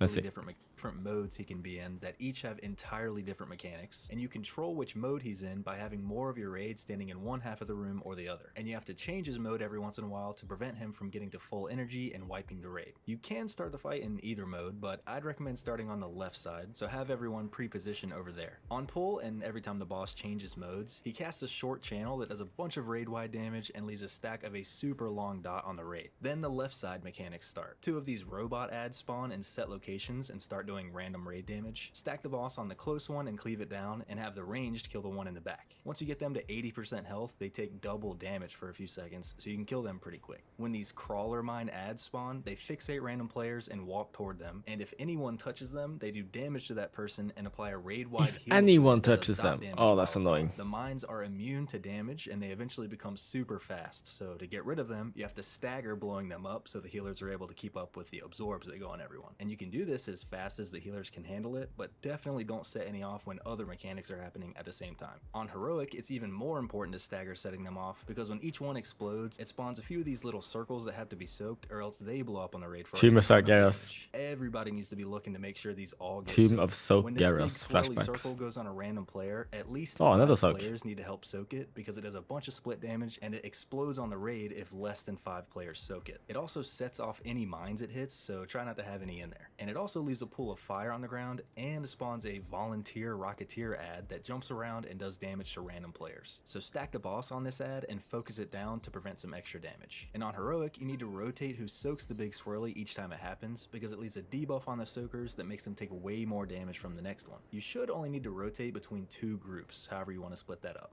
When the boss puts this line on the ground that follows a random player, that player needs to stop moving as soon as possible, because a tank needs to stand in the line in front of them and use a defensive cooldown to mitigate the damage from double whammy shot. The original target takes less damage depending on how much was mitigated, and then gets a circle around them that explodes after a couple seconds, which everyone else should move out of. If the line or the circle on the player hits a mine, they also set it off, so try not to hit any of them. And last thing for this side, when the boss aims this big cone in a random direction, quickly move out of it. It also sets off any mines it hits, but those should all be clear by this point anyway. When the boss starts getting to full energy at like 95, everyone should move over to the other side of the room to get the boss to switch modes and reset his energy. This makes him Hey, do it's Warrior another Sorry. wide damage channel and dot, and then the right side mechanics start. When 2 random players get these swirly circles around them, a lot of things need to happen all at once because this mechanic is a little complicated. How I recommend handling it is make the 2 circles separate from each other so they aren't overlapping but stay kind of close together, and move the boss out of either of the circles. Have about a quarter of your raid help soak each circle with no tanks in either one, and ideally a healer in each one, but you also need a healer to stay out as well. So you have about half of your raid in the soaks and half out, and this should all be assigned before pulling. When the soaks hit, each one spawns a ring of rock walls with a Galagio goon ad inside of it, and the people inside the walls need to quickly kill the ad while dodging the frontal cast it spams and interrupting its pay respects cast. When the ad dies, it casts a knockback on anyone in the walls, which makes them destroy any of the rock walls they collide with, setting them free. And while this is going on, a few players outside the walls get a debuff that gives them slippery feet and puts a little circle on them that pulses damage in the circle, which they should spread out for. On Heroic, each of these circle debuffs also spawns an ice spear that launches at the debuffed player after a few seconds, which one-shots them if it hits them. So to avoid this, they need to move behind one of the rock walls to make the spear hit the wall instead. Each wall gets destroyed when it gets hit by a spear, so to avoid having your wall get stolen by someone else and getting one shot, everybody outside the walls should pre-position on the same side of the walls, and then once the spears come out, move to the opposite side of the walls and fan out. The players in the rock walls should also try to get knocked in the same direction away from the other ring so you don't destroy a ton of the walls. When the boss aims this lightning frontal at a random player, they need to stand still and just take the damage because the frontal follows them and that lets everyone else avoid it. And for the tanks, when the boss casts Molten Gold Knuckles, There's so much it does going a on. small frontal at the tank which does big dam and knocks them back and gives them a debuff that drops these pools of gold on the ground when they move. The tanks need to taunt swap for this, and the tank that gets hit needs to run around to drop all the stacks of the debuff before it times out and they get stunned for 30 seconds. When the boss starts getting close to full energy again at like 95, everyone should move back over to the left side of the room to get the boss to switch modes and reset energy again, and then you just rinse and repeat until the boss gets to 40% health and starts the intermission. In the intermission, the boss casts a combo where he charges to a random marked player and then starts spinning around with frontals coming out of either side. That's so of them. cool. The player marked for the charge needs to move close to the boss while everyone else avoids the charge, and then everybody needs to dodge the frontals. He does this combo a few times before finally starting phase 2. This phase Can is you even call them crazy because the frontals? boss They're has both sidles. modes active from phase 1, so he does all of those mechanics mixed together. He also gets a big haste buff, and there's no way to reset his energy, so you just have to kill him before he hits full energy or else you're dead. Which is why you definitely want to save Bloodlust for this phase. And that's pretty much it. For our recaps this tier, check out the new and improved Wowhead.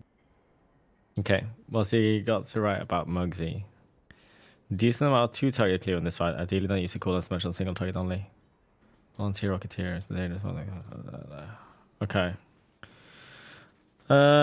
This looks... If it's a decent amount of 2-target clear, it's probably an arms fight. But then again, there's so much happening in the fight. I might just want to play Fury just to be more comfortable and not die. At least for the first few pulls.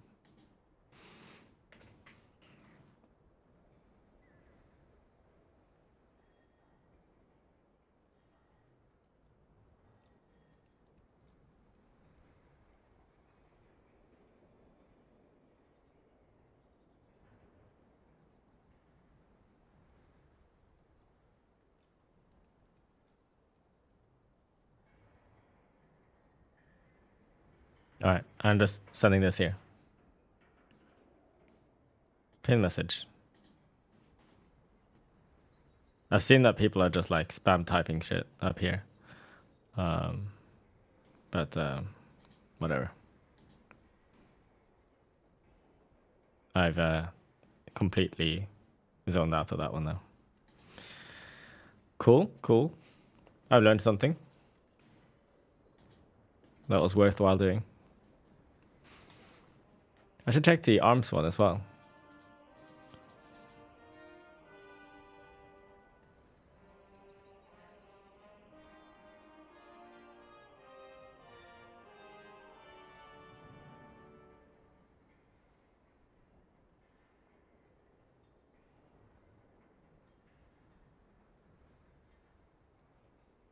Rick Reverb is AoE, this is AoE.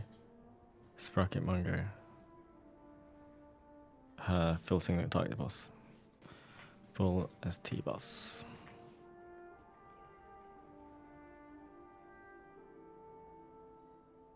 Actually, use full ST build.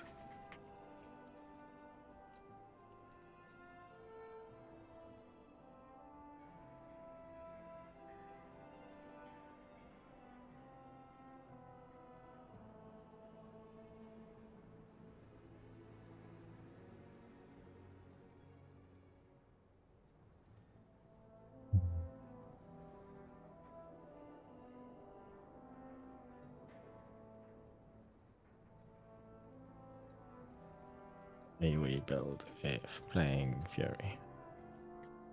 I think Arms doesn't need to play AoE build. It just uses sweeping strikes.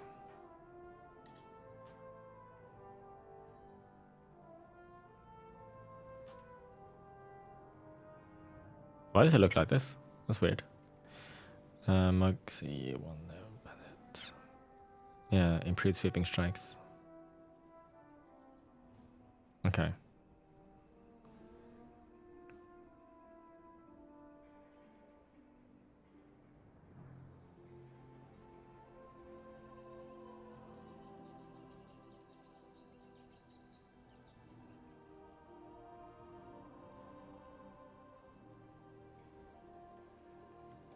Okay, sure.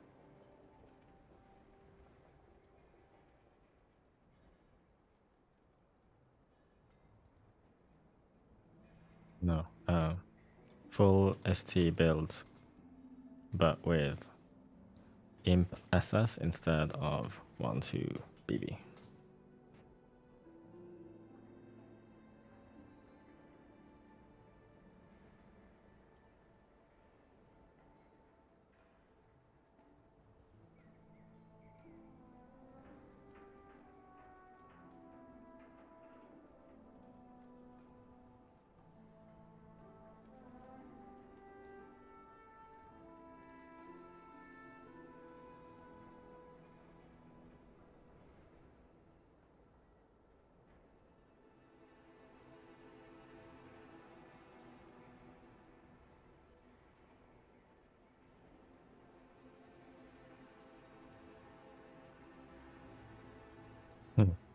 picked up cleave for sticks, but I don't think I play arms there.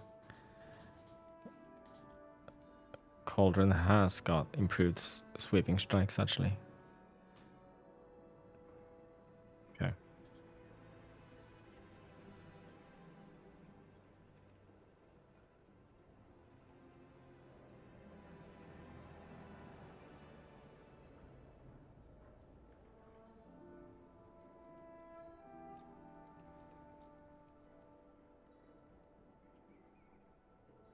Okay, cool. I'm happy with that.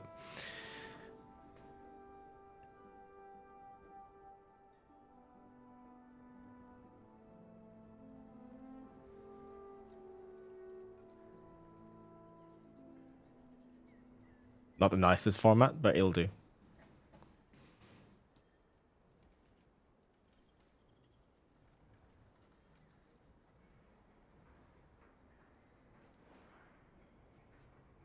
Really, Yancy. I haven't simmed transmitter for a while, but after the most recent nerf, I can confidently stop using it, and I'll just change it to a Marco Cardros. I have that at 639. You'll use CDs on CD? You can do that too. More brain power to actually do the fight.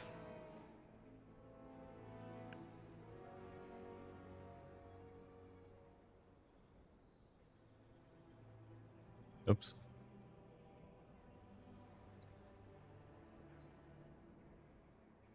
Let's see. Anything new on Wowheads? Oh. Whoa, it's still BIS for some classes? That's crazy. It still needs nerf then. Nerf it more.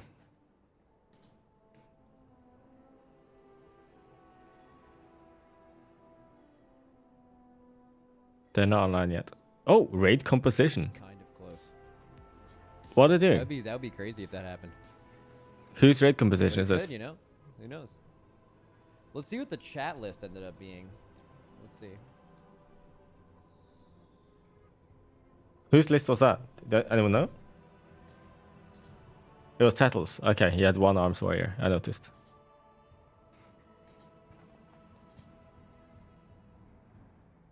Dratnos put double arms. Yeah, I saw that. Whose list is this? Insane. Seems like you guys are a fan of Prod. Oh, this is the chat. Paladin, Blood Decay tanks, Mistweaver, Double Priest, Resto Druid healers, Double Mage, Double Evoker, Double Warrior, and then a bunch of like raid buffs Double Evoker. stuff. This is the chat list. One Hunter. Yeah, right. Double Mage. Rate Dratnos' prediction. I'm not gonna rate anything. You guys will see what we're running in a few days. He can't rate anything. That'll leak stats. Okay. Max, did you see the raid tuning today? Actually, raid tuning and M plus tuning, right? Let's have a look at that, because I didn't look at that yet. I saw the news, but I didn't look at it. What's this? What we didn't... Oh, Arms Warrior was on top for pre-season raid rankings. Yeah.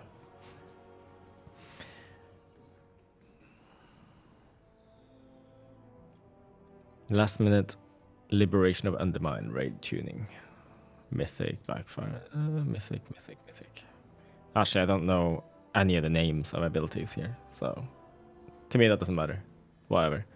For M plus though, I know a few things. Okay, they reduce the damage of the charge on the hobgoblins, the big guys on the left side of the dungeon. That's nice, I guess. It did a little bit too much damage, probably, when other things were happening as well. Cinder Boom. Damage reduced by 14%. Oh! The fiery bombs. Fiery barrels when you explode them.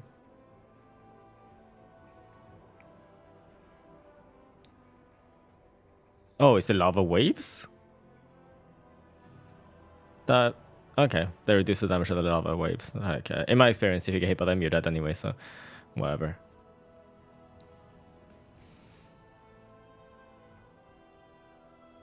Cindering wounds, damage reduced by 25%. Okay, so those are the fiery barrels. If they explode, you get a stack of a dot, and you're supposed to explode them, but you don't want to explode them all at the same time because then the dot becomes too much. Okay, cool, they nerfed that boss. I'm fine with that. Rookery, this is the last boss. Seeping Corruption. Oh, that's the pool debuff, right?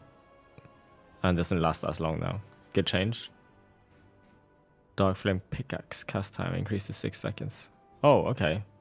He's going to cast the frontal pickaxe. You know, it's just like the Flesh Crafters with their throw cleavers, right?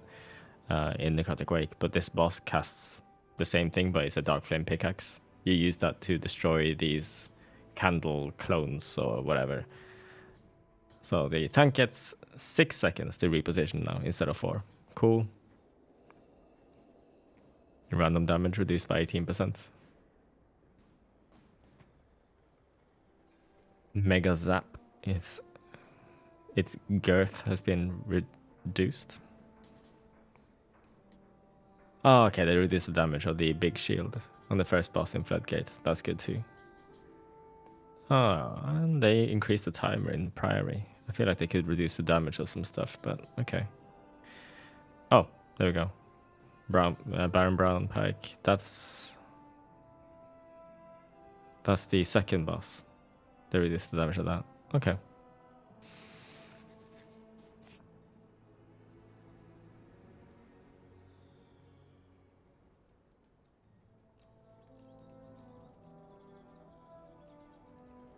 I think I've sorted everything now. Let me just check this code again, because I want to make sure that I've grabbed all of the weak cores and add-ons and stuff.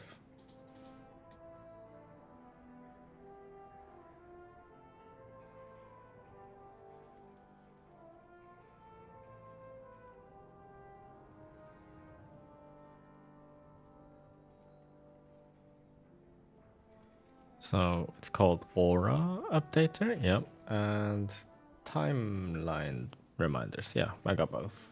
Good. At Cauldron with 10 seconds pre-pull, do you use Avatar and Recklessness? No, just use Avatar.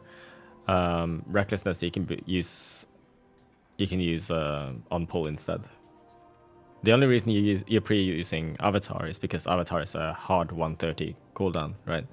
Whereas Recklessness, you'll get CDR. So, yeah. Do my liquid timeline reminder plan for each boss in advance like a good boy. You know, maybe I should. Maybe I should do exactly that.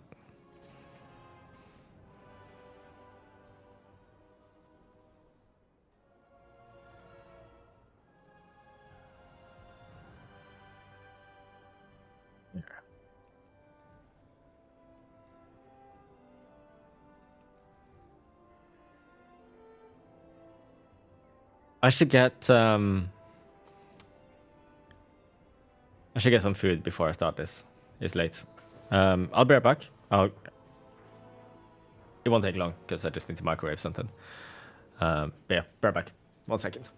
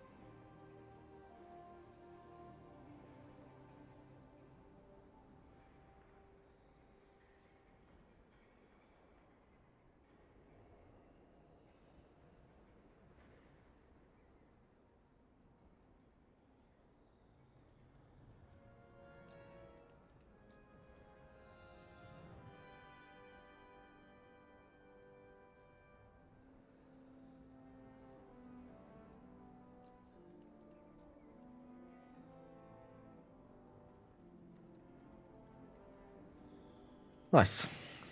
It's just a what's it called? It's called orange chicken, but it's more like a healthy version. It reminds me kind of like sweet chili chicken, but with an orange taste. Nice.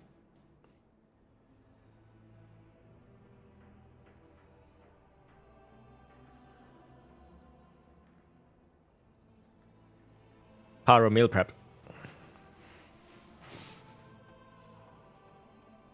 I have a lot of meals prepared in my fridge. I don't have time to waste when the patch launches.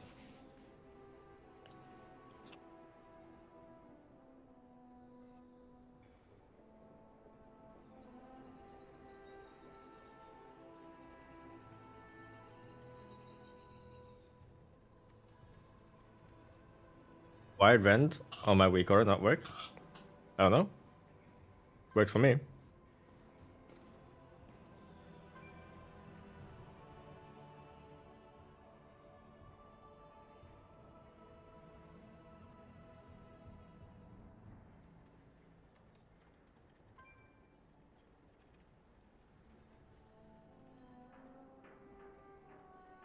$134.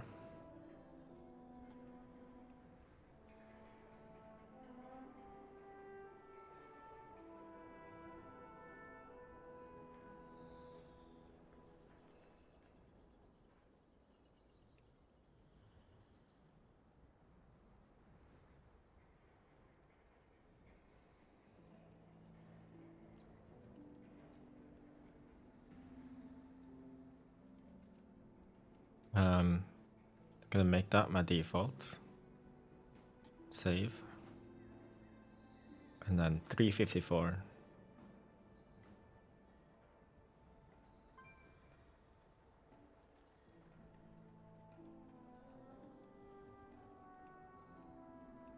Fine.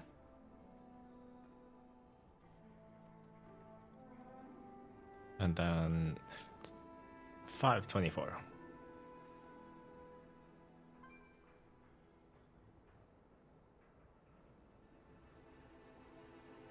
What?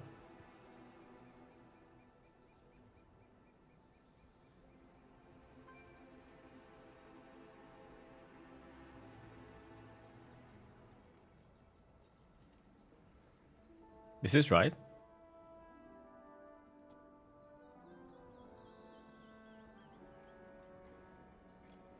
Oh, okay, I see. I'm gonna go from based on from pull, right? I think that's probably better. So time from pull 354.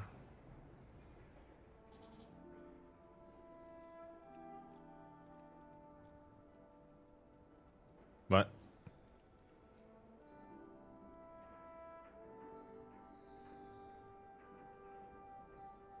I don't want to have to work this out every time.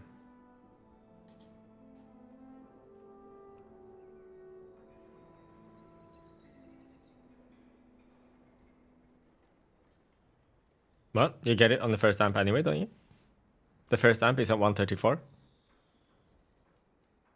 If it happens at 2 minutes, then yeah, you should hold probably. Yeah, for sure. So is Revis right? Or is this add-on right?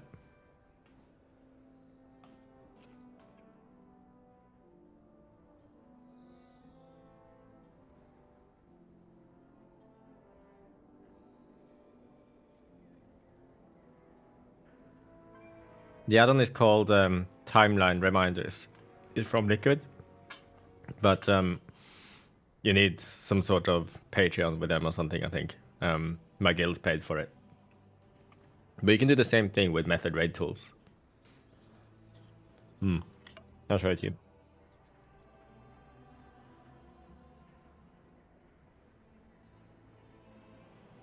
So in MRT, reminder here. Liberation Undermine is already here. So it's all here already.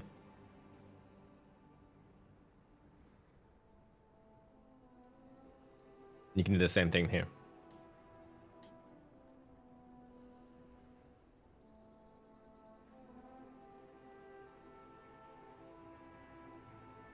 I don't think I want to do this setup because I'm not sure about the timings. I can work them out myself if the timings are wrong.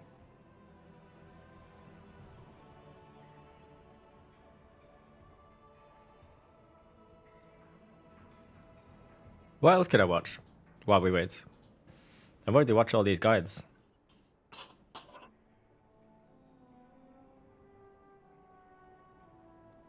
Tattle's a bit like an M+, tips and tricks and guides, didn't he?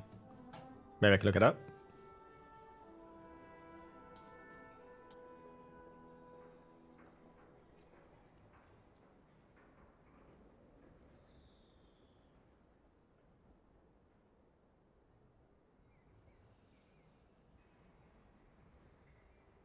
Oh, but it's 1 hour long. Okay, no. Let's just hear his take on the easiest and hardest dungeons to pug in Season 2. And before he starts talking, let me rank it myself too. So Cinderbrew Meadery, I think that one is hard to pug. So how are we ranking this? Because this is like S, A, B, C, and D tier.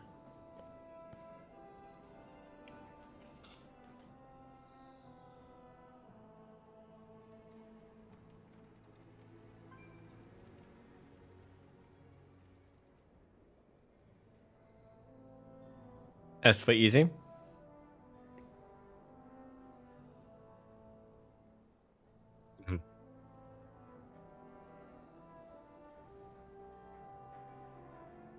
Missing some dungeons, no? Meadery is probably hard. Put it in C tier. Mechagon Workshop, I haven't done enough times on the PTR. So I'm not so sure about that one.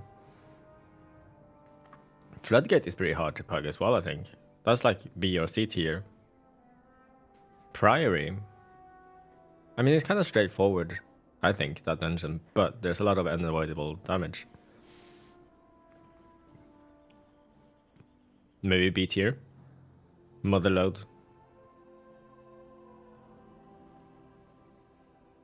A lot of things can go wrong there.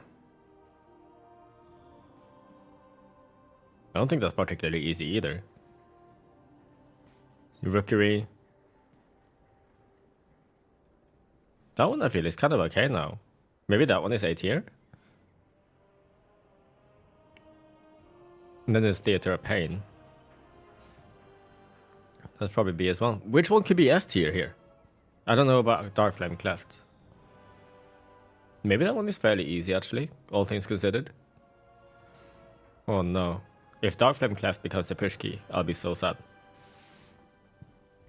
I'm guessing Theater is behind Tettle's camera.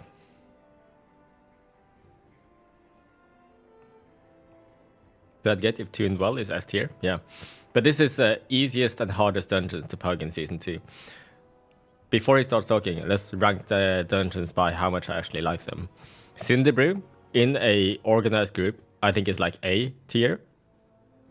Dark Flame Cleft is just boring no matter how you spin it. D tier. Mechagon Workshop, I also think this dungeon is boring. I don't like it. That's why I haven't pugged it much either. C tier. It's not as bad as Dark Flame Cleft. That's why I put it in C. Floodgate, I think it's a really good dungeon, and I think I like it. So I'm gonna put that in A+, or I'm tempted to even put it in S. Priory, I think I will really like as well. Gonna put it in S tier. Motherload, a bit too messy, but it's still kind of fun. Give it A. Rookery, I don't mind so much. I think it's okay. B tier. Theater of Pain. They made the skeleton mages or whatever cast spam cast Bone Spear, which one shots people. They used to cast Gloom Bolts or whatever it was before, in between. But now they're just machine gunning Bone Spears. I think Blizzard really needs to do something about that. Until they do something about it, it's C tier. Situation. Let's hear what Tattle has to say about this. And on releasing this right before servers come up on Tuesday. That way players can kind of get an idea of Let's mute the music here so I can hear him. which dungeons are easy and which dungeons are going to be hard. This video is going to be aimed at, like, we're looking to try to do a weekly key, or we're looking to try to farm some keys. What are going to be the easiest dungeons to do, particularly aimed at my thoughts on, like, how LFG or pugging should operate in this dungeon. Now, I did a lot of PTR keys. I pugged a lot of PTR keys as well, and there were specific trends for specific dungeons that I found made some of them much easier or much harder than others, and we can kind of go through and talk about what makes the dungeons easier and harder just in general. There's also some timer stuff that's related to the dungeons as well. I have the timers on screen right here. Most of them tend to be pretty short. This Motherload one is incorrect. This Motherload one got changed a couple of days ago as well. So that should be a little bit of a shorter dungeon as well. So I think it's like 35 minutes now or something like that. But we'll kind of talk through the timers. We'll talk through what makes these dungeons hard, which makes these dungeons easy. And the aim of this video is basically going to be like, what is the most pug-friendly dungeon this season? We'll start with the hardest ones. By far, the hardest dungeons to pug are going to be Priory of the Sacred Flame and Operation Floodgate. And we'll start talking with Priory of the Sacred Flame. First and foremost, the end of Priory is very, very difficult. You have to pull it like it's like a Cataclysm or Wrath of the Lich King dungeon, where you're basically pulling the trash back into a corridor. There's a lot of potentially very easy ways that you can actually wipe to a bunch of the casters. There's a ton of casters in that room. If the patrol accidentally ends up getting... The Paladins also deal so much unavoidable damage. The Consecration is obviously almost instant death if you stand in. There's fireball volleys from the mages. Paladins cast Divine Toll, which really chunks the entire group. Unavoidable. And then I think the priests heal. The light spawns also heal when they die. The light spawns channel this purification. It's similar to the corrupt cast from the corruptors at the end of Grim Battle. Nasty. And this is just one pack, I think. Maybe two. Body pull, you're probably wiping and depleting the key. In addition to that, the timer is not exactly free, but it's not super difficult.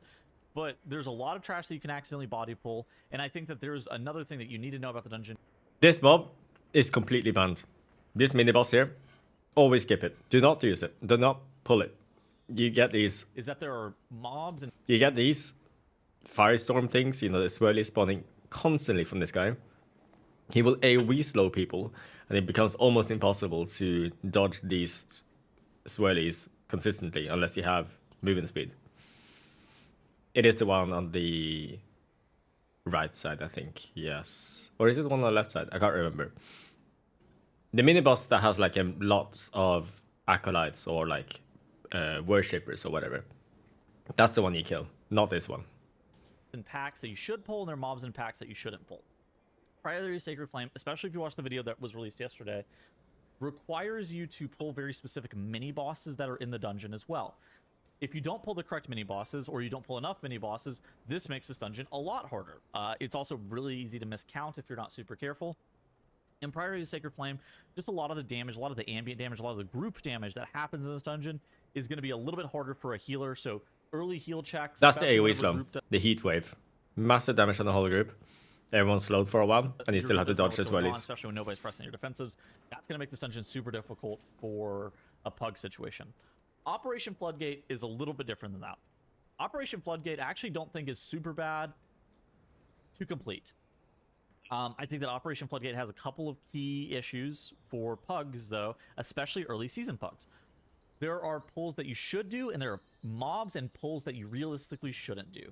Snipers with any other trash pack other than like snipers are very dangerous.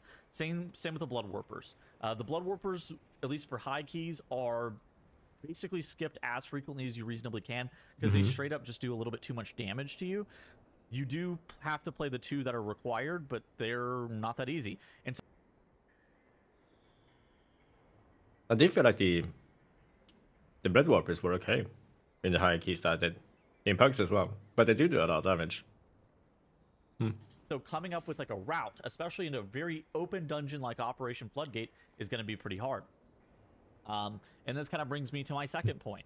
The heal... This thing is insane, even after the nerfs. It does so much damage.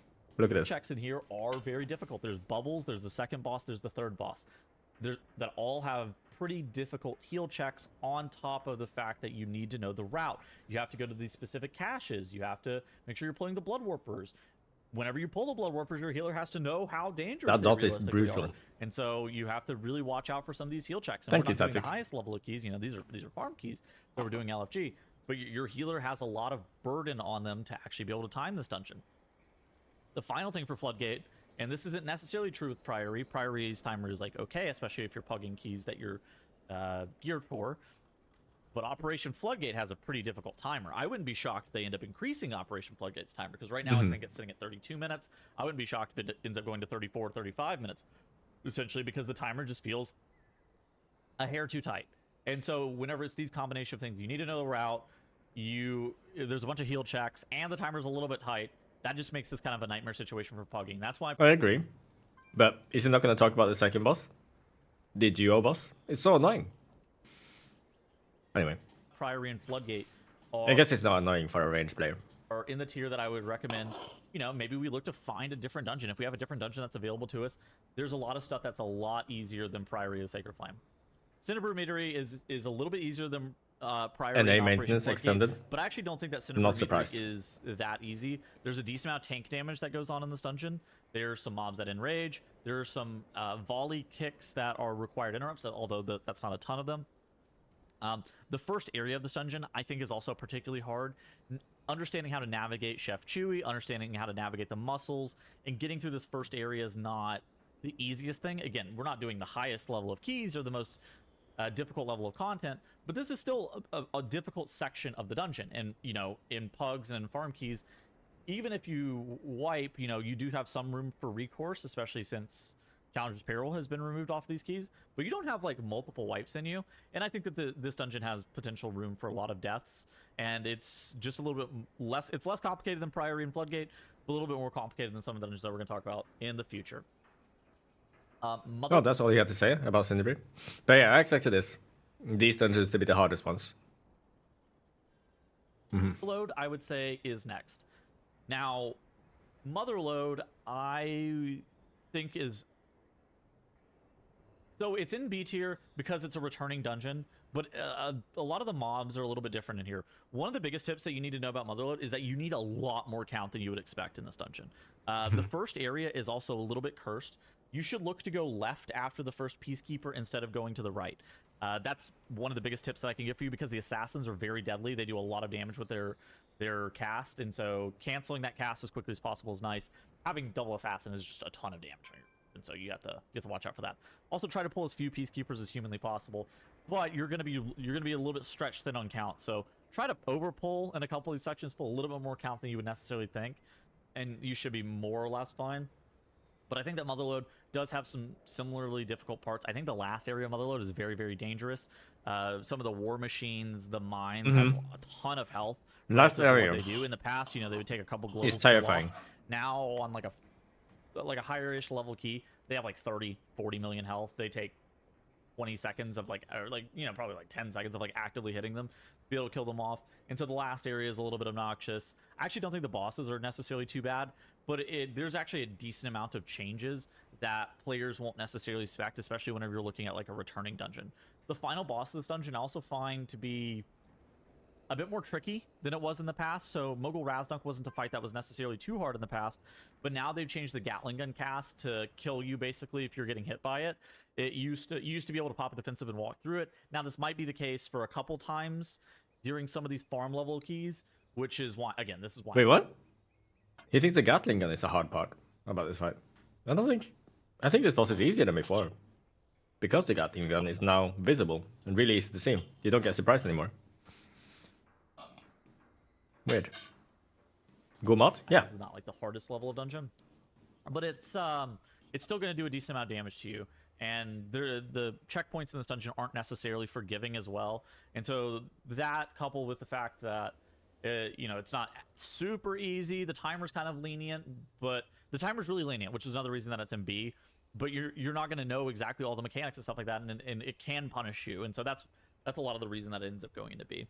Rookery is probably also a B tier dungeon. I actually don't think that Rookery is all too hard, and I actually think that they've made some changes to make Rookery easier over the past couple of weeks. I think that one of the reasons that it's in a higher tier, a lot of the times, is because it's just like, new. It's not super lenient on the timer, although the timer's not necessarily that bad. But it's you're gonna end up having to hold W through it, but you can still accidentally overpull and end up wiping. The second boss in this dungeon is also very dangerous, particularly for melee. There's a bunch of wipes that can be caused on the second boss. There's also a bunch of wipes that can be caused on the last boss. And if either of those things happen, you're probably gonna end up depleting this key. But I don't think it's like overly punishing. There's not a bunch of tank damage. There's not a bunch of casters that are going on, but lack of experience, lack of knowledge about what the mobs are doing, and just unfamiliarity with the dungeon is going to end up putting this in a B tier with me. You could maybe argue that it's supposed to be an A. It's really not that bad, but I think that it's going to just be in B for now. Next up, we have 3 dungeons left with Dark Flame Cleft, Mechagon Workshop, and Theater of Pain. And I think that Dark Flame Cleft and Workshop are probably in my A tier. So Dark Flame Cleft, I know that, you know, people see Dark Flame Cleft and they go, ew, bad dungeon. But realistically, if you can get through the first area of Dark Flame Cleft, this dungeon's timer is very, very easy. I would recommend taking this dungeon incredibly slowly, and that's why I'm kind of putting it in A tier. You're not going to be doing a level. Wow, you put Dark Flame Cleft in A tier because it is kind of easy. The dungeon is quite kind of easy, but man, is it boring. Someone's asking, in terms of my UI, is that a case of supporting a trusty UI by subbing to him, and then I provided the modifications? No, it isn't. I wouldn't know how to do that. I've made so many modifications to his stuff that I don't know where I would start, and it probably wouldn't be. There's probably no easy way for me to share everything. Blizzard dropped a hype video. Should we watch that now, or I finished watching this first? Which the first area can punish you super hard. If you want a tip for the moles, they don't throw rocks on people that are in melee, so you should be looking to get a melee of these mobs. Just pull really, really slow in that first area, and if you are able to achieve that, then it's really difficult to wipe. The timer very generous in here. If you can have some people that are able to perform some of the mechanics, it should be more or less one of the dungeons that's not. It's an easier dungeon to complete under the timer because there's a lot of forgiveness in terms of that timer efficiency that's in Dark Flame Cleft, and that's why I'm putting it in A tier. Again, it's really, really forgiving in terms of the timer, and that's a huge thing. Mechagon Workshop. Mechagon Workshop is going in my A tier because actually not a lot has changed with this dungeon. Okay. You know, if not much has changed in this dungeon, then I expect that this dungeon is going to be easier because it was fairly easy to play before. And I think dungeons in general have become a lot harder to play than they were back in BFA. So if it didn't change much in this dungeon, then we're probably good. I still don't think it's very fun to play though. The Machinist Garden encounter and the final boss encounter are still just as hard as they have been in the past. Yes, you used to abuse squirrels with priests, but that's not possible this season. You can still wipe Takuja if somebody accidentally blows up your box. There's still potential fail cases in this dungeon. The last pack of the dungeon is also very challenging still. But realistically, this is the 3rd time we've seen Mechagon Workshop. Look at the warrior playing Slayer here versus Enhance. Very nice. That's how it should be, right? The exact same. Now, there are, you know, some stuff that's a little bit different here with how some of the mobs function. There's maybe some little bit changes in the packs. But realistically, not enough has changed to make this a difficult dungeon. And this is a great dungeon to farm if you're looking to just kind of do weekly keys. That leaves my final dungeon for farming dungeons, the Theater. He thinks Theater is the easiest. I mean, as long as you deal with the Bone Mages well, then I guess you're probably fine.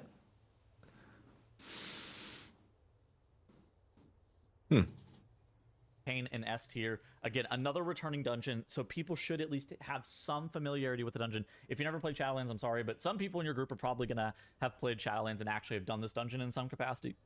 It plays very similarly to how it did in Shadowlands. Not much is different. They actually didn't change up the mobs too much. If you want, you could play a very similar route to what you did back in Shadowlands. The only difference, basically, between now and then is Kultharok is a very different encounter, but Kultharok's not an encounter that's unintuitive, I would say. It's basically you just dodge these orbs, you drop the arrows that are above your head on top of other players away from the boss, you kill the ads that are trying to walk to the boss before they contact them, and you make sure that you spread whenever you get the Shadow Well. that's basically it beyond the base mechanics of the dungeon that were present back in Shadowlands. And so, with that being the case, that's what's putting my Theater of Pain for me in S tier. In addition to that, Theater of Pain is probably one of, if not the most lenient timer currently on the PTR. This is great news for players who, again, are gonna have mistakes. I think that, you know, week 1 dungeons, players are gonna have mistakes. It's gonna be difficult to pug, particularly if we're pugging an LFG and stuff like that. There's going to be a lot more mistakes just happening in general, and I think that that lends Theater of Pain's timer to be great. And those are the dungeons and how I kind of feel about where you should be looking to pug, where you should be looking to go, kind of what you should be looking out for in some of these dungeons. I hope it helps you guys a lot. Again, just kind of be looking to avoid Priory, Operation Floodgate, and Cinnabar Meadery until you get some more reps in those dungeons. If you're playing with your friends, it doesn't really matter anyways. And I will see you guys in tomorrow's video. Thanks, Tattles. All right, you said it's a hype video from WoW?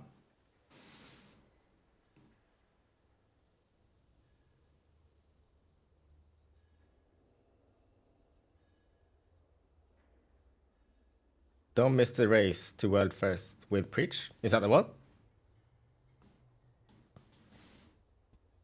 That's 13 minutes long. Is there anything more?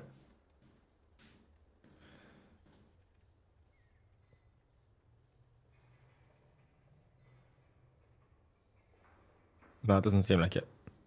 No one.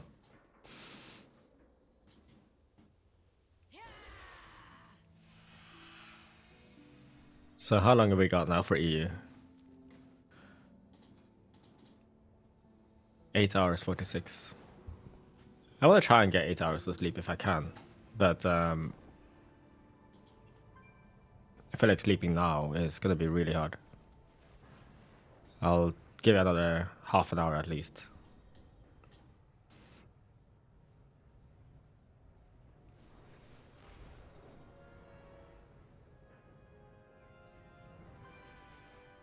Yeah, you basically don't play Odin's Fury currently for Fury. They kind of killed it off. You lose so much single target if you go into Odin's Fury. That's the problem. And you don't really gain any AoE unless you're like talking really high target counts. It starts at 4 a.m. UK time, I think. So I need to wake up before 4 a.m.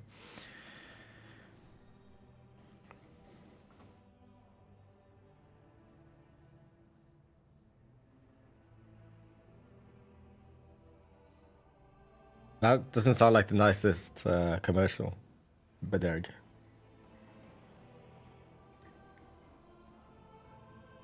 I haven't tried melatonin though, but I don't really have massive problems sleeping now. It's just it's way too early for me to sleep. It's only 7 o'clock in the evening, right? Or 7:15 in the evening. And I want to get my full 8 hours, hopefully. And then get up at 4 a.m. to game. You stay awake until server opens, but then you usually have to throw the towel earlier, right? I wanna have the best chance at being able to stream for like, I don't know, 20 hours without burning out. And I've not had any coffee or caffeine for the last 3 weeks, I think. So I'm sure I've resensitized to caffeine now. And I've got a couple of Red Bulls and a Monster here for tomorrow. I'm not gonna overdo it, but that should help me.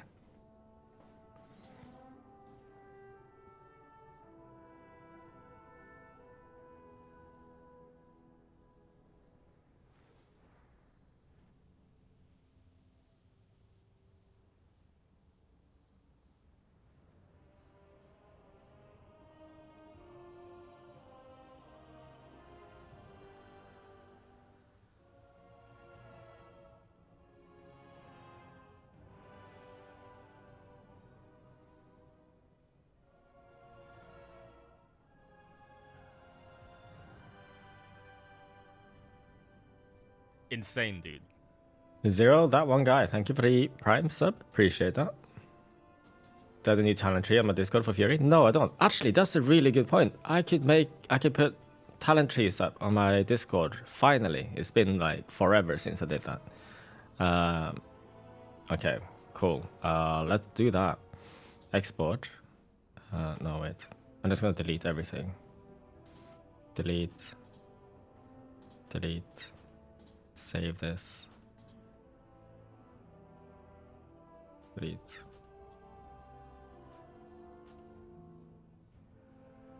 I'm gonna rename this one. Edit. Just call it Colossus M+.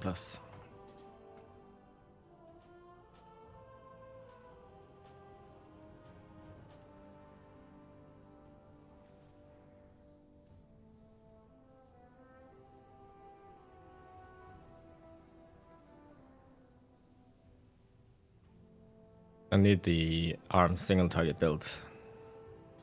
It's just gonna be a wowhead. Let's see if I make any small tweaks to it, but it should be about the same. Wait, what am I doing? Guides. Where the hell do you get the arms guide? Am I classes? Arms. Element builds. Slayer, stronger single target. Yeah, this is the standard. This is the one that Revis also recommends. For any 2 targets, you swap to sweeping strikes. I'm gonna make sure to point that out.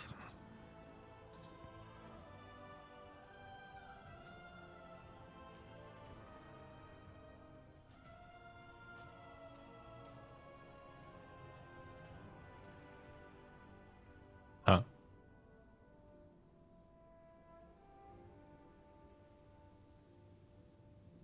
That didn't work the way I thought it would.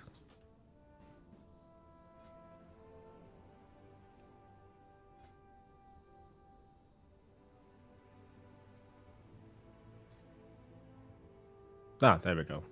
Okay.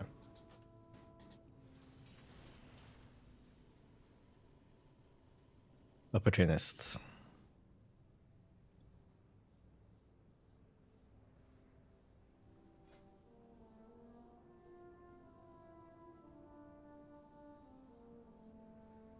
Just do it like that.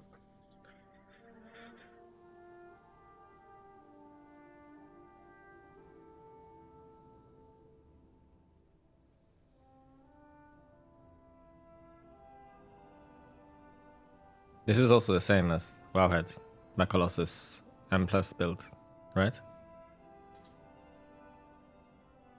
Is there anything else I want to move around here? Oh, I probably will just take Thunderclap always, just in case. I don't like not having that.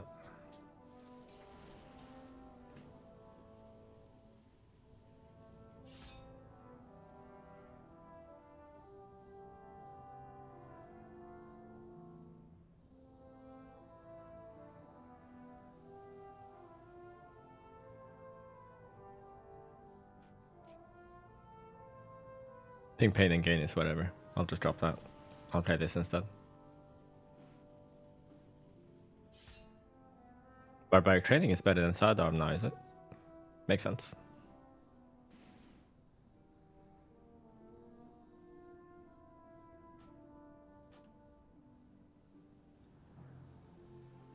Cool.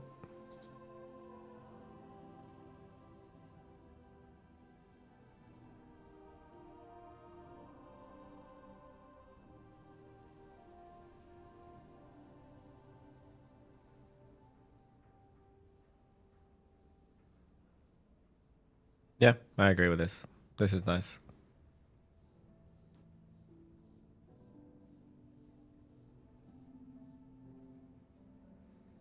Nothing I would want to change. Second Wind is nice to have. Rumbling Earth is nice to have, but it's not that useful, sadly. I mean, it is nice. It's really nice to have. But I feel like Second Wind comes to use more often.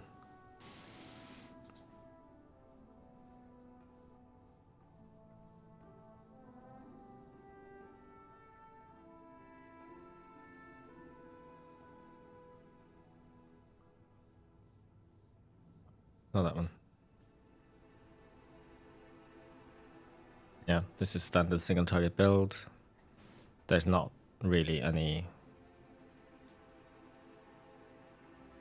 different. I actually like the addition of intervene here. I'll probably just put second wind though.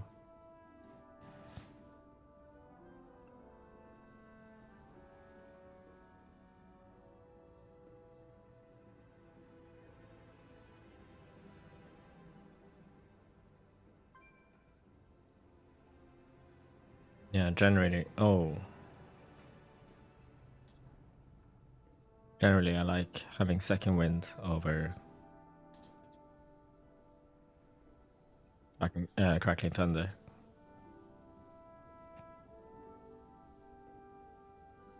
Yeah. Other than that, that's fine by me. Here, I'm gonna drop intervene for second wind, and if intervene is ever useful, I drop second wind for that. Yeah.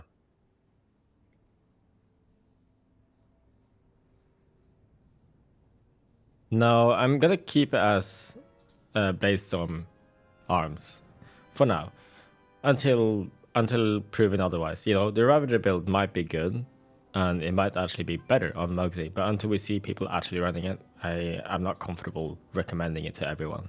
You know.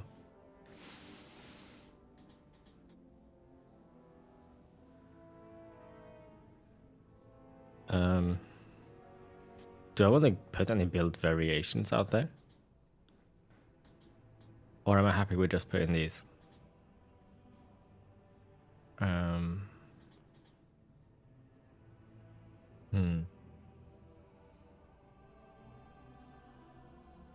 think... Oh, where's that spreadsheet?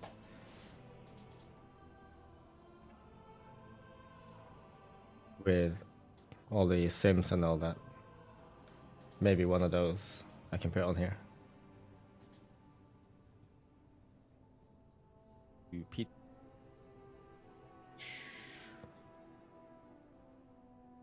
Here. Bloodborne is still barely worth it for arms on single targets. Somehow.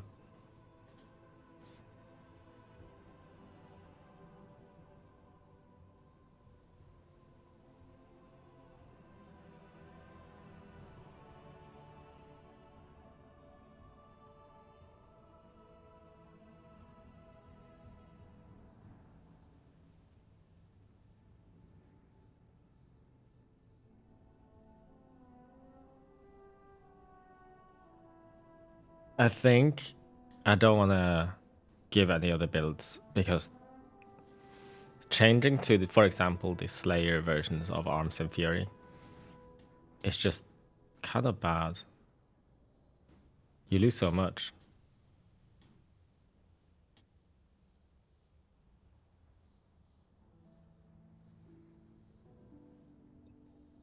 But maybe the Slayer Fury is okay.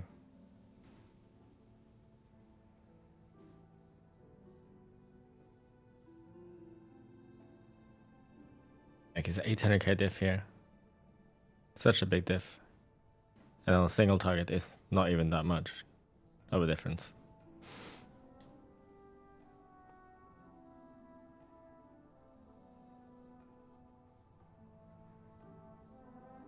I think I will put Slayer Fury there.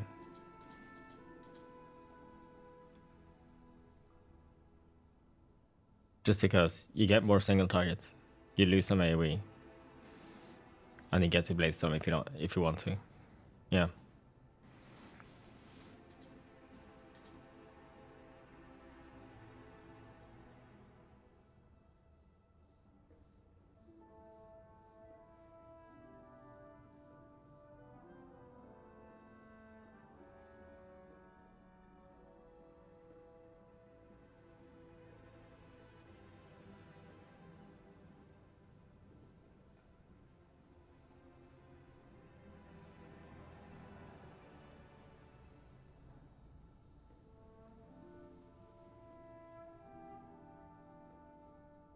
Okay, those are the 5 builds I'm gonna put in there. Alright.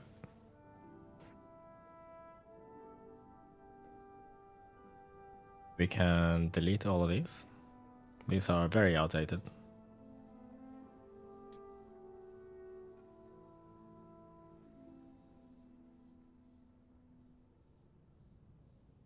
Okay. Talents. Season 2. No. Season 2 TWW talents. What's this? A ping?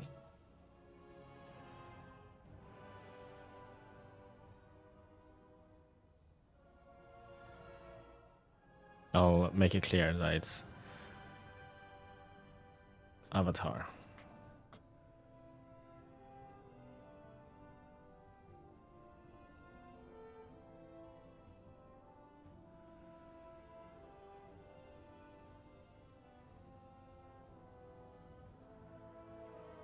What can you do to prepare for season 2? Just farm Ballastons and weather carved crests? Yeah, I guess you can.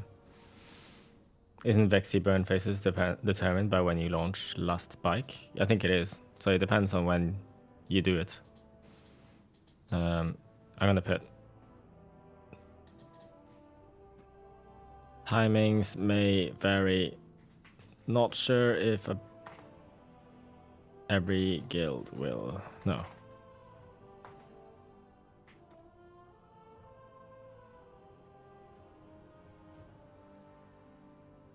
I'm just gonna put it like that.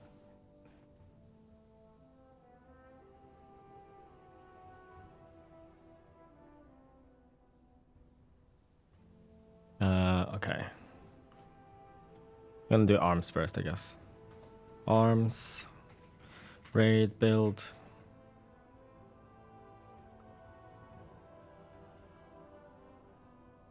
Single target raid build. There. Import. Share.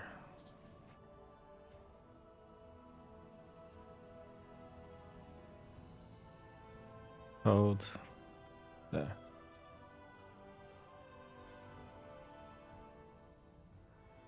Like this.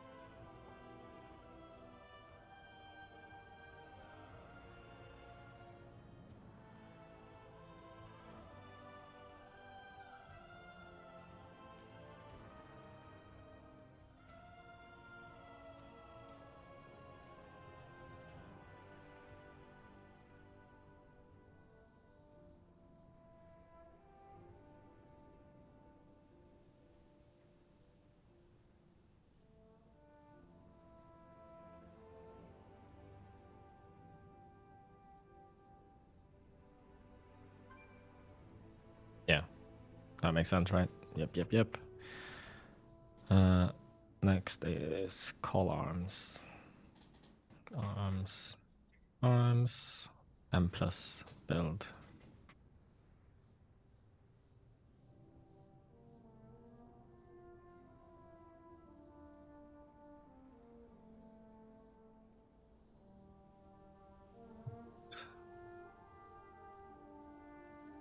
Better put import code.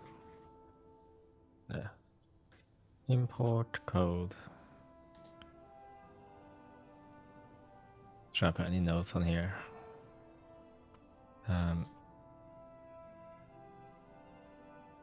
So for more Insane, ST. dude. Red note for AoE.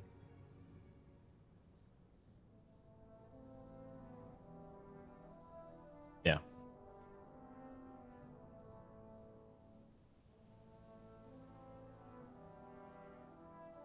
Insane, dude. Whoa. Prime subs from Melkor and Shaquin. Thank you so much. Appreciate that. Revi, you finally learned how to not int your rotational arms. Nice.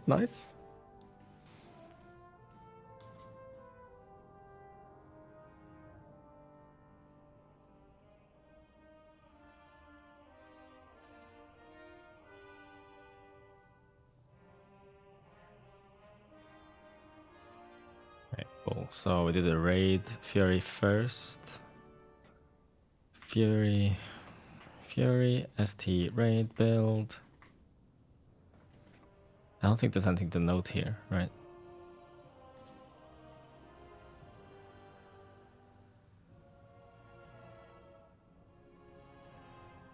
No.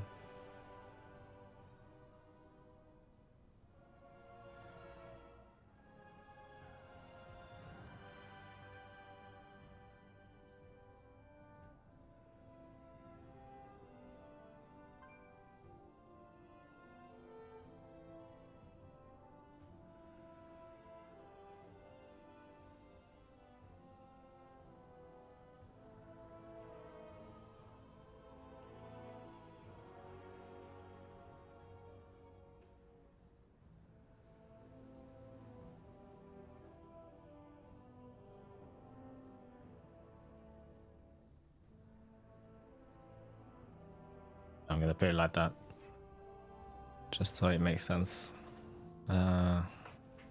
Whoa, Jabber Scope, that's a lot of gifted subs. I just saw all those like fly in one by one. That's insane, dude.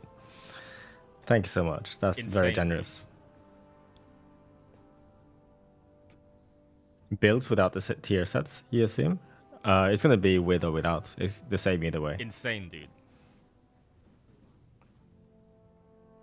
What, the avatar before pull just for better timings? Yeah, so how that boss fight works is on Cauldron, that's the second boss. You want to avatar 10 seconds before the pull before the pull even begins. You'll have 10 seconds of avatar to spare at the start of the pull. But the reason you used it that early is because the first phase, the first time that the bosses crash together so that you can cleave them is at 120. So that's why you avatar early, so that you get your avatar in time for that. Insane, dude.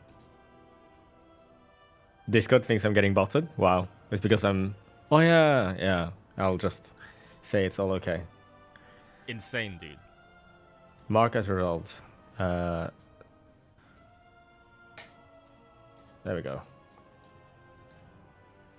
Insane, dude. Blastane build. Insane, dude.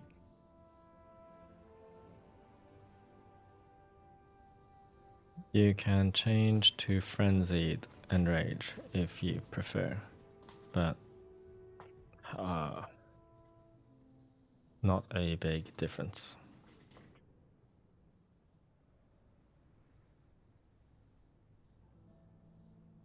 Did I? I'm just gonna do it again just in case. Import. No, wait. Import code. There. And then Slayer. No, Fury and plus Slayer build. Not recommended, but has more, slightly more ST, but less AoE and less tankiness.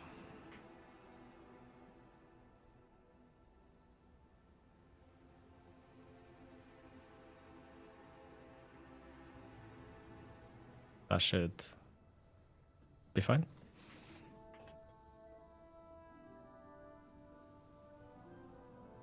And change to Frenzied and Rage if you prefer. Not a big difference. Cool. And then we paste that in there. Import code. There.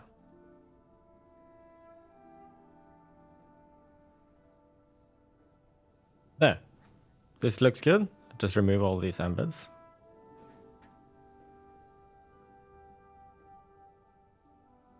Yeah. Nice. I'm gonna update the command. I'm just gonna put that my talents are available on my Discord instead of updating a paste bin link all the time. I can just edit this whenever it's needed.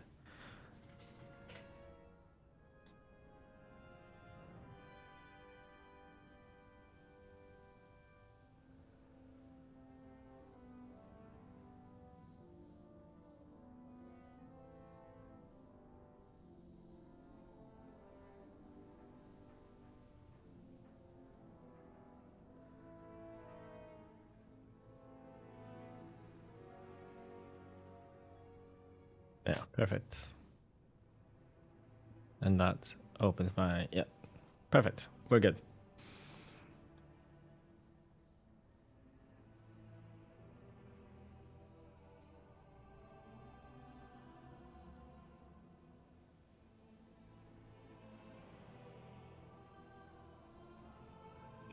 Another update post, what's this?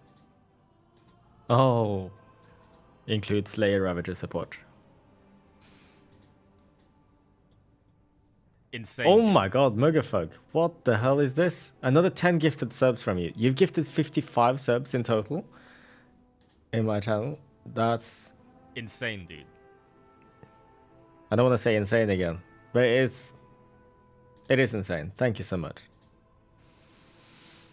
Maybe I can help you out. Insane, dude. Or anyone in chat. When I use the spell effect amount announcement, there's a reason why it says, oh, there's an error? I don't know. All I know is that the recorder still works. It might give you an error message sometimes, but I don't know how to fix that. But as long as the recorder works and I don't experience lag when it activates, I'm Insane, okay. dude. Rook15x, thank you for the prime sub. Hey Crit, how's the day going? It's going pretty well actually. I started Insane, the dude. stream a little bit later than I wanted to, but it's fine. It's probably nearly time for me to go bed, so I get enough sleep before the season Insane, starts in a few hours. NA is still down as far as I know, yep. Which is a shame. Insane, dude. If only I had a treadmill. Just like a treadmill and a sit-stand desk. Like Jack does. Insane, dude. I would actually use it now. My headset is not mentioned in the setup section. Can I share it? Yeah, let's have a look Insane, actually. Maybe there's something I need to change here. Something that's out of date. I think something is out of date. Insane, dude. Yeah, this is still correct. This is correct. 4090. Yep. Sony A 6700.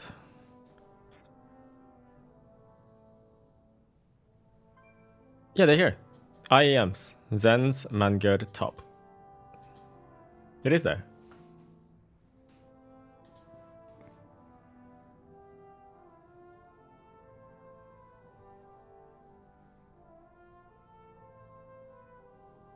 Everything else looks correct too. Got tired of the ads? Yeah. Twitch ads are awful, aren't they? And my ads aren't really that aggressive either. Like, a lot of other streamers will have more than 5 minutes. No, sorry, more than 3 minutes for sure. I have it set to 3 minutes. I'm not gonna set it up any higher than that, even if Twitch constantly says I should increase it. Like, no. 3 is already a lot, I think. I already felt bad when I increased it from 2 minutes to 3 minutes, like 3 years ago now. And we're not going up again.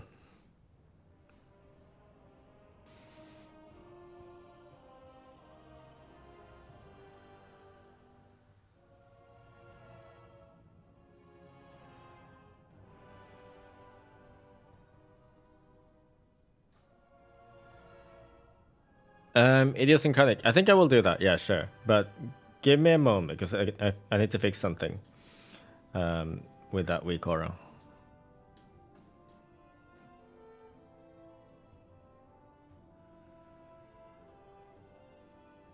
Thank you for reminding me, by the way, because the sudden death weak aura, the execute isn't working.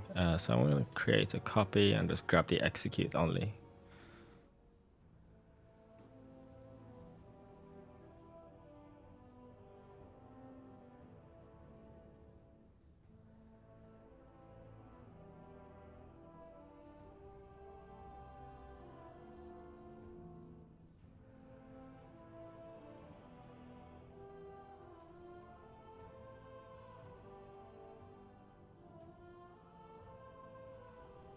Does that work?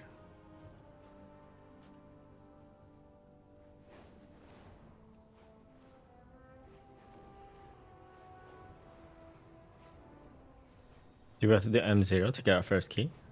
Maybe you can speak to the panda lady and say, hey, I want a key. Instead of doing M0.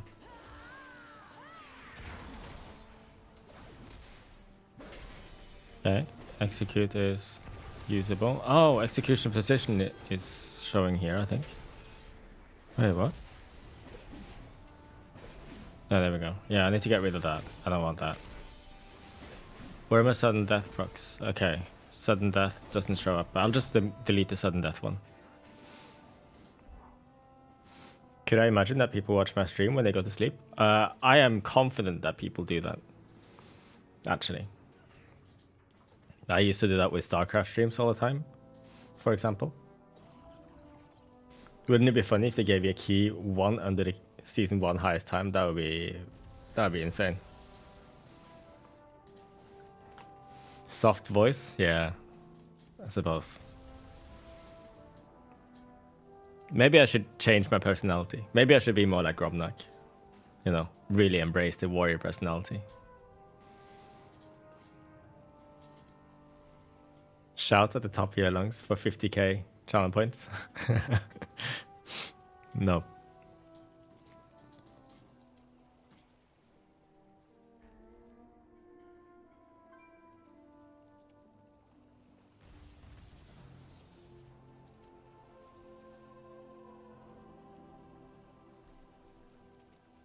I will share this. I feel like I can call this on my own, even if I have some elements from other people in there. Thank you, Silverbit, for the edit on that.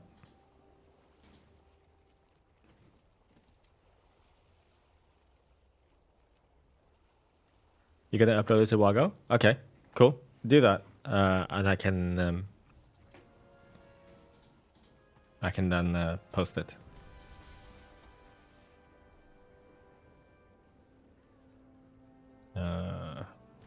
Maybe I should get a Wago account. For whatever reason, I don't have one. Let me fix that. Or do I have one? What do I need to sign in with? Oh, I do.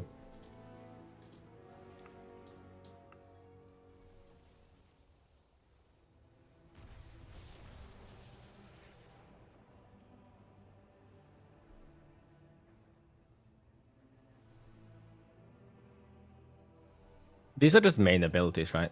I'm kind of okay with them being there. And then the bar texture, I'll just change that to this.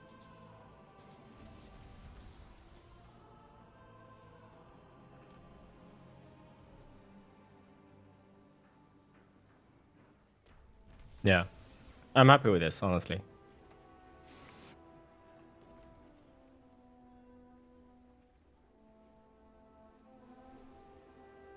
It'll be fine.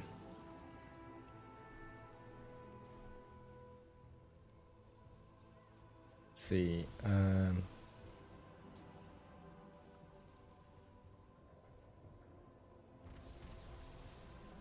We're not supposed to use the legendary skipper in your ring anymore. No. You can sim it yourself, though. I might be wrong. All I know is that we're not supposed to use it as Fury, at least. But I assume it's the same for arms.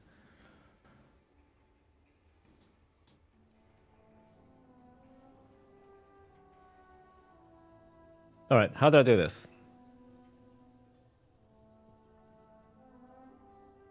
How do I make a new one? How do I upload a new one? Holy crap, the ads.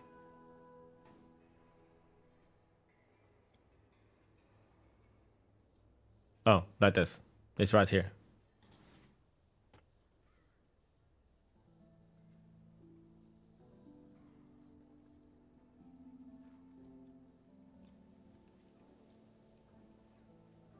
Stealing your work, Saj? Yeah, no, I'm sorry. But you stole my work first. Ish.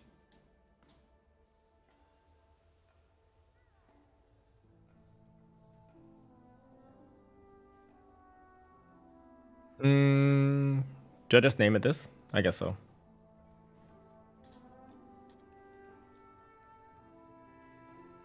Do I eat enough? I lost too much weight. You've noticed? Damn. Yeah, I lost a lot of weight. I'm pretty sure it's all fat that I've lost, which is good. And I'm gonna gain weight soon.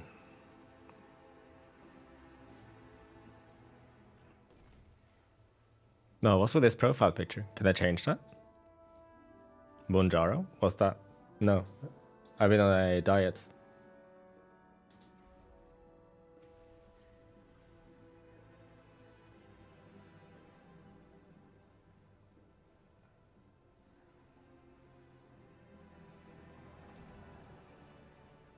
I'm not gonna lose my skill because I'm eating less, am I?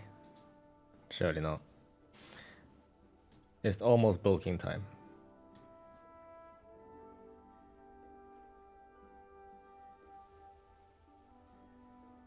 All right. For my profile picture, just grab Focus Rage and put that in there, I guess.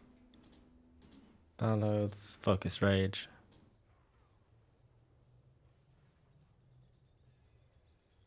Nice. Oh, that's my email. Whoops. Well, it's my email for Wago anyway. It doesn't matter.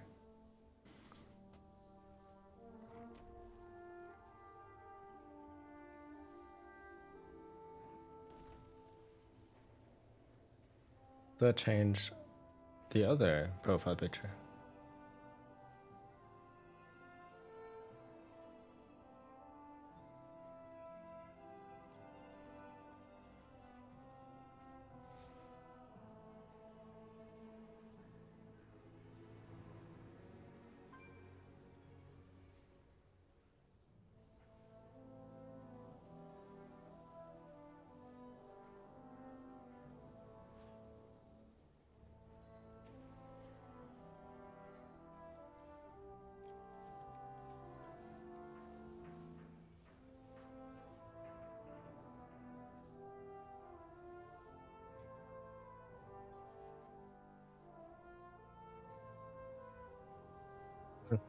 It doesn't change it for me, but whatever.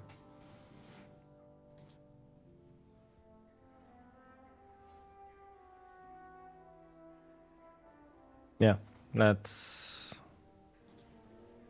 put that in Nightbot.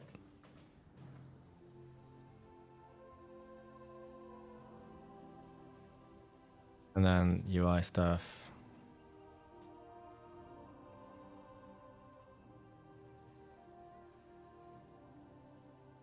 There.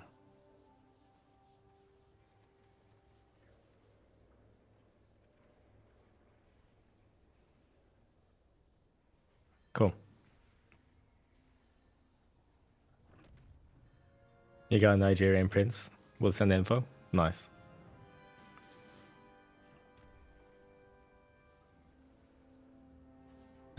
Right.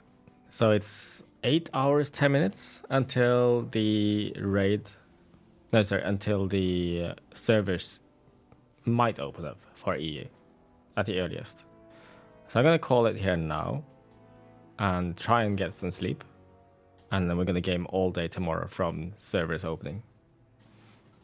I think it's gonna be great. So yeah, you guys, if you need something to watch still, the NA guys should be up soon. I mean, they're all waiting to log in, I think. Server should be up unless it extends again in 10 minutes. Is that it? So yeah, not a normal stream today, that's for sure. Just a lot of thinking about season 2 and setting things up, getting ready for it. Did I do a single M+? I don't think I completed a single M+. So we've just been sitting here for 5 hours and looking at videos and sorting things out, like talent builds and that. An NA warrior to watch. If Boomy from NA is going to be playing warrior again, definitely check him out.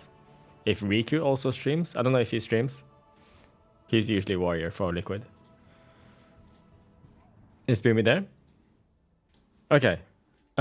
Do we know if he's playing warrior? Is it confirmed that he's playing warrior? Wolf Disco should be back on warrior. Yeah. Okay. In that case, I'm gonna raid Boomy. Yeah. Give him a little surprise. You guys ready? I'm gonna end the YouTube stream. So goodbye, YouTube. See you tomorrow.